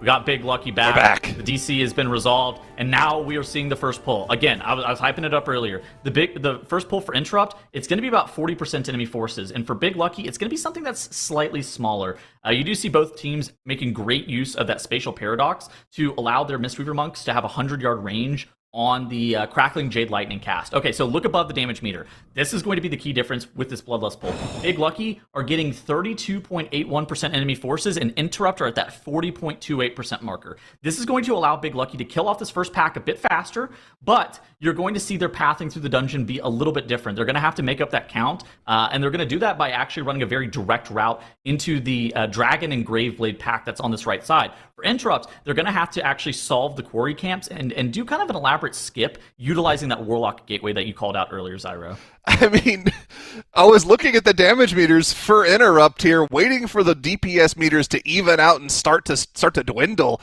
after the cooldowns run out, but the Warlock just kept accelerating, kept moving up the meters, although this damage is not as high as we saw from him yesterday. He was peaking well over 2 mil yesterday, so maybe a little bit of RNG on the Reign of Chaos, maybe not as many Infernal spawns from the shards being spent. They're able to get through their pull more quickly. Here's that gateway from them, but Big Lucky is able to gather that second pull a lot more quickly, and both of the teams, we know, they like going straight to Forge Master here, Tettles. Yeah, so this is the difference in terms of the strategy. Big Lucky ends up sitting here. I can't tell exactly what the mob is that they're killing off. It's probably a Plunge Talon Gargoyle, if I had to wager a guess. But they have higher effect in combat effective uptime. So, but on the left side, you saw Big Lucky, or Interrupt, they were out of combat. The 8% enemy forces that Big Lucky needs to gather here, Interrupt already has. And with that, and that Warlock Gate, and getting those quarry camps resolved, they're able to immediately pull that Dragon, they skip that Plunge Talon Gargoyle, and they are already onto Garfrost. And for Big Lucky, they're running up the right side now. They have that Plunge Talon Gargoyle dealt with, and they're going to be pulling this first boss about 15 seconds slower. This is exactly what I was calling out earlier. If Big Lucky was able to be even going into Garfrost and getting him killed off, I would not be shocked if Big Lucky was going to win this map, because I think their back half should be slightly faster. But for Interrupt, this is the lead that they need. And there is the question, is this lead going to hold for Interrupt? It was going to hold yesterday for them versus Mandatory before they had an incident with an Aug-Evoker duplicate. But they're going to have to be able to hold this lead now against the Chinese champions in Big Lucky. This is looking good for them so far, as once again, the minute 30 cooldowns, the Infernal plus the DT Army combo, starting to blast this pull down on the side of Interrupt. And this is almost a mirror image of what we saw against Mandatory yesterday. Them just being slightly ahead throughout the first 2/3 of the dungeon. Monks going out to grab a little bit of extra count. They'll be Wernstoning back once they have that in tow here. But this is also why the Warlock is such a strong pick. Even with just 2 or 3 mobs alive, those extra Wither targets, that second target being available for Havoc Cleave is just so efficient for them. Their single target damage doesn't really suffer when they're out of cooldowns, but a death does! No. 15 seconds gone as our DK dies to the Torrent of Misery. That's 15 seconds gone. That's damage gone. Fortunately, it wasn't in cooldowns, but it's just another mistake that gives an advantage back over to the other team. Yeah, and so Interrupt, they pulled this boss about 15 seconds ahead of Big Lucky, but now I would not be shocked if both of these teams are virtually identical coming out of Forge Master Garfrost in terms of the timer, which is terrible for Interrupt considering they have a death penalty against them. They are going to be accelerating a little bit, kind of like you called out. They press the Breath of Eons, they press that Infernal, they press that Army with the DT combo, and so now their boss damage is accelerating. What is going to happen for Big Lucky's offensive CDs? Is their DK going to hold them? It looks like the answer is going to be no. Now he is actually electing to press those offensive cooldowns to speed things up a little bit on their side as well.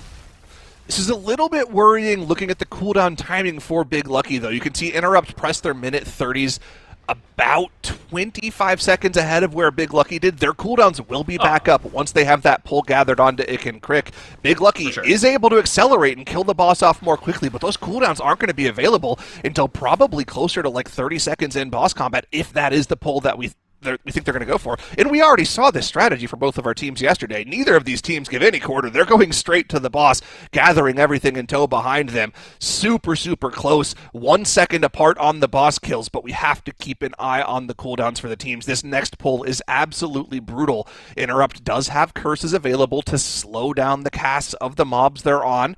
Blight. Big Lucky doesn't have that available to them. Yeah.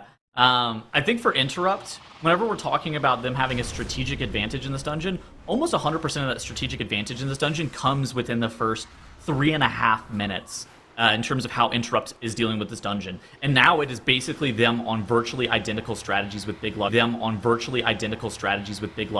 Now it's the question of, is the Warlock better than the Devour Demon Hunter? How is the Midnight Hero class, that Devour Demon Hunter that was debuted last season in the War Within, how is it going to fare in the back half of this dungeon? I think the answer is it's been a specialization that's been so potent this entire MDI season. If Big Lucky and Interrupt are able to keep the same pace, Big Lucky are going to be winning. So Interrupt, they need to be accelerating on the Ick and Crick encounter and on this back half of this dungeon. I don't know if they have it in them, Zyro. This is going to be quite tough.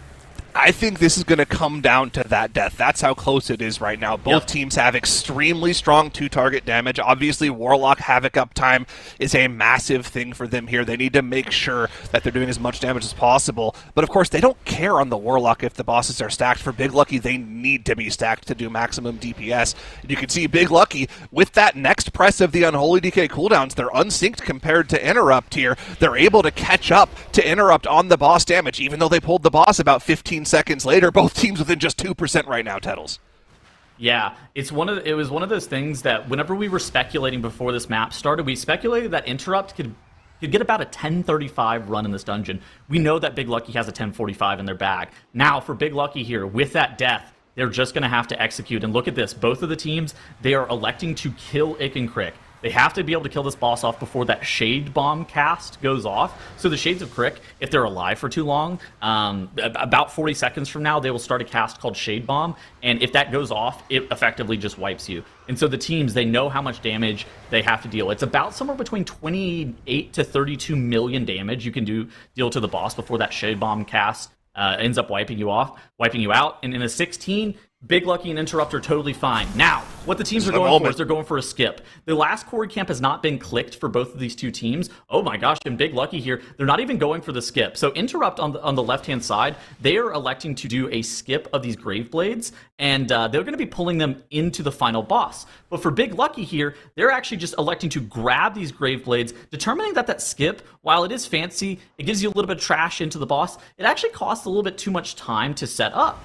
And so instead, Big Lucky here, you saw Shun, he grabs the pack, and they are going straight into Glaciath. Now, this is the big point in time in which Interrupt lost a ton of time yesterday. They lost infinite time on not being able to one-phase Glaciath inside of his shield cast. Now, whenever he has his shield active, he takes 100% critical strikes. And so we saw, Mandatory, Liquid, we've even seen Big Lucky just one-phase the mini-boss during his shield. Can Interrupt do that? Is Big Lucky going to be able to pull that off? Those are the questions that we have right here, but all of the offensive CDs are coming out for Big Lucky. It looks like Interrupt is going to be on a similar lifestyle choice here. What is going to happen to Glaciath? It looks like for Big Lucky, it's about 25% HP as that Focus Guard cast finishes. For Interrupt, it's really high, though, Zyro.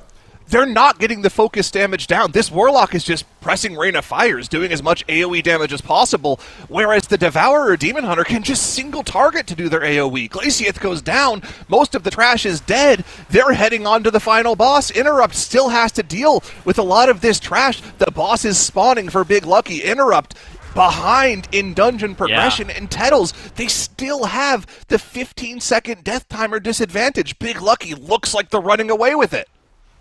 I mean, we saw Big Lucky in this dungeon yesterday. They ended up putting up a 1045, losing that map to Liquid. But for Big Lucky, this has been a near perfect run. They have that Cold Wraith coming in really late. They have these Graveblades trickling in. They don't actually need to do this strategy that you're seeing from Interrupt here, where the tank for Interrupt, instead of pulling the boss, he's actually going and grabbing the Graveblades, Warnstoning those mobs. They're going to traverse the mountain. They're going to climb up the mountain here and then engage combat with Interrupt. But for Big Lucky, they're almost at 100% enemy forces. All it takes is those 3 mobs to die off for them, and then it's just a foot race. It's just pure single target damage into the boss. And for Big Lucky, they have 1 death in their favor as well from Interrupt, where that 15-second penalty, I think it's going to come back to bite them, and this is looking massive for Big Lucky. It would require a death for Interrupt to be able to get back into this. They are going to get some free cleave, a tiny bit of funnel damage for Destro. It's not a lot. It might be a couple percentage points, but you'll take it if you're Interrupt at this point. You need everything that you can get to do as much single target as possible to try to close the gap to Big Lucky, but the cooldowns are not in their favor. They're so far behind on the boss damage. They're 15 seconds behind on the death timer, and Big Lucky look like they're pulling away with it, with the Void Metamorphosis active right now for the Demon Hunter. Lust is active in about 20 seconds for both of our teams. I imagine they'll be popping it almost instantly, which actually is, once again, really bad for Interrupt. It won't overlap with either of their major cooldowns. This is just looking worse and worse for them as we go further ahead. Big Lucky has the Void meta coming back in just a moment, so they'll be able to have that inside the Lust window. Tettles, I think Big Lucky is just going to run away with this one. I mean, they're definitely running away with it. They're unfortunately only going to have the DT with that Void Metamorphosis. We got the Arbitration Evoker basically just eruptioning the boss, not really doing too much. But at the same time, for Big Lucky, this has been a perfect run. It's going to be very similar to the run that they had yesterday inside of this Pit of Sauron, being about 5 seconds faster. And the Chinese champions are able to reverse sweep against Interrupt and take down Interrupt and guarantee their spot to BlizzCon. Wow. Big Lucky has qualified for BlizzCon 2026. Despite some setbacks, they didn't waste any time in their preparation or runs for this weekend. If they have managed to pull this off despite all odds, even against a team like Interrupt that came in stronger than ever, then we can only hope that they will continue to push forward and gain momentum here in the lower bracket. We're very much looking forward to seeing what else they do today and, of course, at BlizzCon later this year. Now, Big Lucky, they were the team coming out of China that had these fast, impressive runs, but they've seemed to be trying to find their bearings here in the finals. What do we kind of think might be affecting them, and how do we think they can still continue to live up to some of those incredibly fast runs that we know they're capable of, Tettles? I mean, I think that for Big Lucky, it's really going to kind of come down to consistency. They were a team that we saw coming out of the Chinese finals, and especially with their time trial times. Like, we know that they can compete with the teams that were playing in the upper bracket today. And I think that their series versus Liquid, even though they ended up losing 2-0, they have to be, kind of upset about their performance in that. And I think that a lower bracket run is certainly possible for the likes of Big Lucky. I think they're going to be up against the triple threat a little bit later today. And if you're the triple threat, you have to be super worried. Like, this team just looked really good. Yeah, I think that's going to be a really intense matchup between those two, because both of them really have the capability of doing these impressive runs. But who's just going to be in the right mindset, the right headspace, whose strats are going to win out, I think will really be telling. But of course, we can take a look in more detail at this map and how it all shook out with Dratnos. All right, let's take a look at the Pit of Sauron. So, in this map, right at the very start, we had a little bit of an incident for Big Lucky here. Watch the breath from the Evoker, unfortunately, off to the side there, misses about half of that pack. So Big Lucky ended up losing a little bit of damage as a result of that slight strafing mishap from the Evoker. little mistake there on an otherwise perfect run from Big Lucky. Meanwhile, Interrupt were on their usual pace through this dungeon for the first minute and a half. Things were looking good for them. They were charging towards the boss, getting in combat with things quickly, using that gateway to just navigate this dungeon so fast. That Destruction Warlock really singing in this dungeon. But unfortunately for them, we did have a minor calamity on this boss, the sort of thing that there aren't a lot of teams in the world that can punish you for, but Big Lucky are certainly one of them. Just a single death from Interrupt, a pivotal death that happened for them on the DK. You can see just the debuffs overlapping there, that Torrent of Misery ending up being the killing blow. And you could see that even still, they were a little bit ahead on the boss at this point, right? Like, as this happened, they were about 9% on the boss ahead. We weren't in cooldowns either, so it wasn't a huge damage loss there, but it was still a damage loss, and those 15 seconds were a big deal, but just goes to show how close these two teams were throughout the middle section of this dungeon. So impressive as well that Big Lucky were able to do the run the way that they did. Yeah, very well played and super cool to see as we were finally able to get all of those maps rolling and get through this series. Now, of course, this does mean that we'll be seeing more of Big Lucky today, and unfortunately, Interrupt will be eliminated at this point, but everybody please get some hype in the chat for them, celebrate what they accomplished, because I still think Interrupt was a huge contender that we got to see. Yeah, I think they were like low-key the dark horse of the weekend. That was that was unbelievable. They could have interrupted. They could have I was interrupted. They could have upset two tournament favorites. That was kind of insane. It's true. Honestly, I was so impressed, and I think they made such good use of the time that they had leading up to this and really prepared well for the series ahead of them. So even though they are eliminated, still a great showing. And we can take a look at where our bracket is now. Of course, we have some more lower bracket matches ahead of us and more eliminations on the line. And Zyra, while we know that CN is qualifying for BlizzCon, they still have work to do if they want to be Season 1 champs. So can you give us a little overview of the lower bracket matches we have ahead of us? Yeah, so we've secured 3 of our 4 BlizzCon slots. Mandatory, Dignitas, and now Big Lucky are going to BlizzCon. They will be there competing for $300,000. They've already locked up, I believe, $40,000 each just for qualifying for BlizzCon. Crazy amount of prize money. There's 1 slot left, and 4 teams are fighting for that slot. SPELLBOOK versus ANTTIS Angels will be our first matchup and the next matchup. Both of them fighting to keep their BlizzCon dreams alive. And then after that, we have 2 more matches today. We know Triple Threat versus Big Lucky. Big Lucky's already qualified, but Triple Threat wants to keep their dreams alive. Big Lucky could play spoiler and make other teams' lives easier. And then, of course, Liquid will play the winner of the SPELLBOOK ANTTIS Angels matchup. Got a lot of great matchups heading up here. And, of course, again, final BlizzCon spot on the line for all 4 of these teams. That's everything to play for in the final matches of the day here. Yeah, this is so huge for these teams, and I mean, every single one of these series is going to determine so much, whether or not it's that you're moving forward in the finals, whether it's elimination, whether it's BlizzCon qualification, and these lower bracket matches today will decide and set us up for what we're going to see with that and who that one last spot will go to. And then, of course, we have champions to crown still for Season 1, and although tomorrow we'll see those huge final matches, today is what sets up all of the teams to get to that point. So up next, we'll have SPELLBOOK versus ANTTIS Angels. These two teams have a lot that they need to pull together and be able to execute here. We saw them start off this weekend, but can they continue to grow and match up against each other as well as the teams ahead? We'll certainly find out after our break.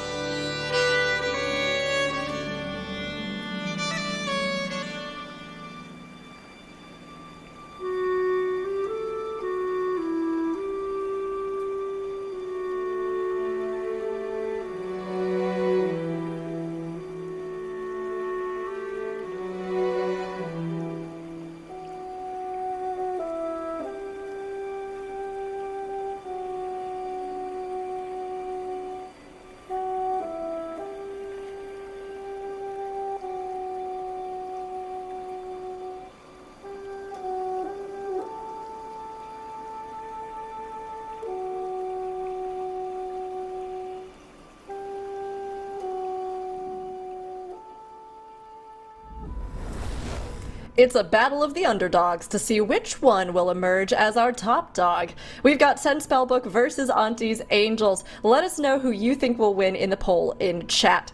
Now, Send Spellbook is a team that's resilient in the face of mistakes. We've seen them make comebacks and have some good plays and be able to rally and overtake their competition. But with that in mind, just how important is the mental game and ability to recover in a setting like the finals makes? Oh, it's very important, right? And I feel like both of these teams are good on vibes. Like, whenever I kind of hear from them or we talk to them, they're both very determined teams in their own right that are hard to kind of shake up, even when they aren't able to execute in similar ways like we have seen from Mandatory Dignitas. So it's going to be an interesting matchup because I feel like they're very close and very similar in how they approach competition. And if anything, these teams are going to have fun. So that's always a good thing. Honestly, I do love it. Just having a good time with people that you genuinely enjoy playing games with, I think, is so much more important than we all remember sometimes when we're deep in it or we're trying to push for ever higher goals, right? And of course, though, our teams, they can't just have good vibes. They do have to also be able to back it up with their gameplay. And replicating other teams' strats... Hey, Zyro, how you doing down there? Waving to the cat. Replicating... Oh! Hello. Replicating other team strats can only go so far. So at some point, the teams have to kind of make a breakthrough in their own tech or pull off a big play. So do you think it's possible that we see ANTTIS Angels make this breakthrough themselves this weekend, Zyro?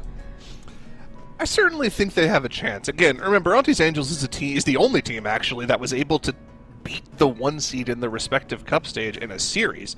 They beat Triple Threat in that upper finals match. No, unfortunately, they didn't win the grand finals match. That's why they're the 2 seed for this weekend, and they didn't have a great showing in their first match yesterday. But on paper, they should be the favorite in this series. Chat doesn't seem to think so, though. Dude, I feel like with the finals, like, that was when the teams were supposed to have the most time to practice. And so I would have expected, you know, even though the 19 Magister's Terrace is very volatile, I think that the deaths kind of continued to be that problem with ANTTIS Angels. I think in terms of actual strategies, I would not be shocked if ANTTIS Angels has something like 20 to 30 seconds in terms of strategy advantage over Send Spellbook in these maps. But for me, the bigger question is, like, are they going to be able to keep it clean and keep it consistent? Because that's been the thing that's plaguing them the most. I mean, it plagued them during Group B. Is just like randomly they would just accumulate 15 deaths, and you're just like, okay, well, this is unwinnable. Yeah, you know, sometimes you trip, you fall, you accumulate 15 deaths. It's just, you know, such a surprise. But it's true. I mean, it really does happen in these dungeons. And I think that, again, time and time, we see that penalty to the timers the deaths can accumulate can absolutely make something a winnable situation very quickly unwinnable. Now, of course, we have our map bans coming in for both of the teams, and we'll be taking a look at the pool. So we've got Nexus Point Zenith, which was going to be the one they had to start out on, but that leaves us with Pit of Saron and Mysara Caverns on the table for both of these teams. I mean, an interesting mix here makes, but do you think that any of these kind of lean more in the favor of either of these teams? I feel like all the dungeons that are open have extremely high error potential. I think there's some dungeons where that's a little bit less, but the Pit of Sauron, Mazara Caverns, we have seen how big these dungeons are, how different strategies can be there, and in the Nexus points, we are expecting teams to basically do the 3.5 pulls of the dungeon, so that in itself is a scary, scary thing that we'll need to look forward to. I'm curious if both of our teams have prepared that everything into Kazreth kind of pull, because that is not easy. Not easy. Ambitious. It could definitely give a time advantage, but if these two teams do struggle with some of those mistakes, is that a risk they're willing to take, or are they going to just try and really lock in and play clean?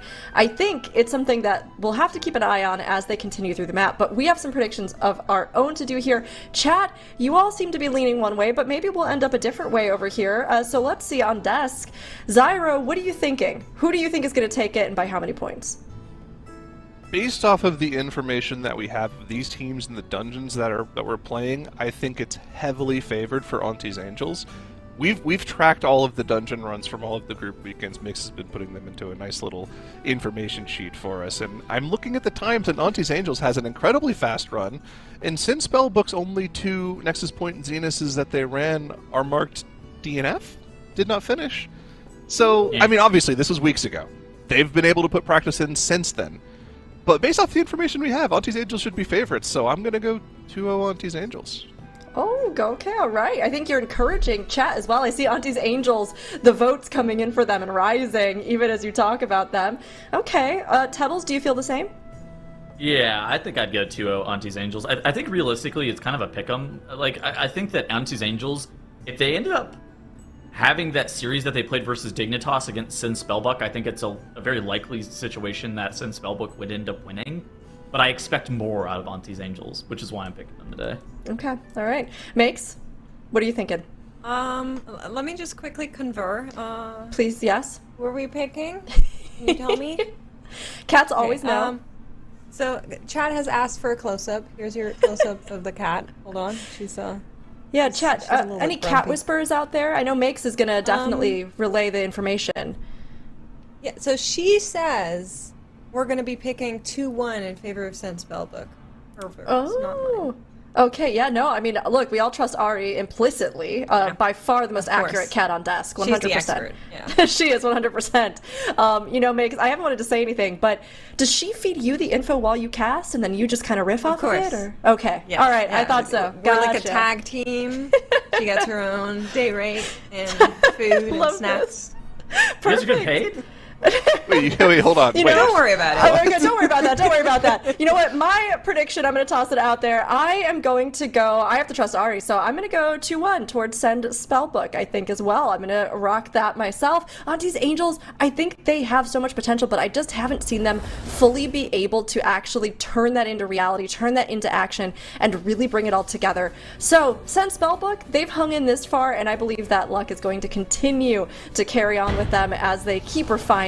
And we'll see here in our first dungeon, Send Spellbook versus ANTTIS Angels, lower round 1 coming in here as we start off our series. Zyro. I'm analyst. Oh, excuse me, Zyro. Tettles. Goodbye, Tettles. Bye, Zyro. Tettles. All right, let me do my best Zyronic impersonation. Yes. We're seeing Elemental Shaman, one of my favorite specializations, Zyro Leaf. A does sound like fantastic that. pick indeed. Yeah, exactly.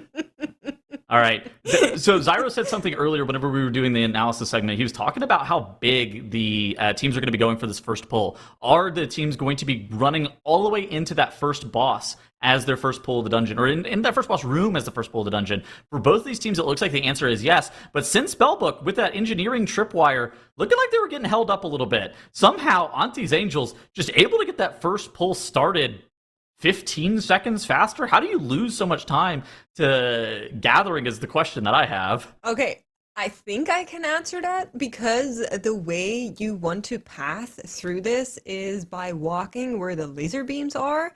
And in order to clear the beams, you need to have an engineer in your team. And maybe if they got held up by something, then that can really slow you down. But I do agree, a little bit of a surprise there in the gather between our two teams. Of course, Kazreth now in fight for both of our teams, and they are sending their cooldowns. I kind of want to come back to what you were talking about with that Elish Shaman. I was very surprised that our teams have kind of gone back to playing around this Unholy DK over the Frost DK that we had seen in groups so many times. But seems like the Shaman and the Devour Demon Hunter on their own can do enough, at least based on the Nexus Point Xenos that we saw earlier today. Now, I'm curious if Send Spellbook and ANTTIS Angels are going to be able to have that same damage available to them, because that Unholy DK doesn't do a whole lot in this Light Scarf there phase. I mean, look at the Nezro. He's actually on the Troll as well for the Unholy DK for a little bit more burst damage. You get that haste with that 3-minute on use. Oh my gosh, Dan, this is sad. Look at what's going on for Sin Spellbook's Death Knight. While Unholy okay. DK, they have the ability to be able to about do that. damage from range. You do not want to be standing at range for like 45 seconds. This is absolutely the worst case scenario. Royben also ended up going down, got battle res. That is a humongous time loss for Sin Spellbook. Not only did they have the 15 seconds of time from the death penalty, but Dan's inability to be able to do damage there is like, I would not be shocked if he lost tens of thousands of DPS right there.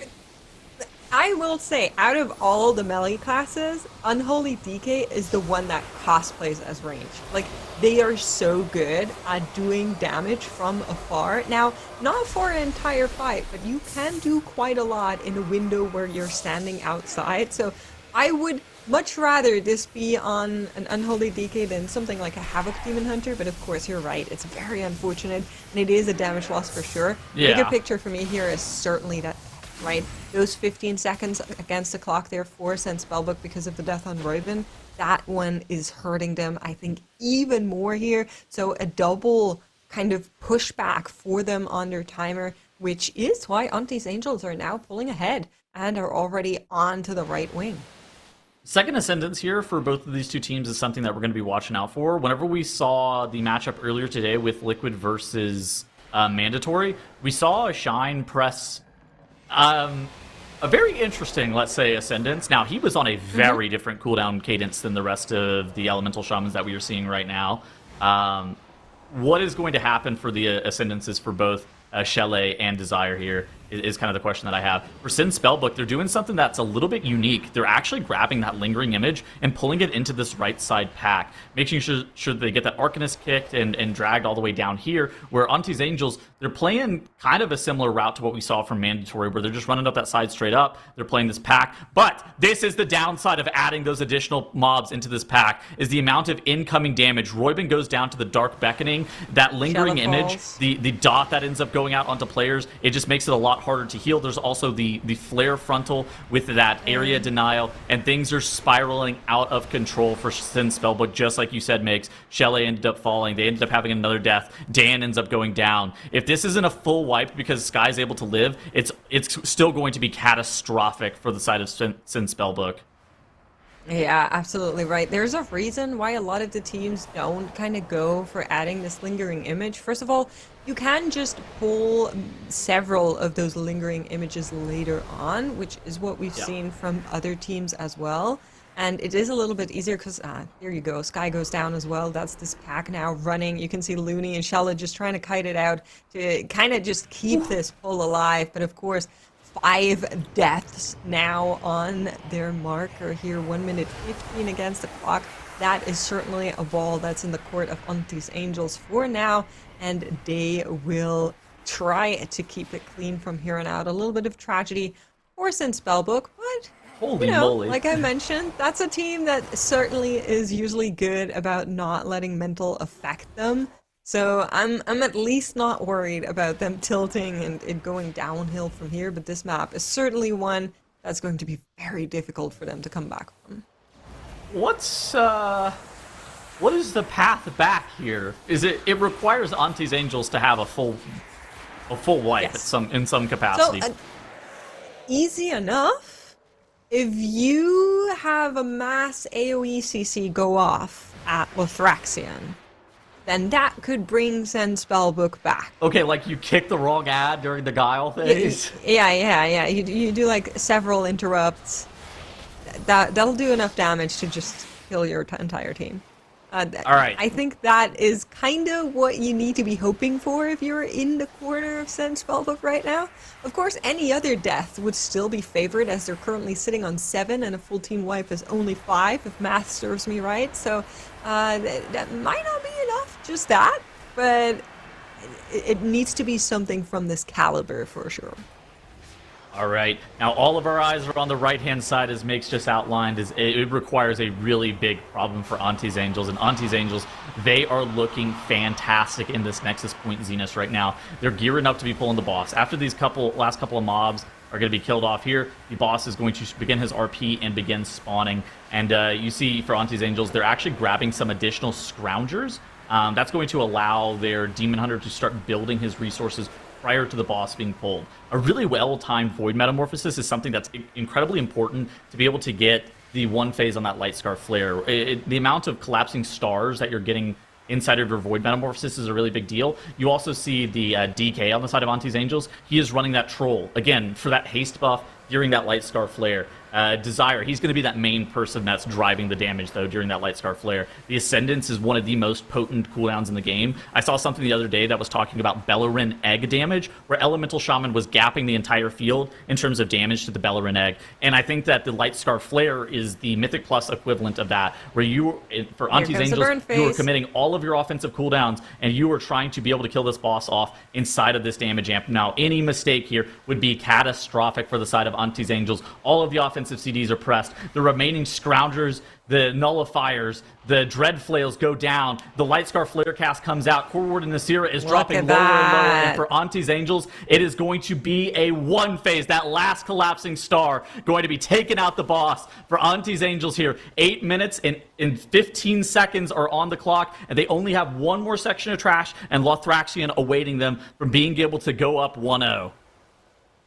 Absolutely right. A really, really nice one phase there from ANTTIS Angels. They didn't need that Frost Decay that we saw them run in the group phases. Stay set. We can do the same thing. But be aware that next pull is certainly one that can be a little bit sketchy if those lingering images live too long. If those debuffs just get unfortunately stacked up, that is something you need to be careful about. So that is what cost mandatory 2 deaths earlier today, as ANTTIS Angels is kind of just getting this entire pack together and grouping them up. They will need to work on through that and make sure they can survive. You can already see how hard some of these are just ticking on this entire group, and that is something that will continue to happen here as a remainder of the lingering images are now walking into the pack. In the meantime, since Spellbook left-hand side, they should get to that Light Scare Flare phase as well, and I just want to see if they can do it, okay? That's what I'm curious about. Lothraxion is going to be spawning in here as well. Let's take a look if they're able to get that one phase on the board as well. Yeah, you do see all their offensive cooldowns coming out here. At the same time, it's kind of this weird position where having a bunch of deaths there kind of kills your momentum, and it can disrupt your game plan if you're not too careful. But it looks like Sin Spellbook was able to get all of their cooldowns aligned, and they end up downing that boss. But on the right-hand side, all eyes should be on the right-hand side, as ANTTIS Angels have pulled Lothraxion. I would not be shocked if they're able to put up about a 12-minute timer. Now, they do need a little bit more trash count, but they have the Flare Bats, they have the lingering images, they have a little bit more of these swarms as well pulled. They also have additional trash that is on this platform. And the general cadence of this platform is fairly simple. Whenever you have your offensive CDs, and particularly that Bloodlust that's coming up in 25 seconds, if everything is synced up, then the team for ANTTIS Angels, they're going to be pulling of these casters. They're going to be pulling the remaining swarms that they need and potentially the Flare Bat, and they're going to try to nuke that down. How many phases are they going to be getting during the Guile is actually a pretty big deal, because if they're able to skip a phase, they could actually be a decent amount faster. I would not be shocked, though, if ANTTIS Angels here is able to put up about a 12-minute timer. So look at this. I think this might be the only Guile phase that ANTTIS Angels is going to get. While the boss is quite high at 75%, I think that the offensive cooldowns and the Bloodlust are going to be able to carry them over the line. If it's not, then I wouldn't be shocked if we see about a 12:40 timer, but I would love to see about a 12-minute run from ANTTIS Angels. Just for context, from earlier this today, we saw Liquid put up an 11:21 very clean run inside of this Nexus Point Zenith. So ANTTIS Angels is a little bit slower than that, but still a really good run for them. Yeah, I was gonna kind of point that out as well. Mandatory was on a similar story. They were 12-10 with 2 deaths. Now, if you take those out of there, it would have been around that 11:40 as well for them. ANTTIS Angels a bit slower, as we do have another death there on the side of Sen Spellbook. Unfortunately, one of those blistering smites has claimed Shelle once more, but it might not matter at all for this first map in this best of 3 between ANTTIS Angels and Sen Spellbook, as Antti is trying to close that door. Lothraxion will lift up one more time, but I believe this should be the last Divine Guile phase that they need to deal with. They just need to find the correct Lothraxion here. Where is it? Can we identify it? And they have no issues on the interrupts here, and that should be easy cruising from here on out for the Angels. Yep. I mean, this is looking fantastic for them. Whenever we were talking before, we thought that ANTTIS Angels was going to have a slightly faster strategy in some of these dungeons. It was going to be a question of consistency. And in this first map, since SPELLBOOK, they were the team that was inconsistent. We thought that the storyline was they were going to be a team that was slightly more consistent. But on the right-hand side, 10% HP on Lothraxion separates them from going up 1-0. They actually don't have count.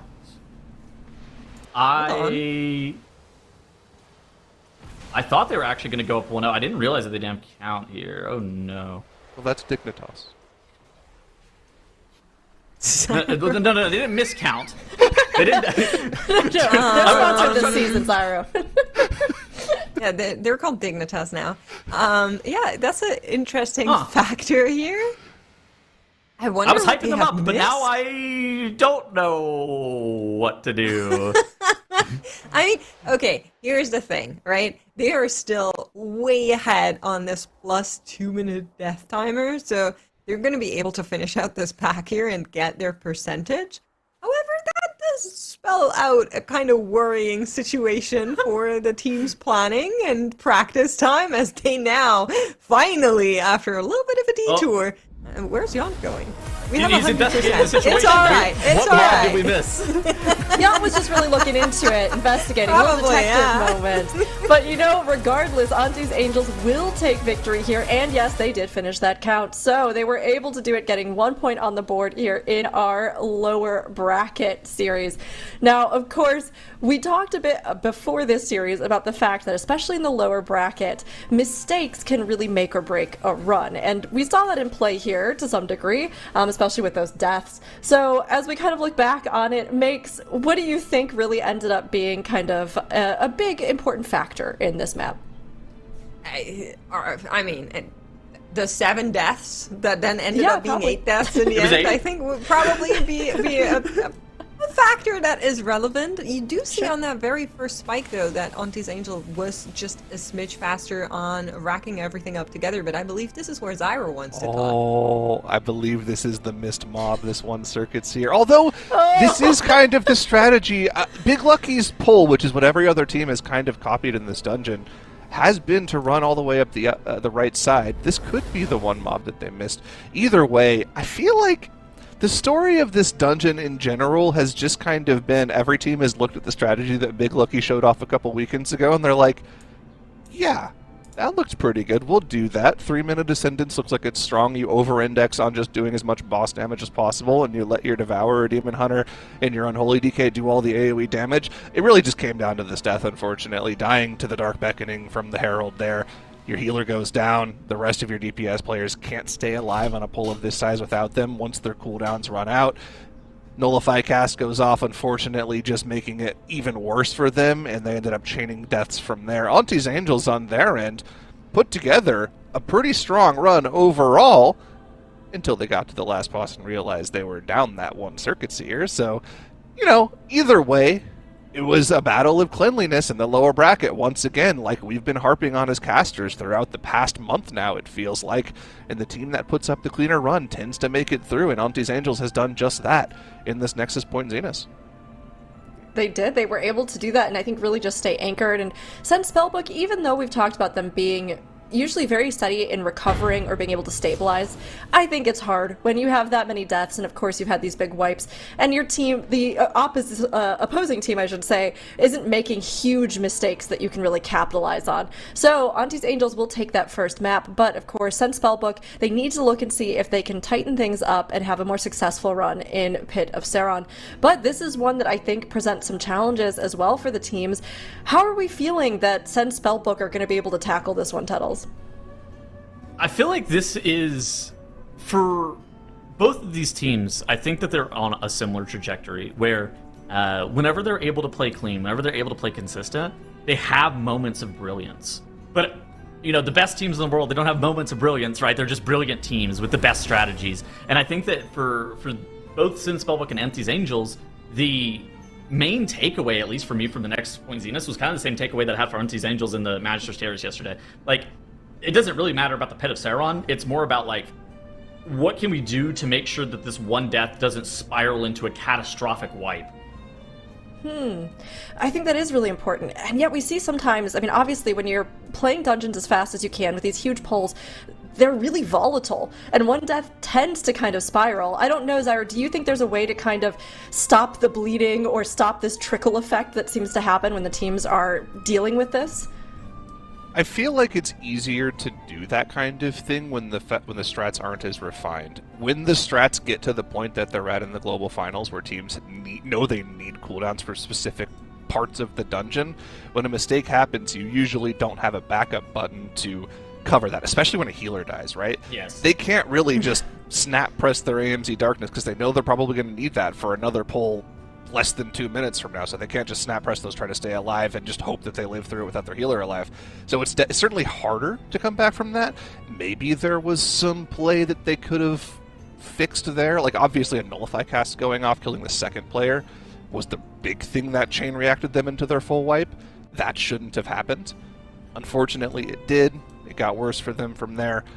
But they're not out of it just yet. The BlizzCon dreams are still alive.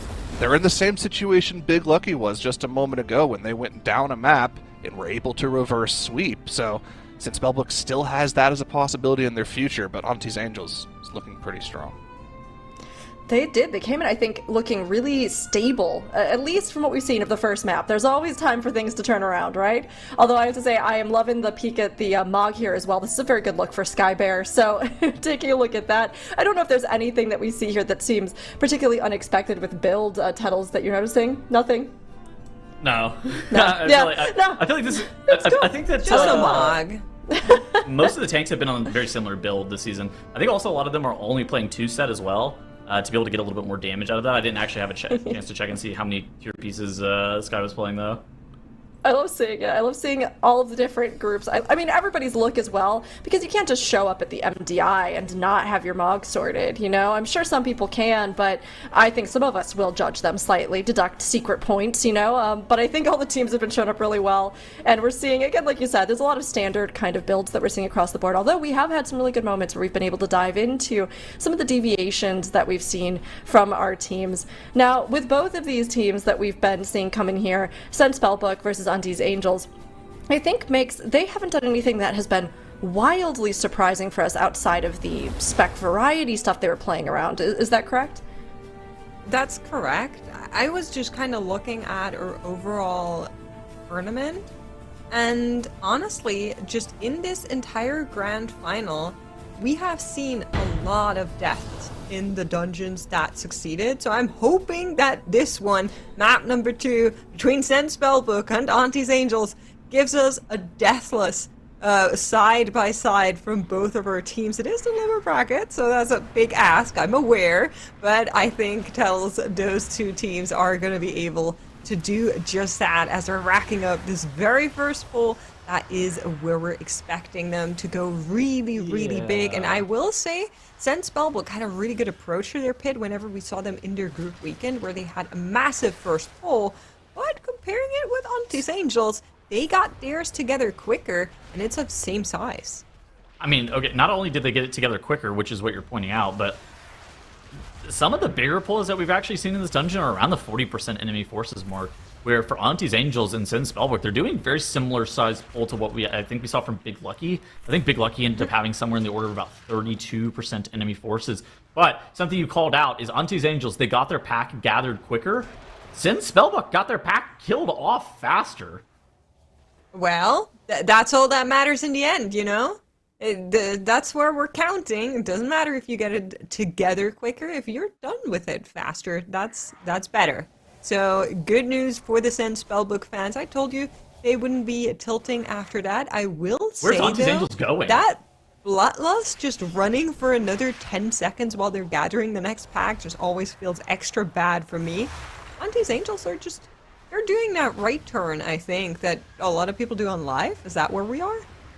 No, they're going to left. No, They're no, going no. to Okay, yeah, we're somewhere I think they're else. about to change to the boss. Why? I feel like so conventional wisdom is like you're running really far away from some of these quarry camps, and there's one specifically that has like a lich in front of it that's kind of annoying to navigate to. So a lot of teams, I think they started out the beta about whatever that was, like 6 months ago at this point in time, where they were originally going to the Ick and Crick encounter. But for me, I think this is a really interesting question because look at Sin Spellbook. That quarry camp that's over there, that's the one that a lot of teams, the reason that you don't go to Icken Crick first is because backtracking to that is just a massive time loss. Now, for me, for ANTTIS Angels, you see they were using Spatial. They were Divine was like tagging a bunch of mobs with Crackling Jade Lightning, and now they're engaging Icken Crick. On the side of Sin Spellbook, I was actually kind of hoping that they were already engaged in the first boss, given the fact that they're playing a similar route to what we've seen from the likes of like Liquid and Mandatory. But being a little bit slow on engaging this first boss, I feel like even though ANTTIS Angels is kind of on an unconventional strategy, I feel like they have to be in the lead here. Yeah, it does feel like it. You can see Royben just now also tagging in that Lich. We have seen other teams get to Garfrost in or within that second pull cadence. For Sin Spellbook, this is the third one, and Royben does go down to that Icy Blast from the Lich. Nobody else in range, nobody else really in fight with that yet, as she was just the one tagging it in, and unfortunately does take her down. Now we are in fight with Garfrost. Now the team is back together, but once again 15 seconds against the clock for Send Spellbook. And ANTTIS Angels, they're cruising to Icken Crick. They're just very, very nicely done. They have one more Graveblade in there, which is slowly but surely dying off. And their cadence in this dungeon is looking really good. Okay, so I think ANTTIS Angels is proccing about 20 seconds worth of travel time more than Sin Spellbook. Strategy-wise, what do you see that could actually give them 20 seconds of advantage? Like, is there anything that you see? Because they're pull that Sin Spellbook just did. I think that's it. The fact that they did another kind of half pull where we have seen other teams just take that into Garfrost, I think that's worth 20 seconds for sure. Which is why I think to the eye test, ANTTIS Angels right now are looking ahead. Now, you can also see right now, we're just going to ignore these shades, which is exactly what we want to see from our teams. It is a plus 16, so all of our teams should be able to do just that before Crick, because actually I keep mixing these two guys up, sends them into they kind of come together. The oblivion. Yeah, they do come together. And for now, they come together in the afterlife as ANTTIS Angels takes them down. All right, so Desire, he's moving his Wernstone. It looked like he was previously on Divine, but it ends up getting moved to that Devour Demon Hunter. Now, what is going to be used with that Wernstone is kind of the question. You see the Devour Demon Hunter, he's running off to the side. It looks like he's going to be utilizing that to join back in with the party. Is there going to be additional trash mobs that are grabbed by Jewel on this Devour Demon Hunter? That's a question that I have. It looks like, yes, he's going to be grabbing that Lich from that quarry pack like you just said. Yeah, so I don't think it cost him a whole 20 seconds to set this one up just based on what I saw. Yeah, it cost him a little bit, like maybe like 8 more seconds in comparison to what it normally takes to grab those 2 packs. That looks really good. They have to run back there and click the NPC though.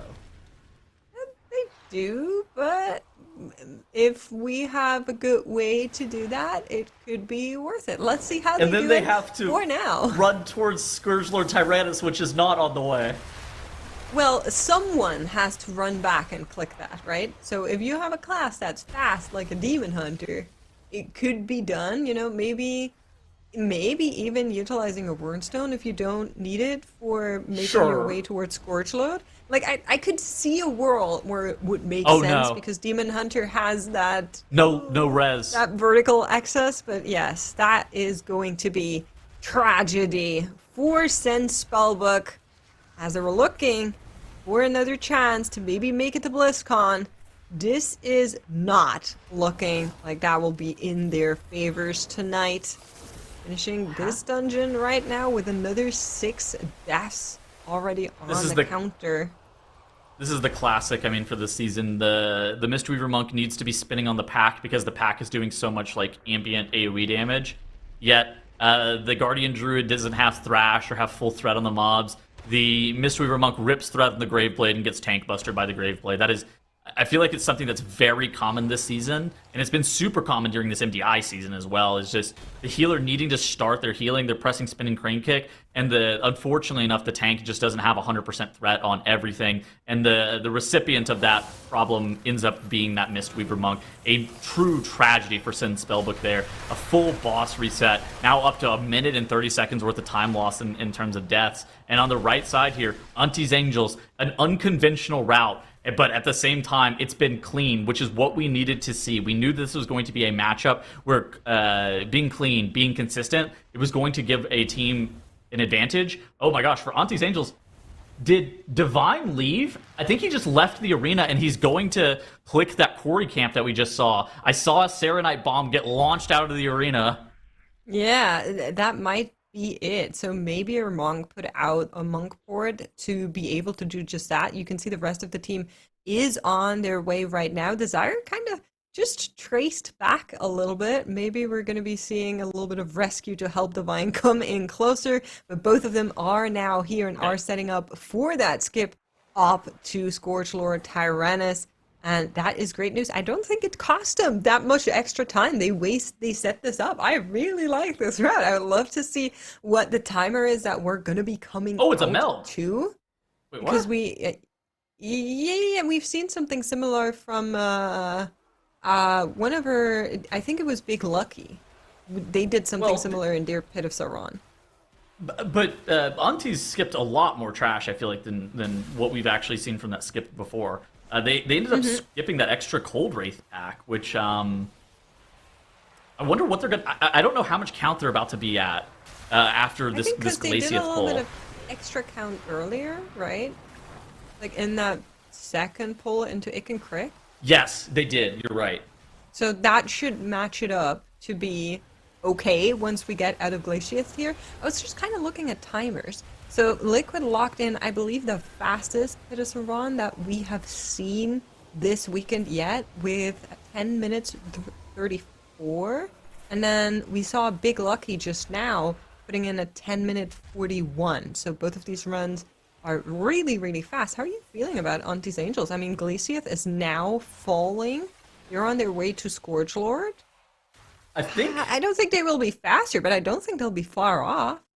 I think this route's about half a pull slow. I think that pull that you were talking about that was into the Icken Crick encounter, the best teams, the fastest routes that we've seen in here are those that involve, like, mandatory, interrupt, Liquid. Those are the 3 fastest routes that we've seen in Pit of Sauron, and those 3 teams don't have that half an extra pull. Big Lucky has that half an extra pull. ANTTIS Angels has that half an extra pull, kind of like you were calling out, where both of them are doing slightly different routes. But I think that is a really big deal, is being able to forego that extra pack. But I mean, for ANTTIS Angels on the right-hand side, that extra pack is not even going to be a big differentiator. Look at this. They're getting a bunch of trash. They're getting the double Graveblade pull. They're getting the caster mobs that are into this pack as well, a Cold Wraith. I think it's a Shadebinder. And now they're going to have their Bloodlust available. And so a lot of the MDI teams, they actually don't have their Bloodlust or when the trash is up, which is quite difficult for the tank to be able to survive this entire boss. But for ANTTIS Angels, it should be quite a bit easier if you do end up pressing that Bloodlust on top of this trash, on top of your Demon Hunter's cooldowns. When is ANTTIS Angels going to press this Lust? Because the DK, this army's burning a hole in our pocket. Yeah, normally you would do it about now, and that's exactly where it comes. So once those ads spawn, you want to do it. Maybe he was waiting for, like, DT to line up favorably or something like that. Sure. Unholy is that way, so it could be that we needed to just sit on it for a couple more seconds to make sure that that was ready. But now everything is being sent, or has been sent, into this boss.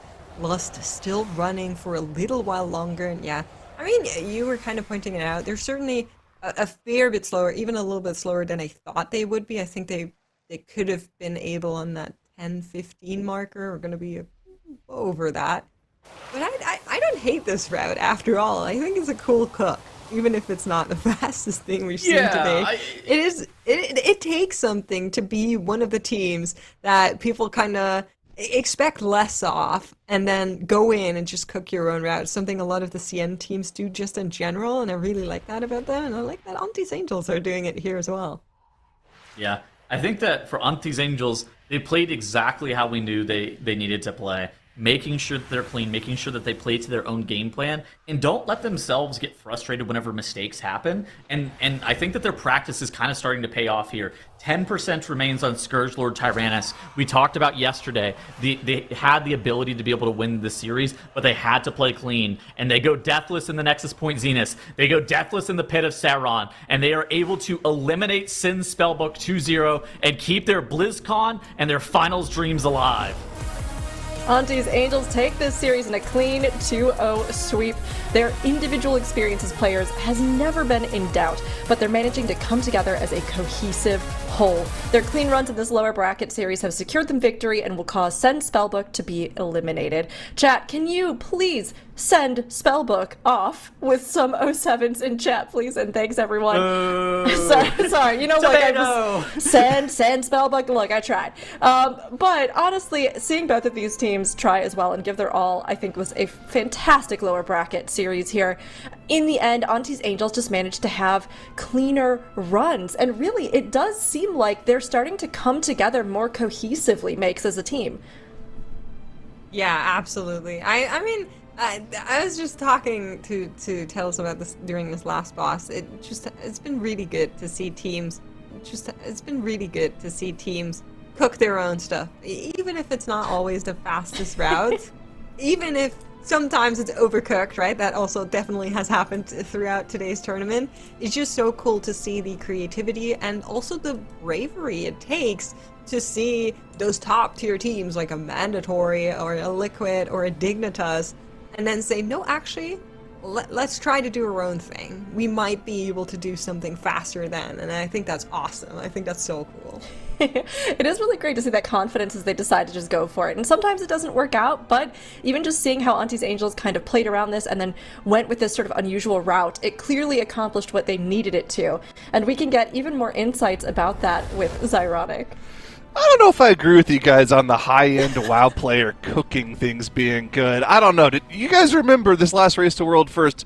We got to experience some first-hand cooking from Hopeful and Fired Up, and I don't know, that chocolate chip pancake was probably closer to the consistency of a cookie. Well, you either way, players. ANTTIS Angels' cook here did finally work out for them. I mean, I think throughout the course of the MDI, Ick and Crick, we've seen this boss pulled first a total of 3 times now. This is the first time this route has won. Was it fast, though? Not really. 12 minutes is a respectable time, but when you're looking at the runs put together by Mandatory and Big Lucky in the 10:45 to 11-minute flat range, this is not going to be enough, especially if they want to have the chance to take out Liquid later today in what could be a BlizzCon qualification match. So we'll have to see if this is going to be enough for ANTTIS Angels. That being said, this time around it was enough. Unfortunately, for Sin's Spellbook, this is the last call for them. They're eliminated. They will not be going to BlizzCon as MDI competitors, but I do hope to see some of these players there. I've known Shelley Roybin for a long time, dating back to the 2018 MDI when both him and I qualified for Global Finals. Sad to see him go, but it was a good run for them. They made it to the Global Finals. We'll have to see who that last team is, though, for Global Finals. Our next matchup could determine who actually is going to BlizzCon. If Big Lucky eliminates Triple Threat, that would mean that the last matchup of the day in Liquid versus ANTTIS Angels would be our matchup for the 4th slot at BlizzCon. You're right. That would be huge. I mean, it's amazing to see as this bracket continues to shake out. And as we work through this lower bracket, of course, we have this top 4 kind of looming, including our China region team that's there, knowing that those tickets to BlizzCon can be secured. But let's look at our bracket overall. We have these last 2 lower bracket runs we have to do tonight here for our teams. So what are we seeing with where the bracket has ended up today, Tuttles? I mean, I think that today has been spectacular. We've seen a lot of eliminations, and we have 2 more elimination matches awaiting us. I think that Big Lucky versus Triple Threat match, we didn't really know what we were going to expect whenever we saw the Triple Threat coming out of the Group B weekend. They were a team that came in as the 2nd seed coming out of time trials, and you know, they had some moments where they faltered, but I think so far during the Global Finals, they have looked like a team that is in very hot contention to be able to take the crown this season. And going up against the Chinese champions and Big Lucky, this is going to be a very, very close series, IMO. Yeah, it's going to be huge. And of course, every single thing that happens here today sets us up as well tomorrow for our Season 1 finals, where we have a champion to be crowned before we ever even gather around the BlizzCon stage. So there is so much on the line for these teams. And of course, they want to secure their place ahead, and they want to secure everything, the glory, the prize money, and those medals for themselves in the Season 1 finals tomorrow. But we have 2 more series ahead of us, and before we get to them, we have another mini game here to round out the day. So we've got Something Ain't Right. This is one we've been playing with all of you. That.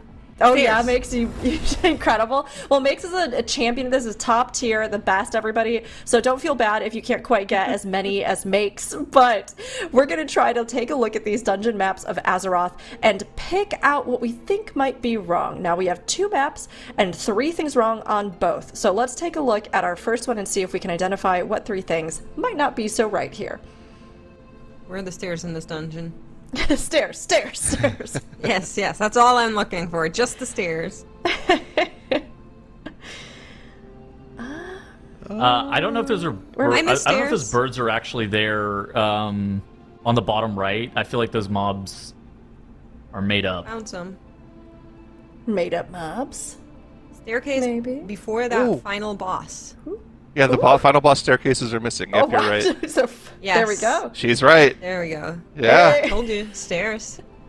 I am inside Productions walls. I think that's 2. I think that's 2 of the 3 things, right? We have one more. Yes, it's a lot of Okay. arrow Probably. check marks, but I'm pretty sure it's just 2 of the 3.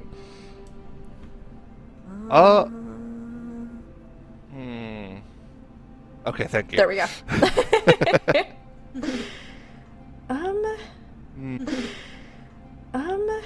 The wind tunnel is there. They didn't do that one again.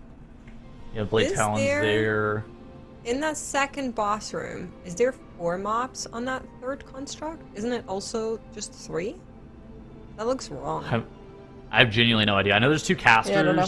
on both of the There's far not side ones that you 4 can CC. But casters. No. I think Well, this is right. those are mobs that do white swings. I have no idea how many of those there are. Oh, Okay, no, that's not not it. Well, I lied. Made that up. Oops. I mean, there's not 3 Dread Ravens in the beginning. There's only 2. It moves from position 1 to position 2, but I don't think that's the issue. Are we missing elementals in the pack before the second boss? Yeah, I Second think boss, the second pack boss? before the second boss looks No. wrong. No, Like, looks there's- right. Okay. No. Mobs. Oh. No, that's not the one on the platform. Is Somebody in something- chat points Isn't out it like all birds? could be birds. I see a lot There's of calls like- for birds in the chat, and I also see a call about Grand Spire being used twice. But didn't we confirm that that's correct? They're both Grand that's Spire. right. Might be They're correct. both Grand Same Spire, spire. yeah. No, In previous ones. the third boss room, the platform. Isn't that like Wait. a bird pack instead of like these elemental guys?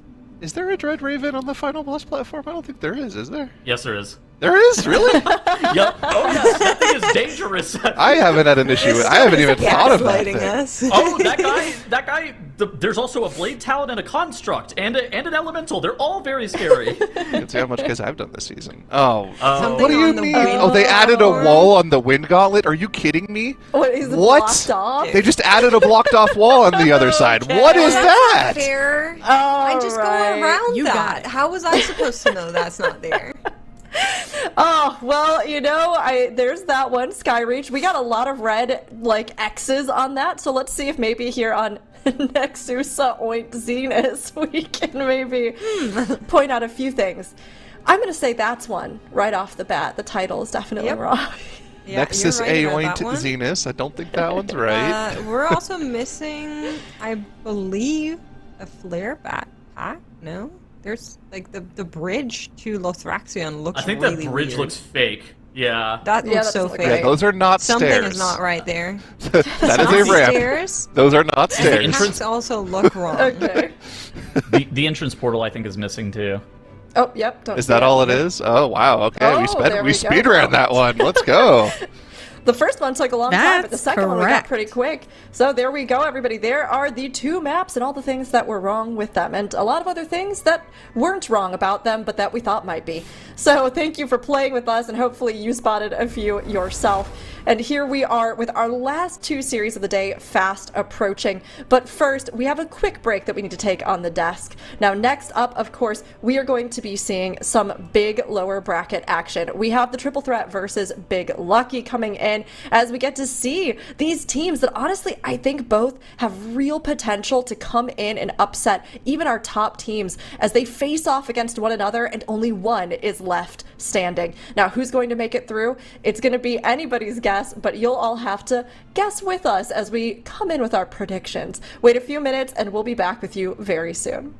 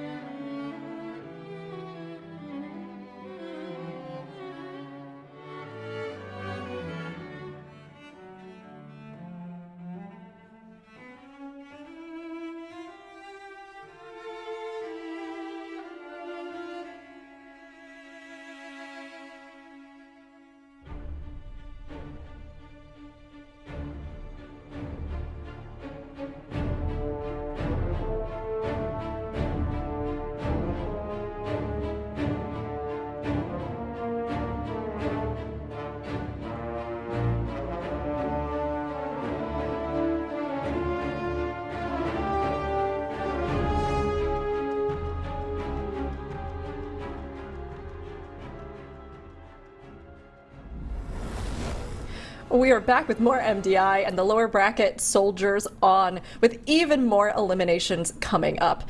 Up next, we've got the Triple Threat versus Big Lucky, so get your predictions in chat. And really quickly, let's go ahead and just touch on how qualification will work with these teams in this lower bracket, Dratnos. All right, so this is a really important series because Big Lucky has already qualified to BlizzCon by virtue of being the last Chinese team standing.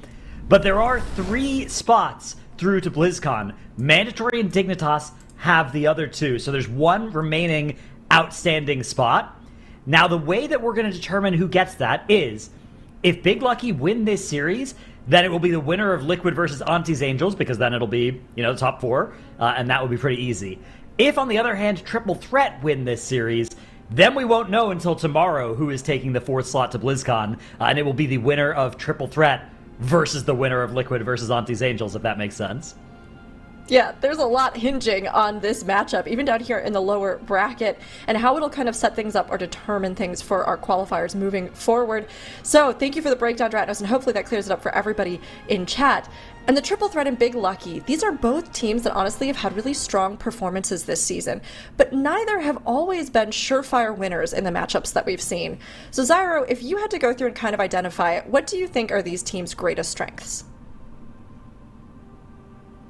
Zyro. Oh, gosh, Yeah, oh my we're all kind of just like, Dratnos! We just had you titles. Let's go ahead and get you in instead. Repeat the question. I'm sorry. Yeah, you're good. You're good. What are, would you say, the Triple Threat and Big Lucky's greatest strengths? Okay, yeah, I think that for the Triple Threat, we didn't really know how they were going to perform coming out of Group Weekend. We knew that they were a team with potential, that whenever they came in through time trials, this is a new assortment of players, but they have a lot of name cachet, right? There's a decent amount of players that have played in MDIs in the previous. You also have a bunch of Race World First competitors on this team. There are 5 different Race World First competitors from 3 different organizations, which is where their name comes from. And we didn't really know how they were going to perform, even though they have some players on the team that have competed at a really high level in MDIs in the past. And so, I think that during their group weekend, they kind of struggled a little bit to be consistent. But so far during the finals, they've actually looked really good to the point where they've played, kind of up to their time trial seeding. And for Big Lucky, they were the number 1 seeded Chinese team. They looked really good during the Chinese weekend, but they looked like they faltered a little bit during the global finals, where they have slightly slower strategies than some of the absolute top tier teams. At the same time, it's not on a every dungeon basis. I think if you take Big Lucky's best dungeons and compare them to the best dungeons from a team like Triple Threat, I would not be shocked if they're completely even. But the dungeons that Big Lucky seems to be a little bit worse in, they seem to be about 45 seconds worse, which is a pretty big deal, especially whenever we're on this global stage. Yeah, I think it opens up that door for it to be something where you're already working at a disadvantage, especially on those maps. So if they can kind of close that gap and overcome it, I think that will be really key. Or if, Triple Threat has some mistakes, I think that can also be something that might bring some of those a little more in line. But we're getting a look at our map bans now. So we'll take a look, and this is actually the first time all weekend that we've had both bans come in for the same map. So as we take a look at it, Skyreach will be first, but both of our teams moved to ban out that Magister's Terrace. it is a very, very scary dungeon. Already in the group weekend, we saw the caliber of pulls that some of our teams were doing in there. So I'm not surprised that both of our teams are kind of looking at each other and saying, like, I don't want to meet you in this dungeon. Kettles? I have some thoughts about this series. Yes, I feel I can see. That's why I'm talking. Oh. I feel like. Oh, wait, what did you? I wasn't trying to interrupt you. No, go. Oh, like I feel like this is the best ban setup for if you're Big Lucky. Like I thought their Alcazar Academy yesterday was terrible, and they've banned Magister's Terrace this entire weekend. Like I think that that ban setup is perfect for them because I did not like their Alg. I thought it was really slow. Yeah, I mean, Triple Threat choosing to ban out this Magisters against them, it's strange. Like, we saw Big Lucky kind of get owned in Magister's Terrace in the CN weekend, ban it out so far this weekend. So Triple Threat choosing to ban it out means they must like the other two options quite a lot, right? Because I think they probably knew that Big Lucky would also be throwing that ban on to the Magister's Terrace. You know, I think it is going to be something where, again, we see these teams kind of play around this and really try to strategically pick what's going to give them the biggest advantage. Now, obviously, both of them felt very much that that one was not going to be it. So first and foremost, they have to get through this Skyreach, and then we'll see how far they make it and which of these maps are going to kind of go in their favors. Now, this is going to be our first game here of the series, Triple Threat versus Big Lucky, coming in on Skyreach at this plus 18. So again, for our finals weekends, these key levels have gone up, the stakes have gone up with them, and we know that this match has a lot on the line. These teams want to see who's going to be able to qualify through for BlizzCon, and this may very well shift how we see that all unfolding here in the series to come. Now, Triple Threat versus Big Lucky, both of these teams powerhouses in their own right, but can they bring it together? Can they face off? And who is going to be the one that walks away moving on to tomorrow, Makes? Yep, that's a great question, of course. The tournament day has also been ongoing. Both of our teams have a couple of matches under their belt already. We are going to be entering that Skyreach right now as teams are on their way. You can see Triple Threat setting up to get to that platform immediately. Similar story on the side of Big Lucky. We're just waiting for our well, we made it. Okay, for a second it looked scary, but we got there. Yeah, no warlocks needed anymore. It was the Chinese region that showcased the way to do this skip without using a gateway at all.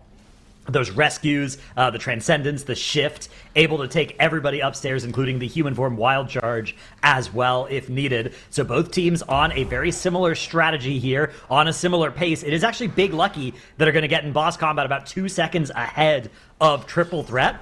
Which is good news for them. The other good news for them, looks like they already have a 100% count too, so that's going to be a strong advantage if they can find a way to skip all the rest of the trash in the dungeon. Yeah, so there is a teeny tiny issue with our overlay. Don't worry, we'll fix that in just a second, and then everything will be in order. We'll just need to go to a quick little full screen on the side of Triple Threat, but do not worry, we have the correct numbers. It's just a little bit of, production magic, broadcast magic, whatever you will call it, but we will get it sorted out any second now. As we take a look at both of our teams trying to deal with the remainder of the pack on top of Ranjit. That is a boss that's a little bit messy, you can get knocked by these extra whirlwinds really quickly, so gotta be careful here. Anytime you're visiting an expansion that's like more than half the game's lifetime ago, you always get a little bit mad when one of these bosses kills you, but I think this one is a very common cause of death in the MDI so far. We've seen players just getting knocked off the edge all the time. Now, part of it is especially these Dread Ravens that do get added to the boss, make it a lot trickier. But even just the boss mechanics here have caught people off guard over and over again, so it's very much something to look out for, especially if you're trying to optimize your damage. Yeah, absolutely right. I like this little adding in of the Dread Raven and the remainder of this servant pack that's standing at the bottom of the staircase that you can see right now. I'm a little bit worried that it might have been just a smidge too late. I assume it was just lined up with their cooldowns, but you can see that Ranjit is looking to drop a little bit faster than that Dread Raven, which is normally not what you would prefer. You ideally want to either finish the trash first or finish it at the same time, and since you are not trying to focus target those additional adds on to bosses, you would just like to cleave it down passively. It's not going to be the option for the Triple Threat here, so they're losing about a second, I assume, or maybe 2 if they're actively tabbing over, but they're going to be able to do just that and move on. Yeah, their composition actually does want to have extra targets under the boss when possible. We do have that Arms Warrior in here as well. Ooh, a Arms Warrior skip as well. That was so cool. I hope we're going to get to see that on replay later. But the Warrior actually charged in and then used the Fear Shout. Probably, really nicely timed as well, because didn't even need to pop die by the sword and avoid getting auto-attacked that way. And then ended up shadow melding afterwards after the entire group got through.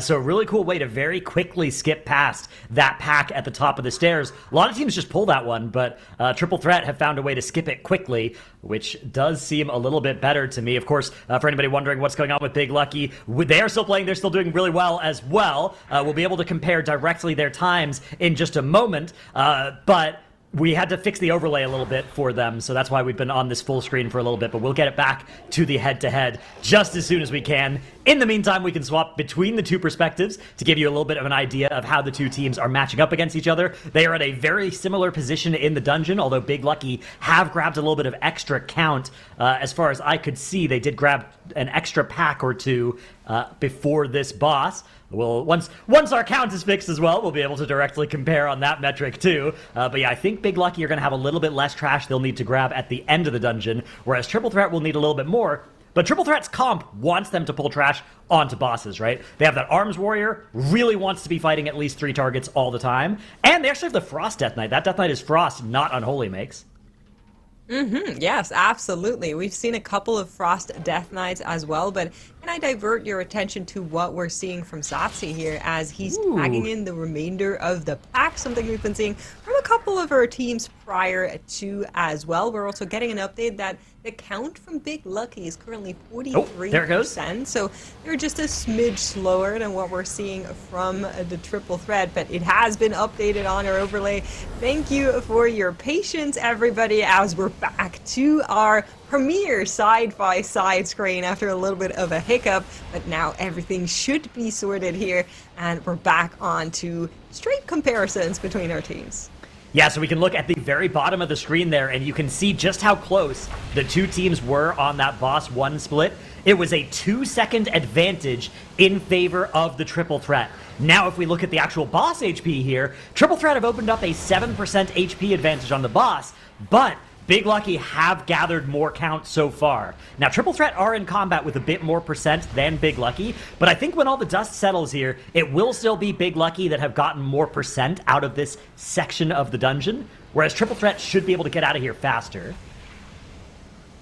Yeah, I think so too. I also really like utilizing the Frosty K here. I know the Premier spec has been to play around that Unholy, and for good reason so, but the Skyreach in particular has a lot of just high target, high HP mobs like those Dread Ravens earlier on, even the Elementals in some of these packs that you can just really cleave down from. So if you are able to make your pulls in such a way where you always have this kind of scenario, it can actually be really beneficial to play around this Frosty K, which is pretty cool. But look at that. Big Lucky, they're accelerating. On top of having a little bit of extra count, they are now neck and neck with the Triple Threat as well. Yeah, exactly. They are on a great pace right now. We'll get to see which team kills the boss off first. It is worth noting that the count is very close to equal as well. It's only a 3% advantage on count for Big Lucky. Is that worth a lot of time?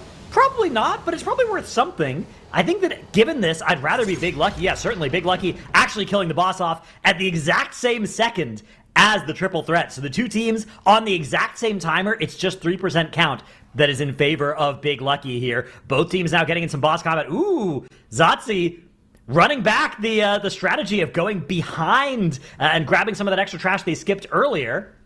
Hitting it with the Song of Chi-Ji to keep it CC'd for a little while, and then rejoining the group. So that trash is going to join us, but not for a while. And this is really smart, Makes, because normally you can't fight trash with this boss because the trash that spawns in front of it is required to activate the boss, right? So your Arms Warrior is just going to be sad.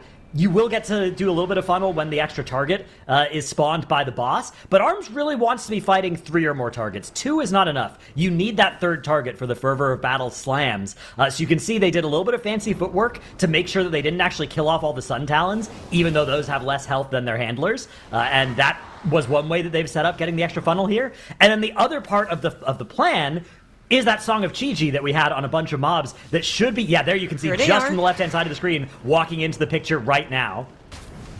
Yeah, that's really cool, and that's something the Triple Threat have just been showing time and time again in their dungeons, that they're really willing to kind of facilitate that Arms Warrior in all its glory whenever they get a chance to, and that's just yet one more scenario where they're doing just that. You might not be able to replicate this in any of your keys that you're doing, but the potential is there and the possibility is there, and I love this so much. It's awesome that this team is electing to play this way. They're getting so much value from it. I mean, just look at that Arms Warrior on the damage breakdown, just looking so good right now, as they're being able to just Leaf constantly get all of those resets all the time. Big Lucky are, of course, also on Rockran, but they're a good smidge behind the triple threat in boss progression. Yeah, Walllife is just getting the absolute VIP deluxe treatment here, always getting his 3-target funnel on every single encounter.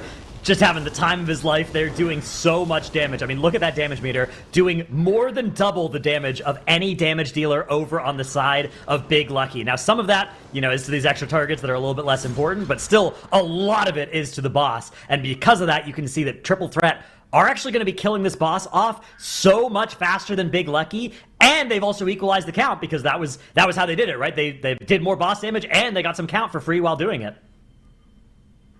Absolutely right, but we do have a death as Swag has fallen to fall damage in this wind area. You can see Satsi is just kind of taking the easy way out, but as a DK, you really don't have much excuses for this one, I'm afraid. As you can see, Swag is on his way now, needs to dodge those extra swirlies, but is the last one to arrive. Unfortunate scenario for Triple Threat. Yeah, that is not what it's supposed to look like, although I did notice something really cool that Swag did use there, was the Void Elf Racial.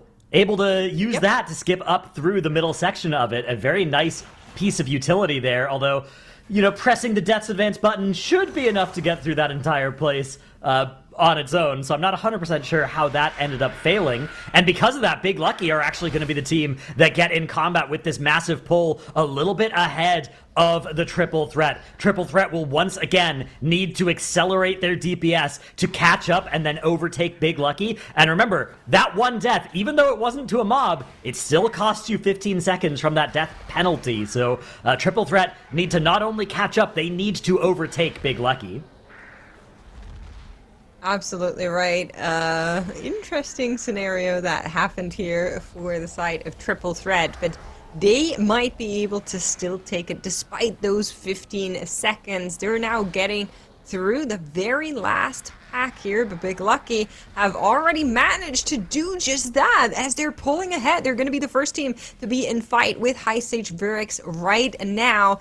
Let's make sure that we're clean on those extra adds. You can see Satsi rolling back, trying to get the remainder of the trash count as the team is still dealing with that last elemental, now being able to get the High Sage in fight as well, but they're certainly behind. They have gotten through this last pack so much slower, on top of that extra wind time differential between those two teams. Almost a shocker here, really.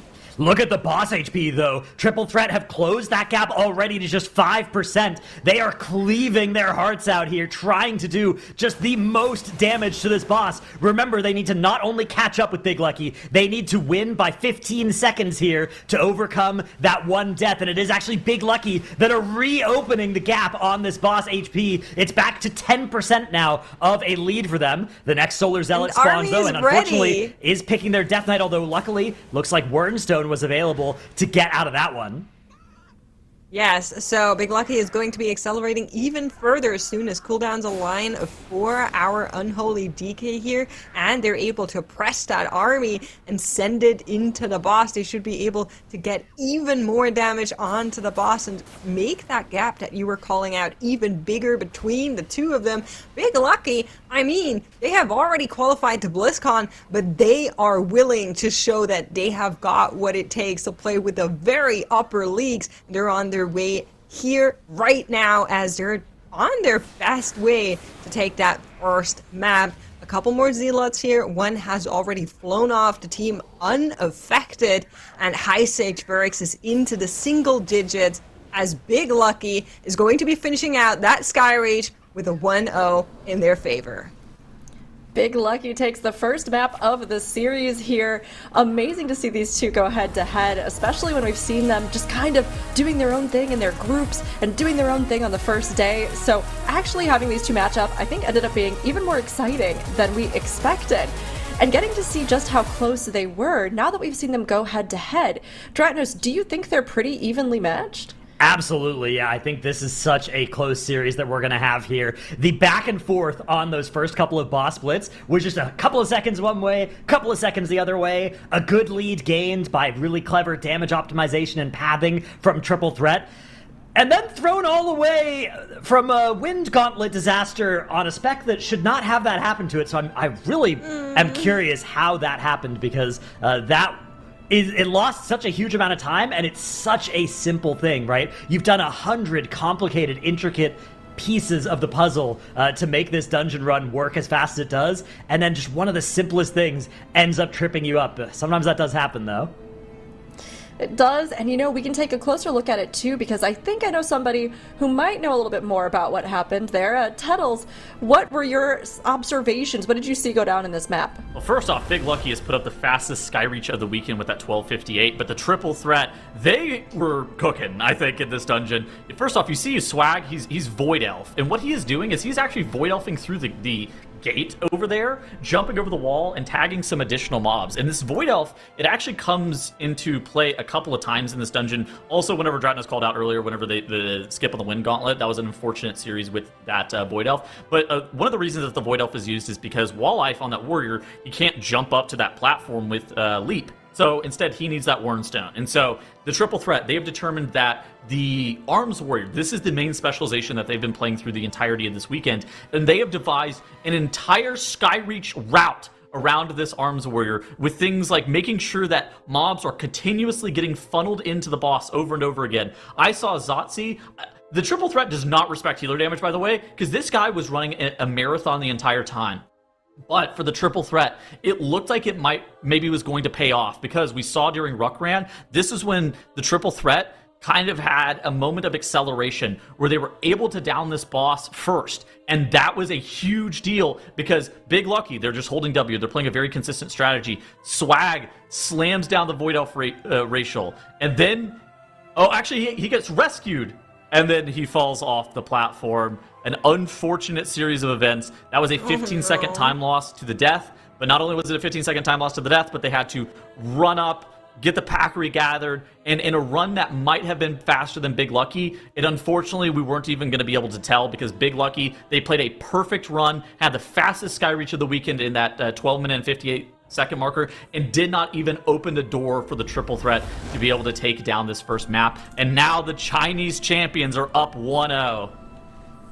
They have come in and started off this series very strong.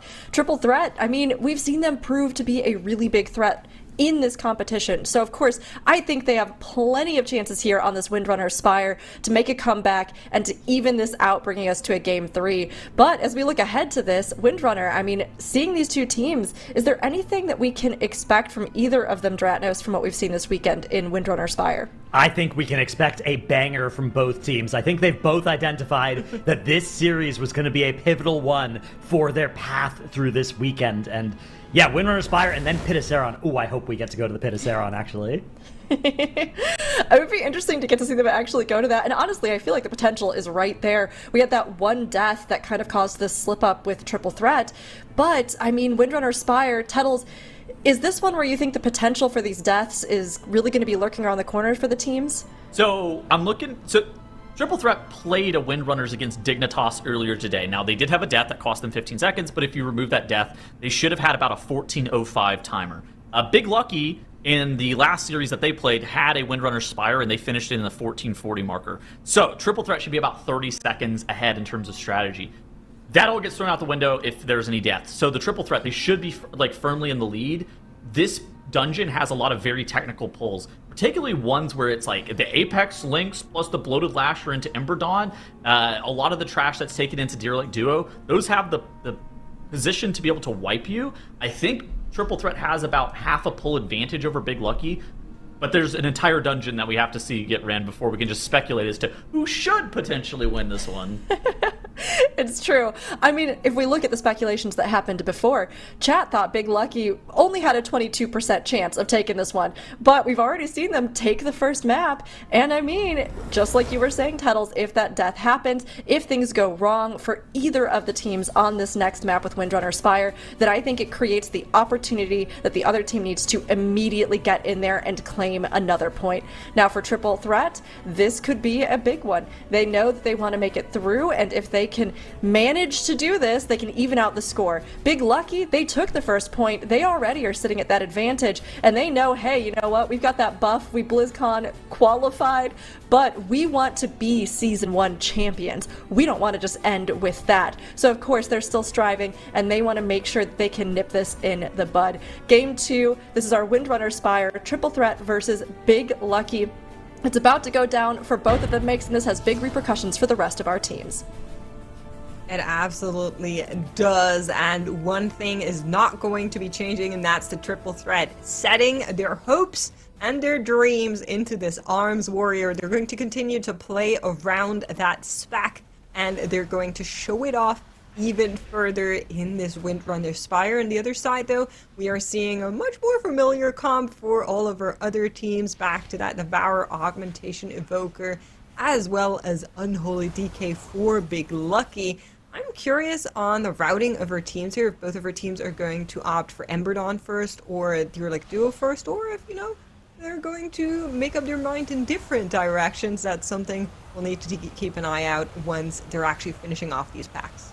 Yeah, Big Lucky are going to head down towards the Ember Dawn side, as are the Triple Threat, which I believe is what both teams did in their previous runs in this dungeon as well. But it is certainly an open question. We've seen teams doing both directions so far this weekend. In fact, I think it's 50-50 so far which direction our teams take across the runs we've seen. Triple Threat going to be doing a meld skip past the first few mobs of that area. Big Lucky, on the other hand, it looks like we've got a cap form there. We've got some meld. Yeah, also melding. They're melding a little bit further, though, so they are not going to be fighting those spiders, whereas Triple Threat are taking them with them forward through the dungeon. Let's see where this train stops. The Triple Threat are taking the links forward. Are they going to make it all the way to that bloated lasher? Yes, Big Lucky are doing that as well. Are they going to go all the way to Ember Dawn? Yes, Triple Threat are. Are Big Lucky as well? Yes, they are. This is going to be an incredibly dangerous and important pull. If either team can execute this and the other can't, that will determine the winner of this map.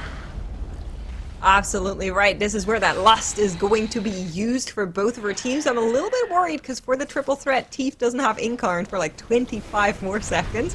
So they'll need to be a little bit careful in a very scary pull that they have on their hand. Gub dropping incredibly low right out of the gate as the additional debuffs come on out. But the story is the same for Big Lucky, trying to stay alive. You can see the fences being popped across the board for our teams trying to stay alive as they are needing to deal with the boss mechanics, with those interrupts, while also trying to do as much damage as possible.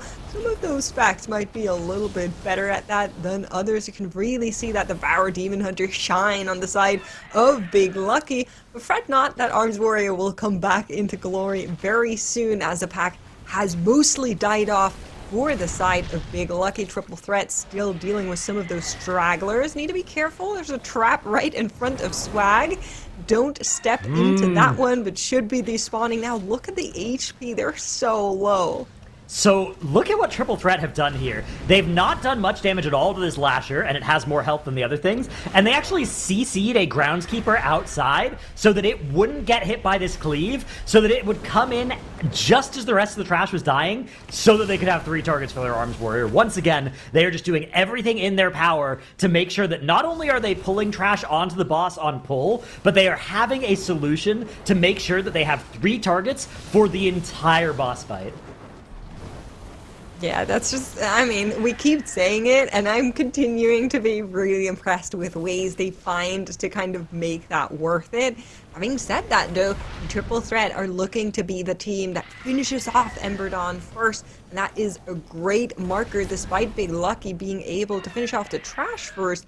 The Triple Threat just able to get that boss damage out there continuously are going to be locking in 339 on our boss splits, where Big Lucky is just 5 seconds behind. That's not a lot. That's certainly not a lot in a composition where both of these teams are as close as these two. They're now on their way to D-Relic Duo. Let's see how they deal with what is basically the second of 3 pulls in this dungeon.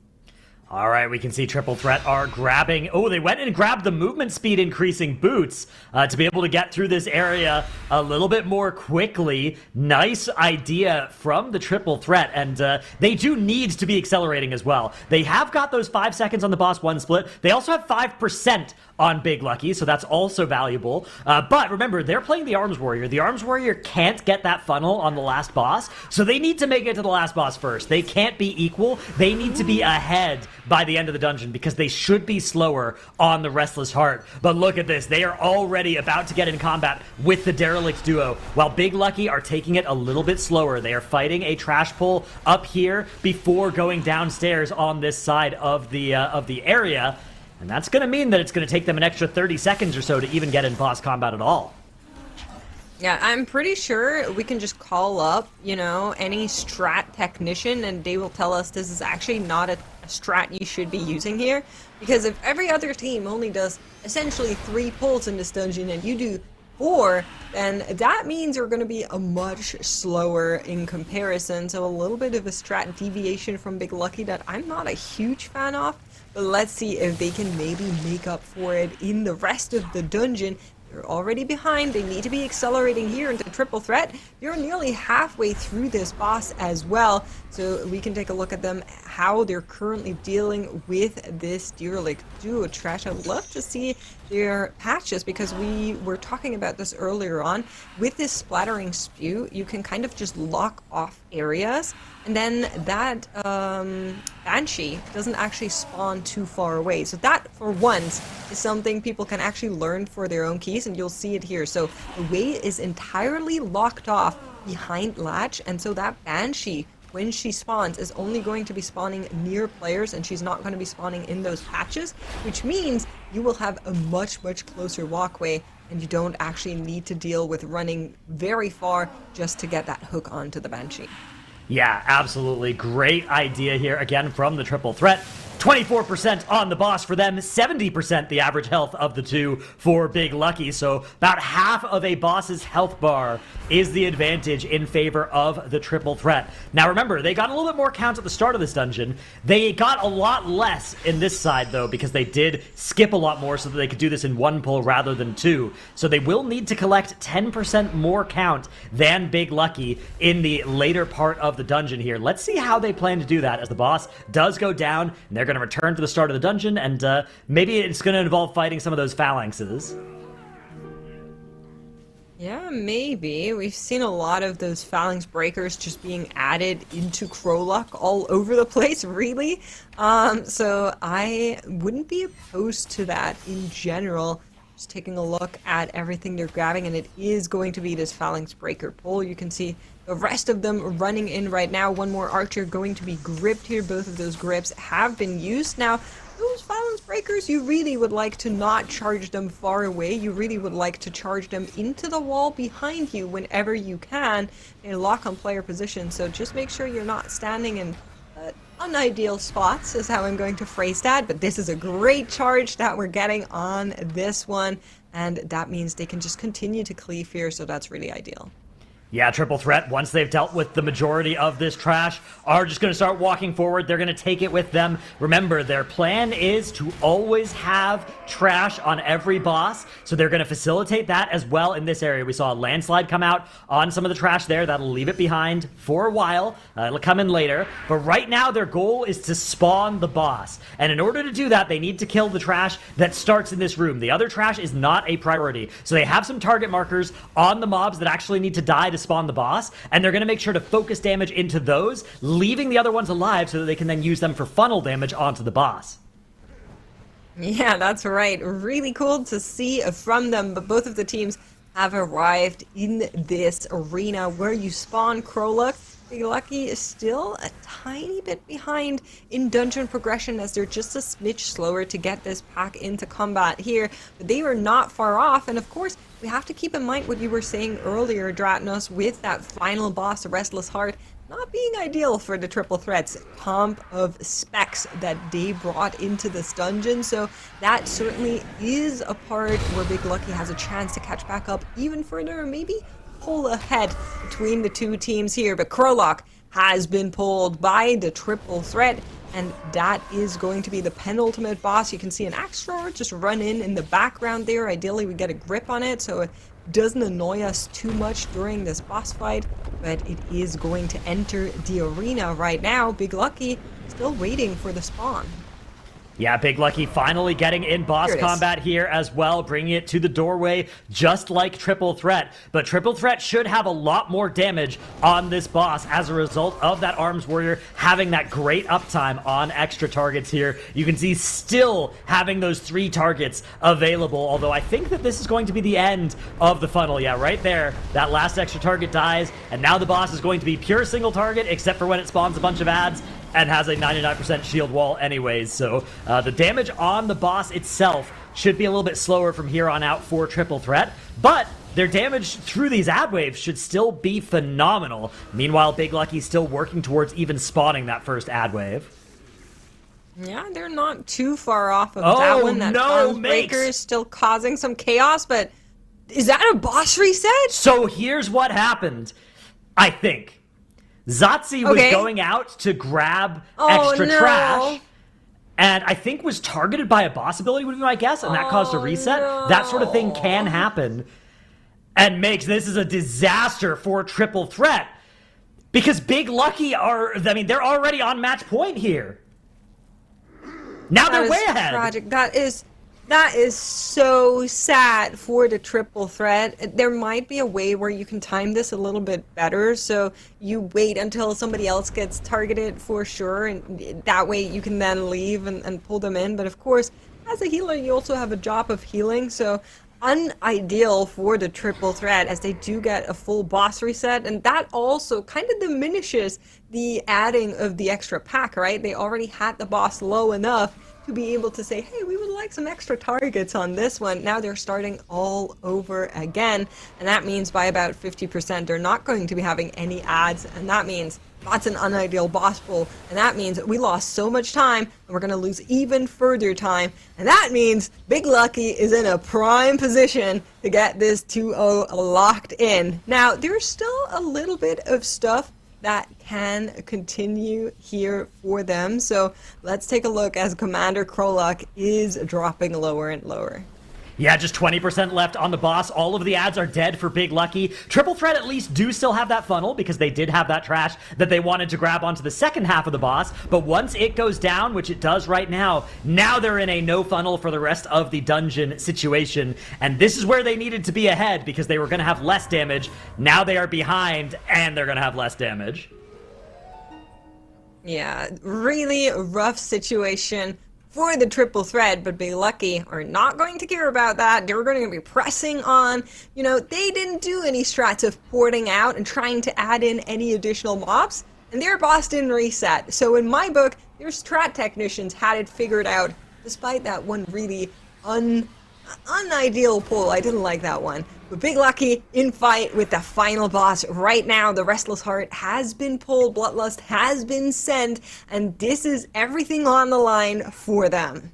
Big Lucky are zooming through this dungeon as well. They are ahead of their previous pace on here. They are on pace to have one of the fastest Windrunner Spires of the weekend right now. Big damage coming out onto the Restless Heart as they have their Lust, all of their major offensive CDs available except for that Breath of Eons, which is coming up in 8 seconds. It's actually a little bit awkward breath timing here for Big Lucky because right now we have that Bullseye Wind Blast, and then by the time that's done, Lust is going to be over, so it looks like, oh, fancy flight from the Evoker, flying through the boss and then into one of the arrows using the Breath of Eons, and then also doing the boss mechanic with it. That is a nice way to kill 2 birds with 1 stone.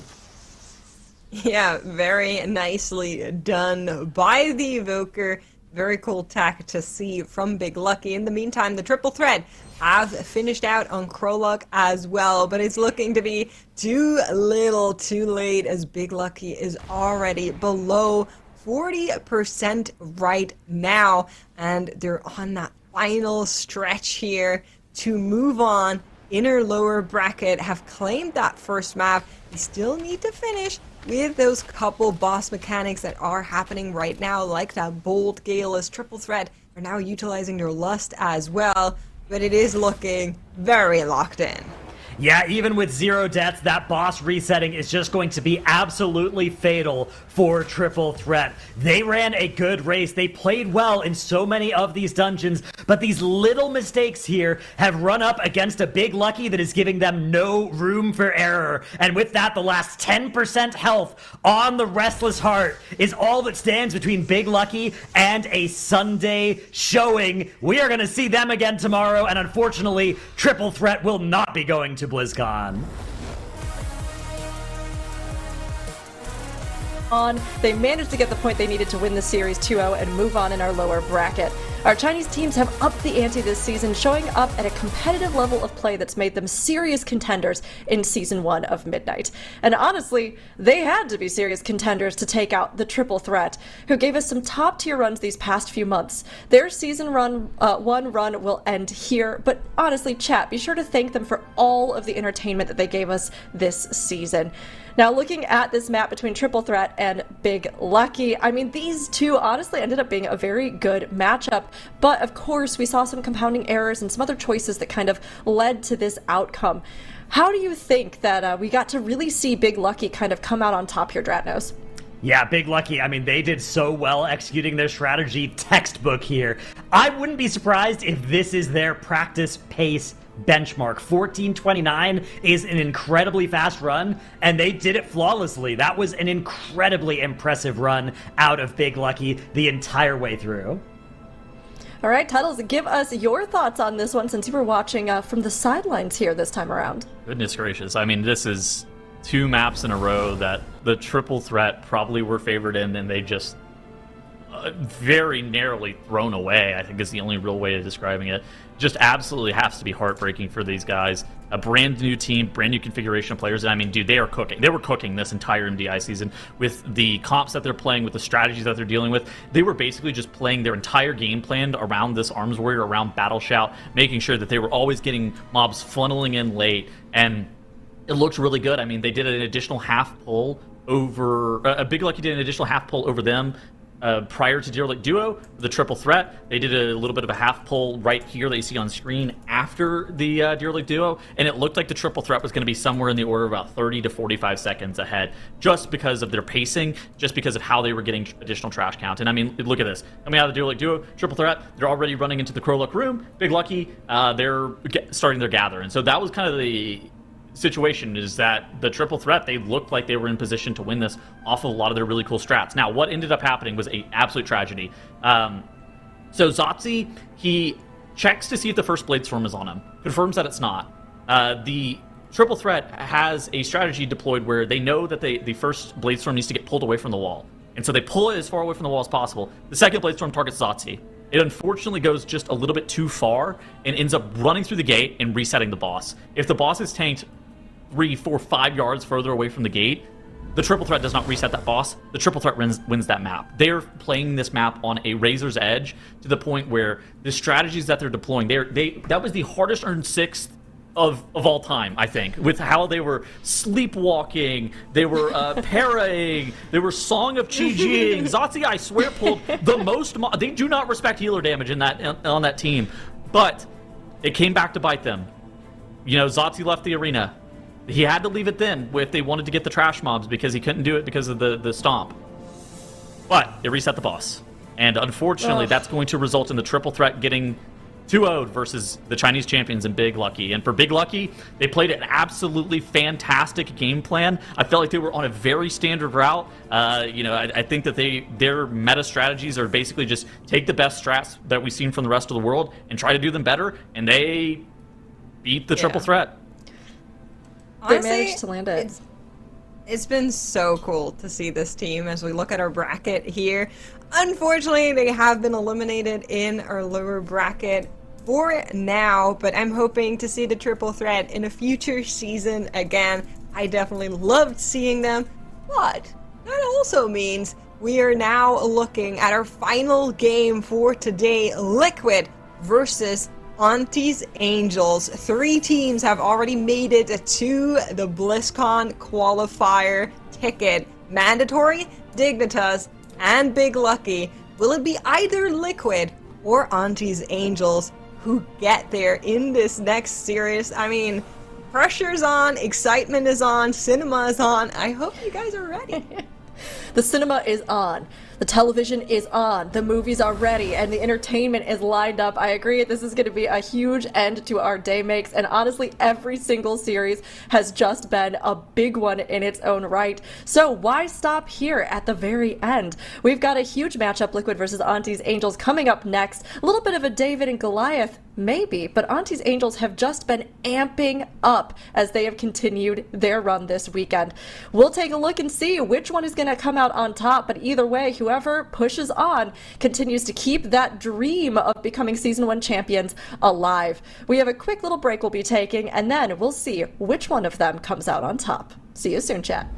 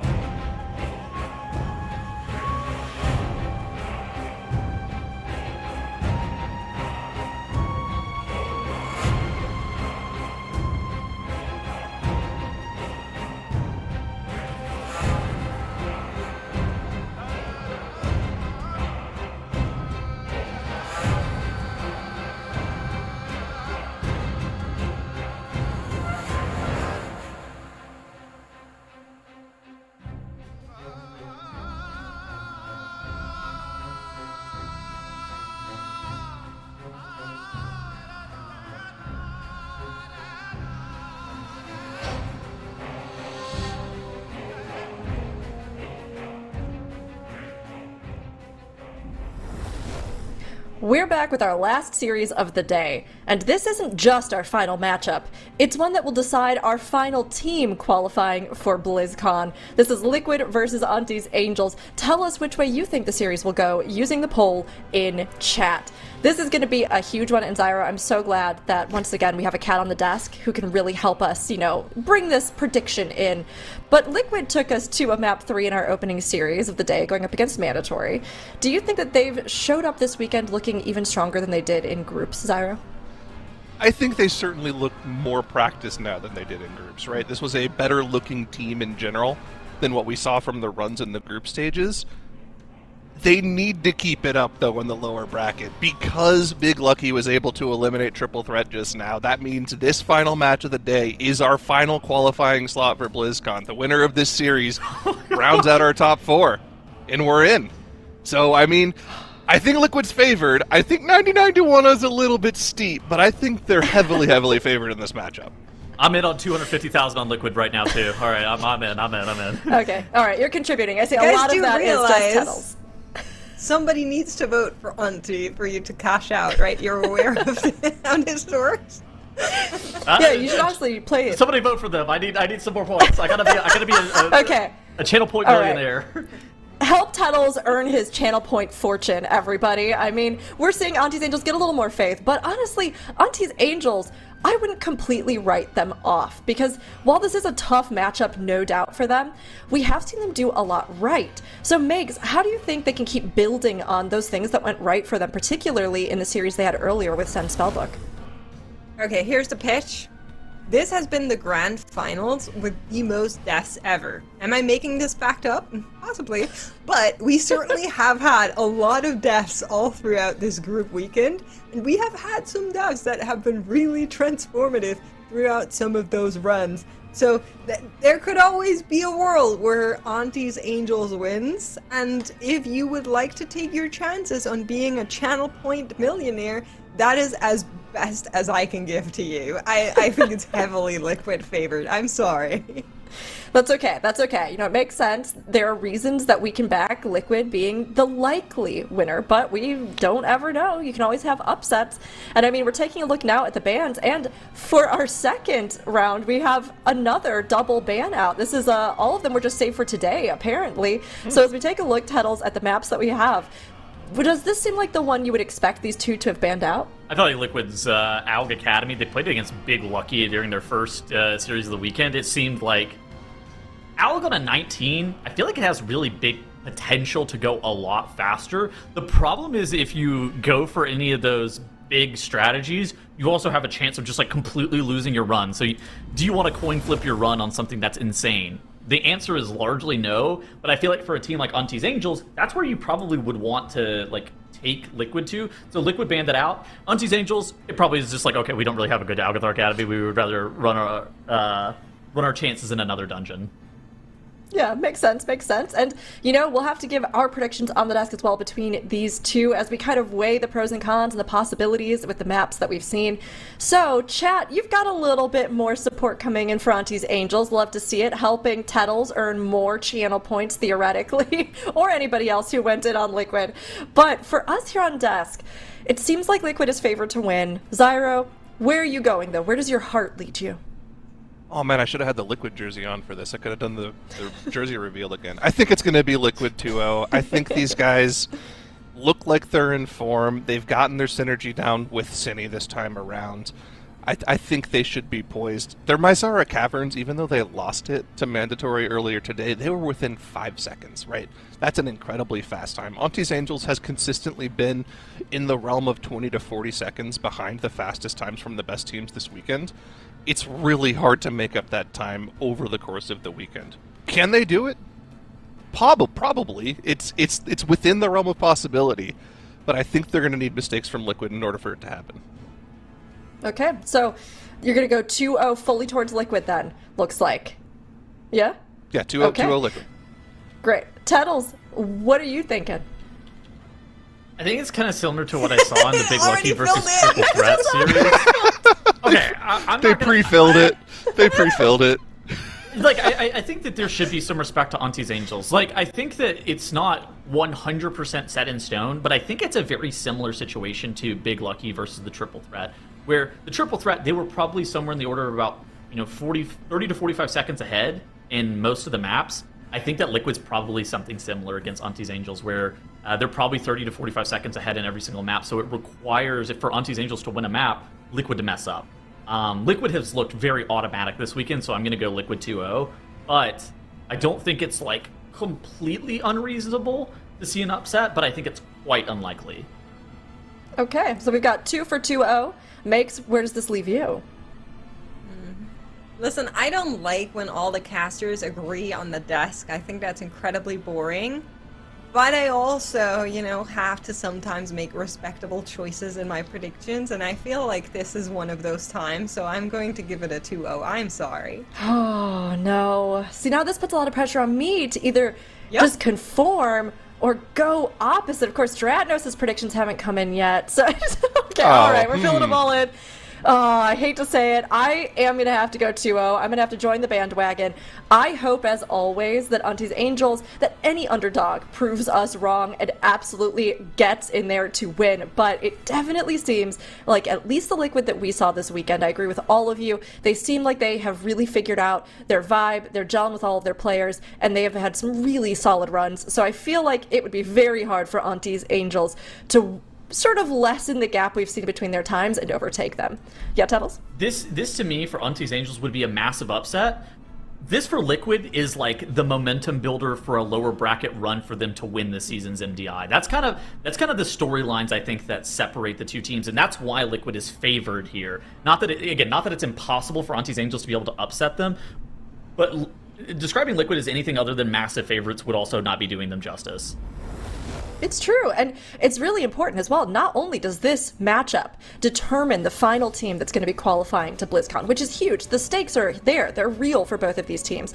But it is that stepping stone towards our finals tomorrow for Season 1. And the championship, being the champion of Season 1 of Midnight, the prize pool that comes with that, the medals that these teams can take home, and of course, BlizzCon down the road. But if you can be champions here and now, you want to be. This is going to be our first map, Liquid versus ANTTIS Angels. Who will qualify to BlizzCon as our last qualifier here for the day? It's time to find out, Zyro. Here we go into the Mysara Caverns. Both teams agreeing on the comps: Devourer, Demon Hunter, plus Unholy DK.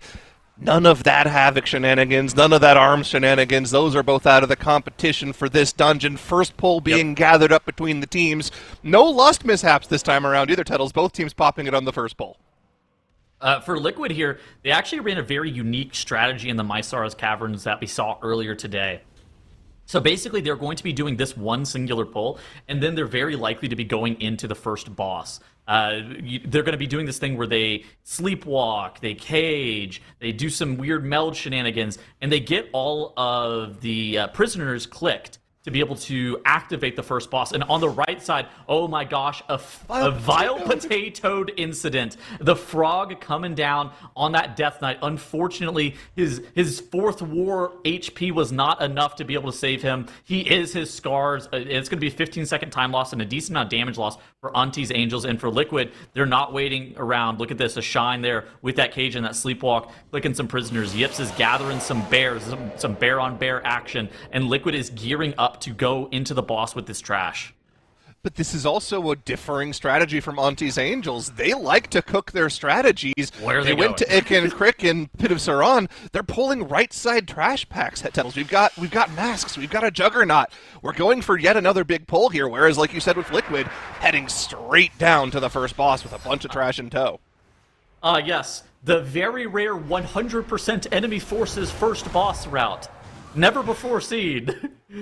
I mean, ANTTIS Angels seem like they just kind of have their own take on the best way to do these dungeons, and while it does seem pretty fast from what we see them do, when you compare it to the best runs from Mandatory, from Dignitas, from even Liquid now, it just looks like it's coming up a little bit short for them.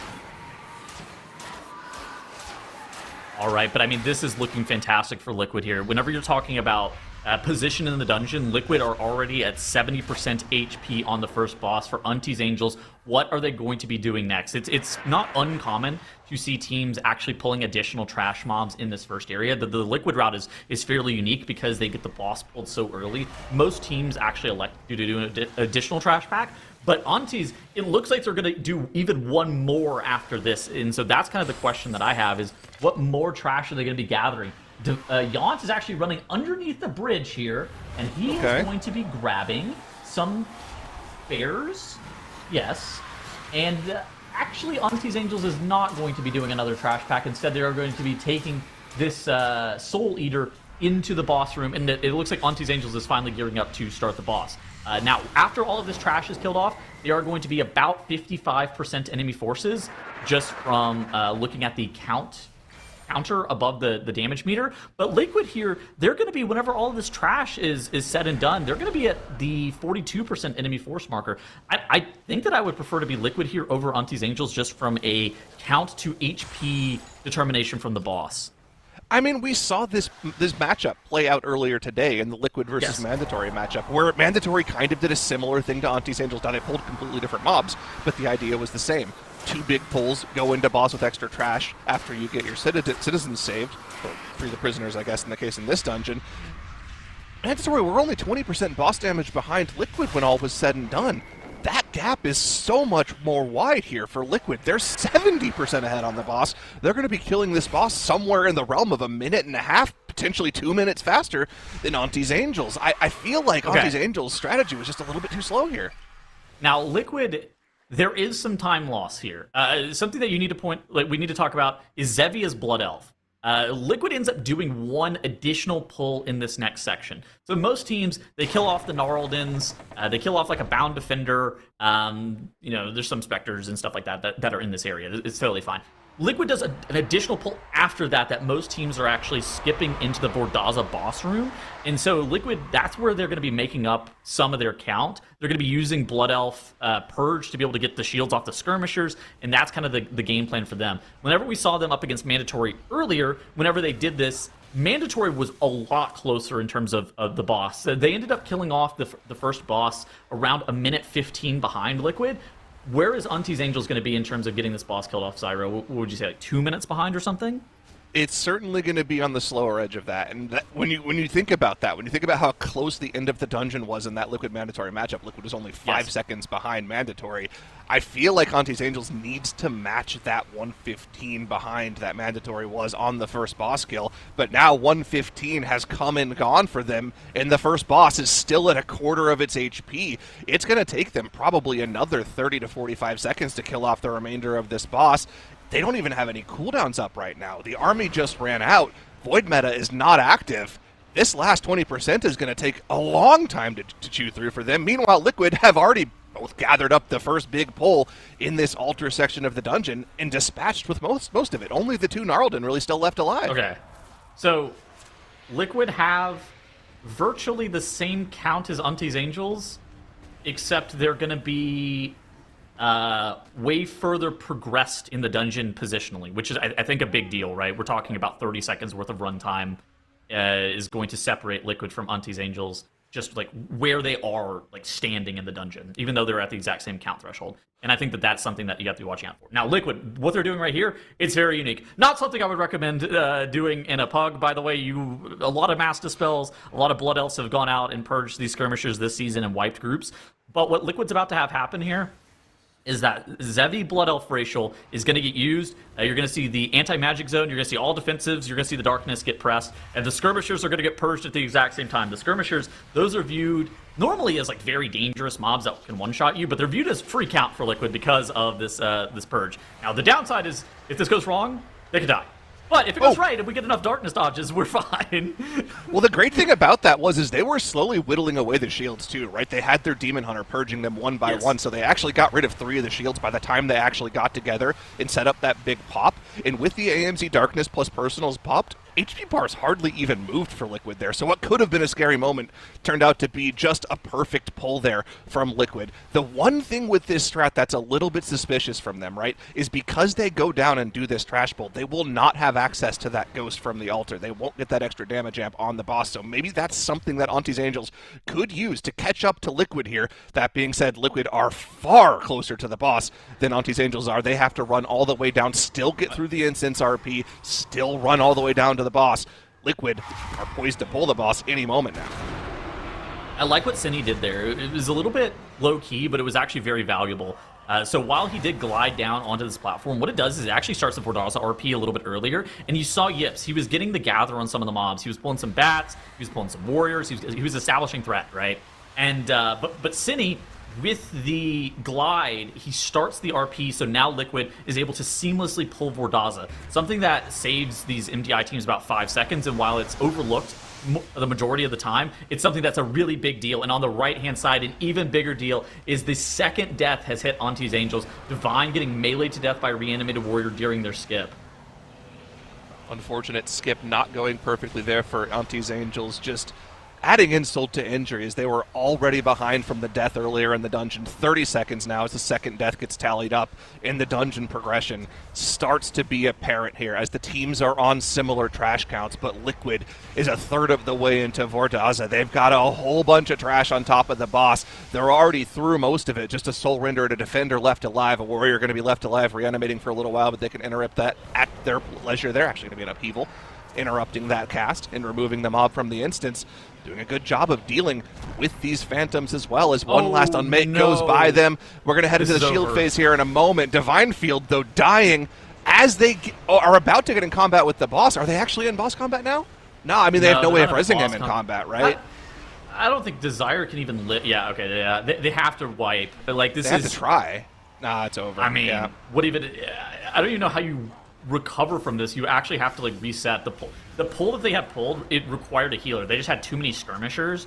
The reset there is tough. I mean, that second death on Divine, if neither of those earlier deaths happened, they would have had a potential battle res. But now for ANTTIS Angels, this is similar to what we saw from them during day one, during that Dignitas series, where things go a little bit wrong, and then they get immediately punished super hard for not having that battle res, and 2 deaths spirals into 7 deaths in a hurry. And for Liquid, this is what we have come to expect from this Liquid team as they enter the full screen here on Vordaza, 18%. They have looked so clean this entire weekend. We had questions as to whether or not replacing Boomy with Cine, how is their practice going to have fared over the course of the last couple of weekends? As it turns out, the additional practice was all they needed. And looking at Vordaza here, it goes down, and it looks kind of inevitable here, Zyro, as Liquid's going to be able to go up 1-0 whenever they deal with just a little bit more trash and one boss.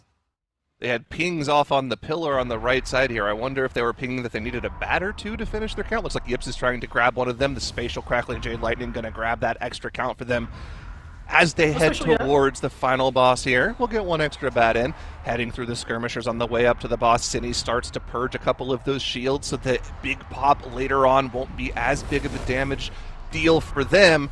But like you're saying, it seems inevitable. And look at this Liquid. This time around, have the Bloodlust ready to go for this pull if they opt to use it. We saw them save it for the damage amp in their previous matchup against Mandatory. Thought that might have cost them the series. Do they make the change? Do they use it on the trash on the boss here? Let's see if that's going to be the play for them. Got to deal with the drummer first. Going down here to prevent that AoE damage. Last time around, they also didn't line of sight, right? They just went straight into the boss. Looks like that's the play for them here as well. So not going to change there on that front. Are we going to use the Lust this time around? It seems like the answer is going to be no. I think a lot of it came down to the fact that they didn't need the count from the Bound Defenders. So most of the time, whenever teams are lusting these trash mobs... Oh, actually... I'm completely wrong. There it is. They changed their mind. It seems like this is something that maybe results in a slightly faster kill time of the boss in some capacity. So a lot of teams, whenever they're lusting this fight, they're lusting it to make sure that they can get the Bound Defenders dealt with and give themselves additional count. But Liquid, it seemed like last time they didn't need the additional count, so they just let that Bound Defender naturally reset, and they're like, whatever, it's completely irrelevant. Yep, same thing here. I bet they came in here and did a few practice runs and determined that Bloodlust, even though it's not required to kill the Bound Defender, it just doesn't yield them enough damage on that last burn. They have weird timings with their offensive CDs as well. Whenever they didn't use that Bloodlust on Pull of the Boss, I'm not surprised that they've changed their minds since seeing what Mandatory did at the very end of this dungeon.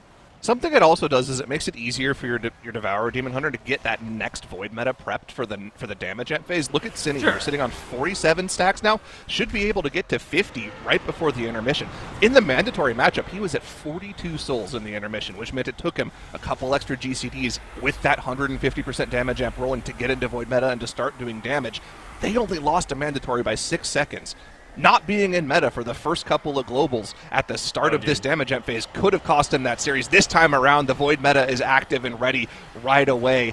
I would love to compare this run to their previous one of the weekend. Just how much faster can Liquid be as they have the damage amp on Rakthul, 150% increased damage. No Lust this time around, but with that Void meta, with that Army of the Dead DT, they should be good to go to take game 1 of this series. Yeah, I mean, a Shine ended up going down in that series earlier today versus Mandatory. So to be able to see Liquid have a flawless run, putting up that 13-minute timer, they look really good and look poised to be able to make a lower bracket run as they go up 1-0. They have claimed that first point here in this series, a series that will determine our final spot for BlizzCon, and they've got to be feeling good. In comparison, ANTTIS Angels had some mistakes that piled up this run, but looking at Liquid's really strong showing, how did Liquid's Mysara Caverns look compared to other runs that we've seen of the dungeon, Zyra? It's right there. So 13 minutes flat is like right in the upper echelon of runs. Comparison from earlier today, Mandatory had a 13:06 with 1 death, Liquid had a 13:12 with 1 death. This is within the margins here, right? This was a fantastic run for them. We think they could probably go like maybe 5 to 10 seconds faster with a little bit better RNG, but either way, fantastic run from them. This is what they need to win this series. Clean run. Exactly. And we can review and go back over that run to see exactly what lined up for them or went wrong for the teams as well over with Makes. That's right. And we got a really nice overview this time around, starting with something that put chat into a chokehold this entire run because they were wondering whether or not potatoed could be made into chips. I'm also wondering about that. Dude, what? But I was not wondering about how they got these prisoners done because we got this really nice clip of it. They're using Cage, they're using Sleepwalk, and then clicking that prisoner, which allows them to grab everything else and then be on their way into the boss. This is what we saw earlier from Liquid as well, and it's just a massive pull and a huge time save that they're getting into the boss here. If this had been shown in the group stages, I assure you every single team would be doing it. I really like that ANTTIS Angels was trying to also get some of the additional count into Murogen and Necras. You can see here from ANTTIS Angels that Divine was just running and adding in some of those additional Shadow Binders just to up their count a little bit. And then here is one of those massive scenes. Look at those shields. Boom, now they're gone. We're using all defensives that are available to the team, all huge CD defensives as well, like that darkness, like that AMZ, really making sure that they can actually just annihilate those shields, playing around that Blood Elf on Sasevi. We highlighted it earlier already as well, but I just wanted to show it one more time. And then unfortunately, if it hadn't been done by this time here, this is the final nail in the coffin for the Angels in this run, as Liquid just went ahead and locked in a really fast 13-minute run here in the Mysara Caverns. You know, it's tough competition being up against Liquid, especially when Liquid is pulling off such clean and efficient runs. But we had both of our bands, of course, come in for that second map, which means that we'll be jumping to Nexus Point Zenith for our official second map here of the series. And this is one where I think there's some room, right? There's some room that some different strats can be used. Perhaps we might even see some folks bring in different comps. And I have to ask Tettles, is there a way forward that you can see for ANTTIS Angels to give them the best chance at getting a point of their own up here on the board? I think this is the Dr. Jekyll, Mr. Hyde team, right? Like, I feel like this is the team where you just get, like, two different teams all the time where we don't really ever know what type of ANTTIS Angels are we going to get. Are we going to get the Deathless one that looks really good and they're cooking their own strats and everything's pretty clean and consistent, they're fast? Or are we going to get the one that, like, the one that upsets the triple threat in the Group B finals? Or are we going to get the one that feeds 15 deaths to the Magister's Terrorists or the Mysara's Caverns? It's hard. Like, I feel like for them, it's never really about their skill ceiling, because I think that as a team, ANTTIS Angels is really, really good. It's more about getting everything to just kind of fit into place nicely all the time. And that's something that, as a new configuration of players, they've been struggling with. I mean, they struggled with it a little bit last season as well, whenever we had the pushing format, and they're continuing to struggle with it again. They've looked great, but sometimes they, you know, kind of trip over their own shoelaces a little bit, and they end up losing a run to themselves. It's true. I mean, that consistency, developing it, building it, cultivating it, honestly, over seasons is such a huge thing. For so long, I can remember us even talking about DIGNITAS, right? Like, oh, consistency, oh, but they're so good when they're really good. And then we saw them become champions last season. And if you're able, I think, to really lock in and be able to focus your training, hone in on your weaknesses, there's absolutely a future in which those problems of the past become distant memories, and they become the exception rather than the rule. But we have to see the ANTTIS Angels here and now that can do that, or they will be eliminated from our Season 1 MDI. Team Liquid, they are on a roll. They have had an amazing first map. The match is definitely in their favor, but ANTTIS Angels, they have the ability to rally. Can they rise up, and can they soar? It's definitely going to be something they are thinking about too as we come into Game 2 here, Liquid versus ANTTIS Angels. Zyro. There is one slight problem for ANTTIS Angels, though.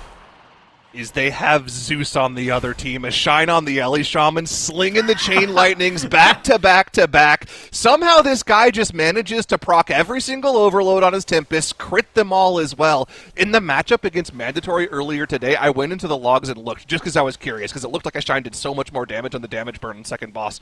A Shine had 4 casts of Tempest that hit 16 times for 10 million damage. Gingy had 5 casts that only hit 15 times for like 5.5 million damage. A Shine's on some juice or something when he's on this class, man. This guy got world first Dimensius on Ellie Shaman. He looks at home when he's on this class. Both teams, though, similar first pulls, heading all the way to the first boss with every bit of trash on the right side of this hallway, popping the lust, but the Shaman saving Ascendance for the boss. I mean, this is ridiculous. The fact that both of these Shamans are saving this 3-minute Ascendance for the boss. We've actually seen difference in strategies from our teams this weekend as to whether or not this Elemental Shaman is able to press this Ascendance on the boss versus pressing it on the trash pack. And every single time that we see it pressed on the boss, the second press of the dungeon is perhaps the most questionable press of all time, Zyro. We're going to have to watch out for it. I'm just setting it up in advance, and we're gonna call back to it in a little bit. Oshine presses it literally on hair. Like, I think it's like 2 mobs. It's like 2 scroungers or something in this next section. But look at this. For Liquid and ANTTIS Angels, they are at a virtually identical spot. The trash ends up getting killed off. Is ANTTIS Angels going to have a little bit more count? It looks like they might. Circuit Seer for Liquid gives them a little under 4% count. These other 2 mobs for ANTTIS Angels give them a little bit less than that. I think they might be 1% ahead. That's a little bit interesting, because you have to remember, in ANTTIS Angels' run earlier today, they had what looks like a slow time compared to Liquid. Liquid had like a 12:10 time whenever they matched up against Mandatory with 0 deaths. ANTTIS Angels had like a 13:30, but you have to remember, ANTTIS Angels, they killed off Lithraxion, and then they're like, wait a minute, we're missing count. They missed a Circuit Seer. They had to go back and kill an entire extra pack to get their count, so it costs them somewhere in the realm of a minute. It's a lot closer than what the timers would suggest. So as long as ANTTIS Angels has their count for their route, they still have a very fast run and can potentially even beat Liquid on merit, depending on how damage RNG on the second boss goes. And like you said, ANTTIS Angels, not only do they have more count, but they also had 1 more Arcanist CC'd off in the back. That's going to give them even more count. Actually, Liquid did too. It looks like they might actually just be dead even here, Tettles. I mean, looking at what's going on in Kazareth for ANTTIS Angels, this is what we call the Phase 5 of the Jailer, where sometimes this boss has it can be quite easy, and sometimes you can get the worst spark lines of all time and lose infinite amounts of damage. And for ANTTIS Angels, they were dead even against Liquid for most of the boss, for almost the entirety of this boss in terms of damage, but some really bad lasers at the very end, costing them somewhere in the order of about 10 seconds. Looks like both teams very solid after the first boss. Liquid a slight advantage, but still within that 1 death timer mark. The team's keeping it incredibly close here. One mistake could spiral into a ton of issues here, especially if your healer ends up going down to any potential damage, Dark Beckoning Dude. orbs are a big thing that takes out those Mistweaver monks. They have to be in melee to spin. Look at this sentence from Ashan here in a couple of seconds. This is the one that, when I saw it the first time, I just started laughing. Like, I understand why he's going to press it. It's because he needs it up 3 minutes from now. Like, 3 minutes from now, we're going to be in the Lightscar Flare burn. We don't really have a choice. But this press is a press of all time, for sure. Yeah, no, I see exactly what you're going for. You look at the trash HP and you're like, this would not be a good press of Ascendance, but you just have to press it, right? Like 3 effective seconds of it on like 2 mobs is better than not pressing it at all. And they're actually getting a little bit of a chain into the next trash pack here, so it's not that bad. He's really just not going to be able to press any earthquakes, and it looks like that's the play completely. He's just pressing single target buttons here. No, he actually goes into Ghost Wolf during Ascendance. Oh my god. That's why I was laughing. It's just like, I understand why he presses it, because it's burning a hole in his pocket, and you have to have the Ellie Shaman to beat the Lightscar Flare. That has to be the worst feeling Ascendance of all time. I mean, listen, you don't bring the Ellie Shaman to do overall damage. That's why we're currently seeing the Ellie Shaman below the Guardian Druid in overall damage here for Liquid. You bring it for one reason and one reason only, to burn the second boss as quickly as possible, to get that one phase as efficiently as possible. Because if you don't kill the boss in that triple damage amp, you have to do another 20% of the boss's HP without the damage amp, and that's just not something you can do once you've expended all of your cooldowns in the damage amp, right? Getting through that 20% takes so much longer without the damage amp, so you're pretty much waiting another 40 seconds for the next one at that point. It's so integral for the teams to make sure they kill the boss in that window. Yeah, it is literally a 45-second penalty. Even if the boss is like 10% HP, you can't really... The boss just has so much HP because it's balanced around you having those burns. And so that's why teams over-index into damage during those burns, to the point where you see something that's actually kind of unique. You see the Death Knights, Wolf Disco, and Nezreal on these DKs, they're actually playing Troll for the haste. Oh, yeah. It's one of those things that it's so rare that it's like a decent thing in raid, but more often than not, you'd rather just have the meld to be a little bit more flexible. Maybe you could potentially do skips. Don't want to get meleeed to death. But whenever you need every single ounce of damage, and you're kind of building your composition around this once in a lifetime burn, all right, you got to be Troll. That's how it works. Yeah, I mean, they've identified what their potential loss scenario is in this dungeon and tried to do everything they can to counteract it. The funny thing as well with some of these classes, right, is sometimes you can just proc like crazy. Like I was talking about with Ellie Shaman, getting extra Tempest, getting crits and overload procs on those Tempests. Not only that, but on your Ellie Blasts as well, can sometimes just send you to the moon. We even saw Liquid, I think, in group stages, kill off this boss with like 5 seconds left on the Lightscar Flare. Whereas on their previous attempt, they didn't even kill the boss on the Lightscar Flare because they got stunned by it, actually. So yeah, there's definitely swings in RNG that can gain you a few seconds, or in the worst case, like you said, lose you somewhere close to 45 seconds. It could all come down. This entire dungeon, this entire series, the final BlizzCon slot could come down to whether or not these teams can execute the damage burn on Core Warden Nasara.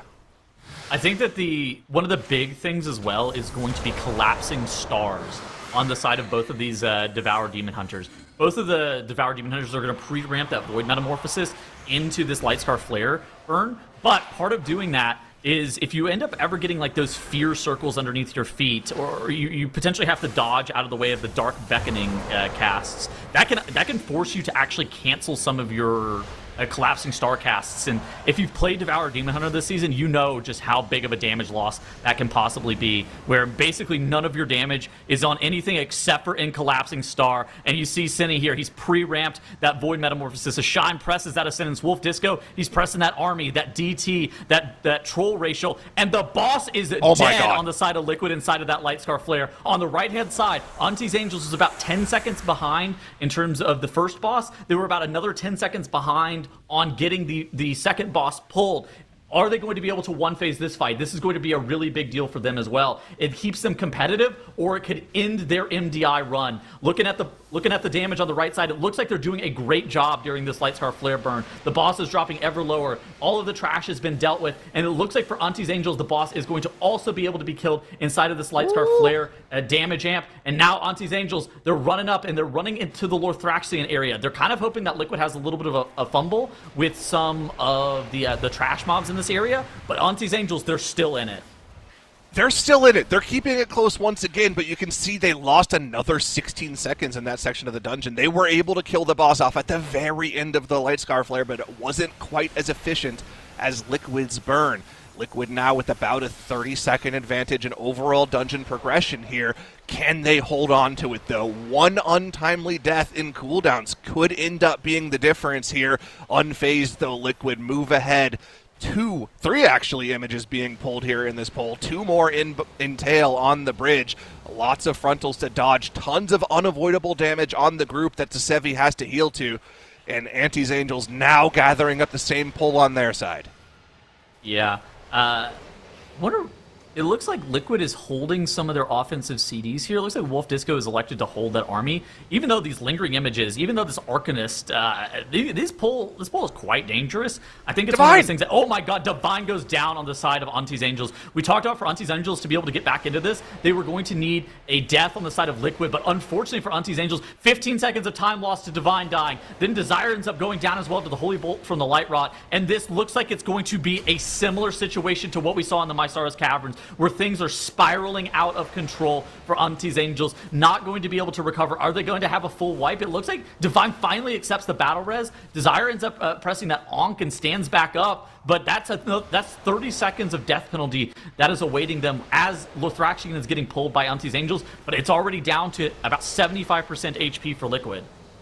ANTTIS Angels on the back of those death timers are now closer to a minute behind Liquid. They need something catastrophic to happen for Liquid in the final moments of this boss. The only thing left is trash on top of Lothraxian, but Liquid staying patient. They have the Bloodlust after this Divine Guile phase. They have the Ascendants prepped and ready for that as well. They could even wait for the next Army of the Dead. That would mean they'd have to wait until after the next Divine Guile phase. But at this point, they should know they're ahead. They can play it safe. ANTTIS Angels has to go for broke here. But this boss, it's just a single target DPS race to the finish, and ANTTIS Angels is so far behind. It's I've seen a lot of teams, especially during like the Bloodlust burn on the 17 Keystone level, do about 50% of the boss's HP. I wonder if Liquid's actually going to be able to convert this into a 2-phase, because that could actually be a really big time save. If because ANTTIS Angels, whenever they were doing this dungeon earlier, they ended up 3-phasing the boss.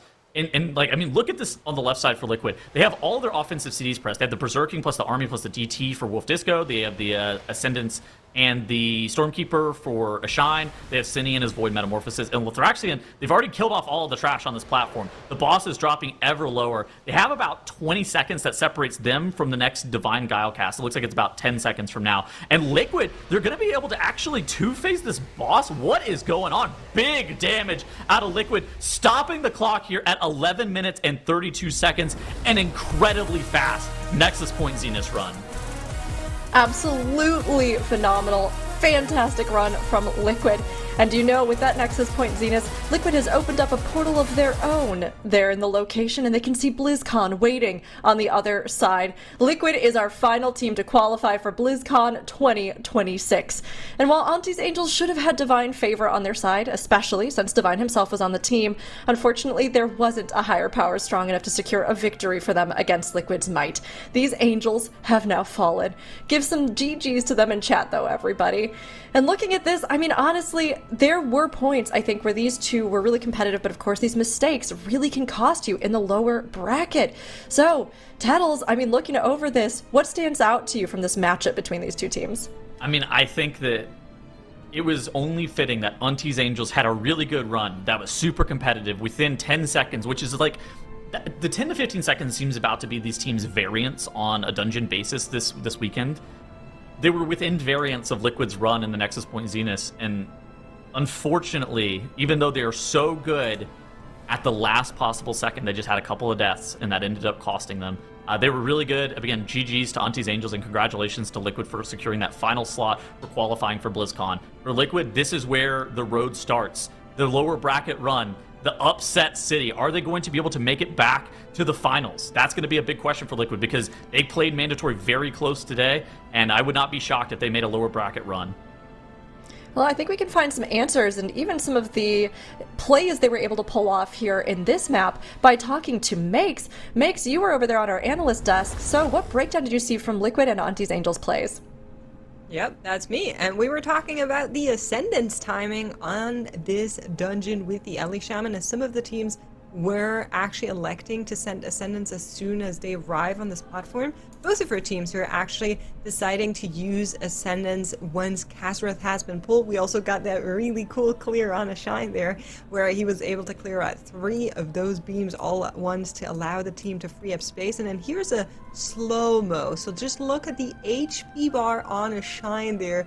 Very clutch up play by Sasevi, saving him from basically death's door. Looked really scary in real time. In slow-mo, there was more time, of course, but then we do have that one phase. Most of our teams are able to do it with no questions asked, but look at a Shine just absolutely nuking Nazara here. Every single time I see this, I'm like, who are the other 2 DPS players? Are they even trying? Like, are you even playing the game right now? Unfortunately for Auntie, that wasn't enough. They weren't just behind on overall timer, they also had something go wrong towards the end of this dungeon here. I do want to say though, they were a team that brought us a lot of really cool ideas and just really cool things in general. We also saw them do this Divine Guile projectile thing that not every team has been doing. So while we have it in slow-mo here, just look where that projectile is flying, and then that is going to tell you which Lothraxion is the correct one. It was a close one. Those are actually harder to spot than the ones that are further away. Liquid, they didn't need all that. They just looked for the guy without the horns, and that was enough for them. So GG's for them in this 2-0. Impressive play from all of our teams this weekend, but a really, really great couple of dungeons to see Liquid just smash through here at the end of our second day. And of course, our bracket has ended up with our full setup, our top 4 teams determined for tomorrow as we look ahead to our Season 1 finals proper. And we have some big teams and some big matchups ahead. Zyro, can you give us some of the stakes with the matchups we'll see tomorrow? Well, even though all 4 teams have now qualified for BlizzCon and we'll be seeing them in Anaheim in only a few months' time on the big stage, there's still things to play for this weekend. Seeding for BlizzCon, important. Tons of prize money still this weekend, and of course, those beautiful custom medals that we send out to the players for getting 1st, 2nd, and 3rd place. The matchups we have are outstanding. Mandatory versus Dignitas. We've been waiting for this matchup all season. 2 titans of the game. Mandatory with players who've won double-digit numbers of MDIs throughout the years. Dignitas are returning champions. That's going to be a great matchup at the start of the day tomorrow. And in the lower bracket, Big Lucky versus Liquid. Big Lucky, the best Chinese team we've seen since Aster Y back in the day when they won the Great Push many moons ago in Shadowlands. And of course, Liquid looking very strong as well. All 4 of these teams, incredibly, incredibly strong teams. It's going to be such a competitive day tomorrow, and honestly, I think we could see any of these teams rise to the occasion and take it all. But of course, we started this weekend with 8 teams, and only these 4 remain. Tomorrow, our opening season of Midnight culminates in one last day of high-octane MDI speedrunning. The fastest players in the world are ready to finally decide who takes home that prize pool, those medals, and the crowning title of Season 1 champions. Our day begins at 10 a.m. PT, 7 p.m. CET here on the Warcraft channels. So be here at the start to avoid missing even a second of the runs, because even 1 second can lead to the rise of champions. We'll see you then.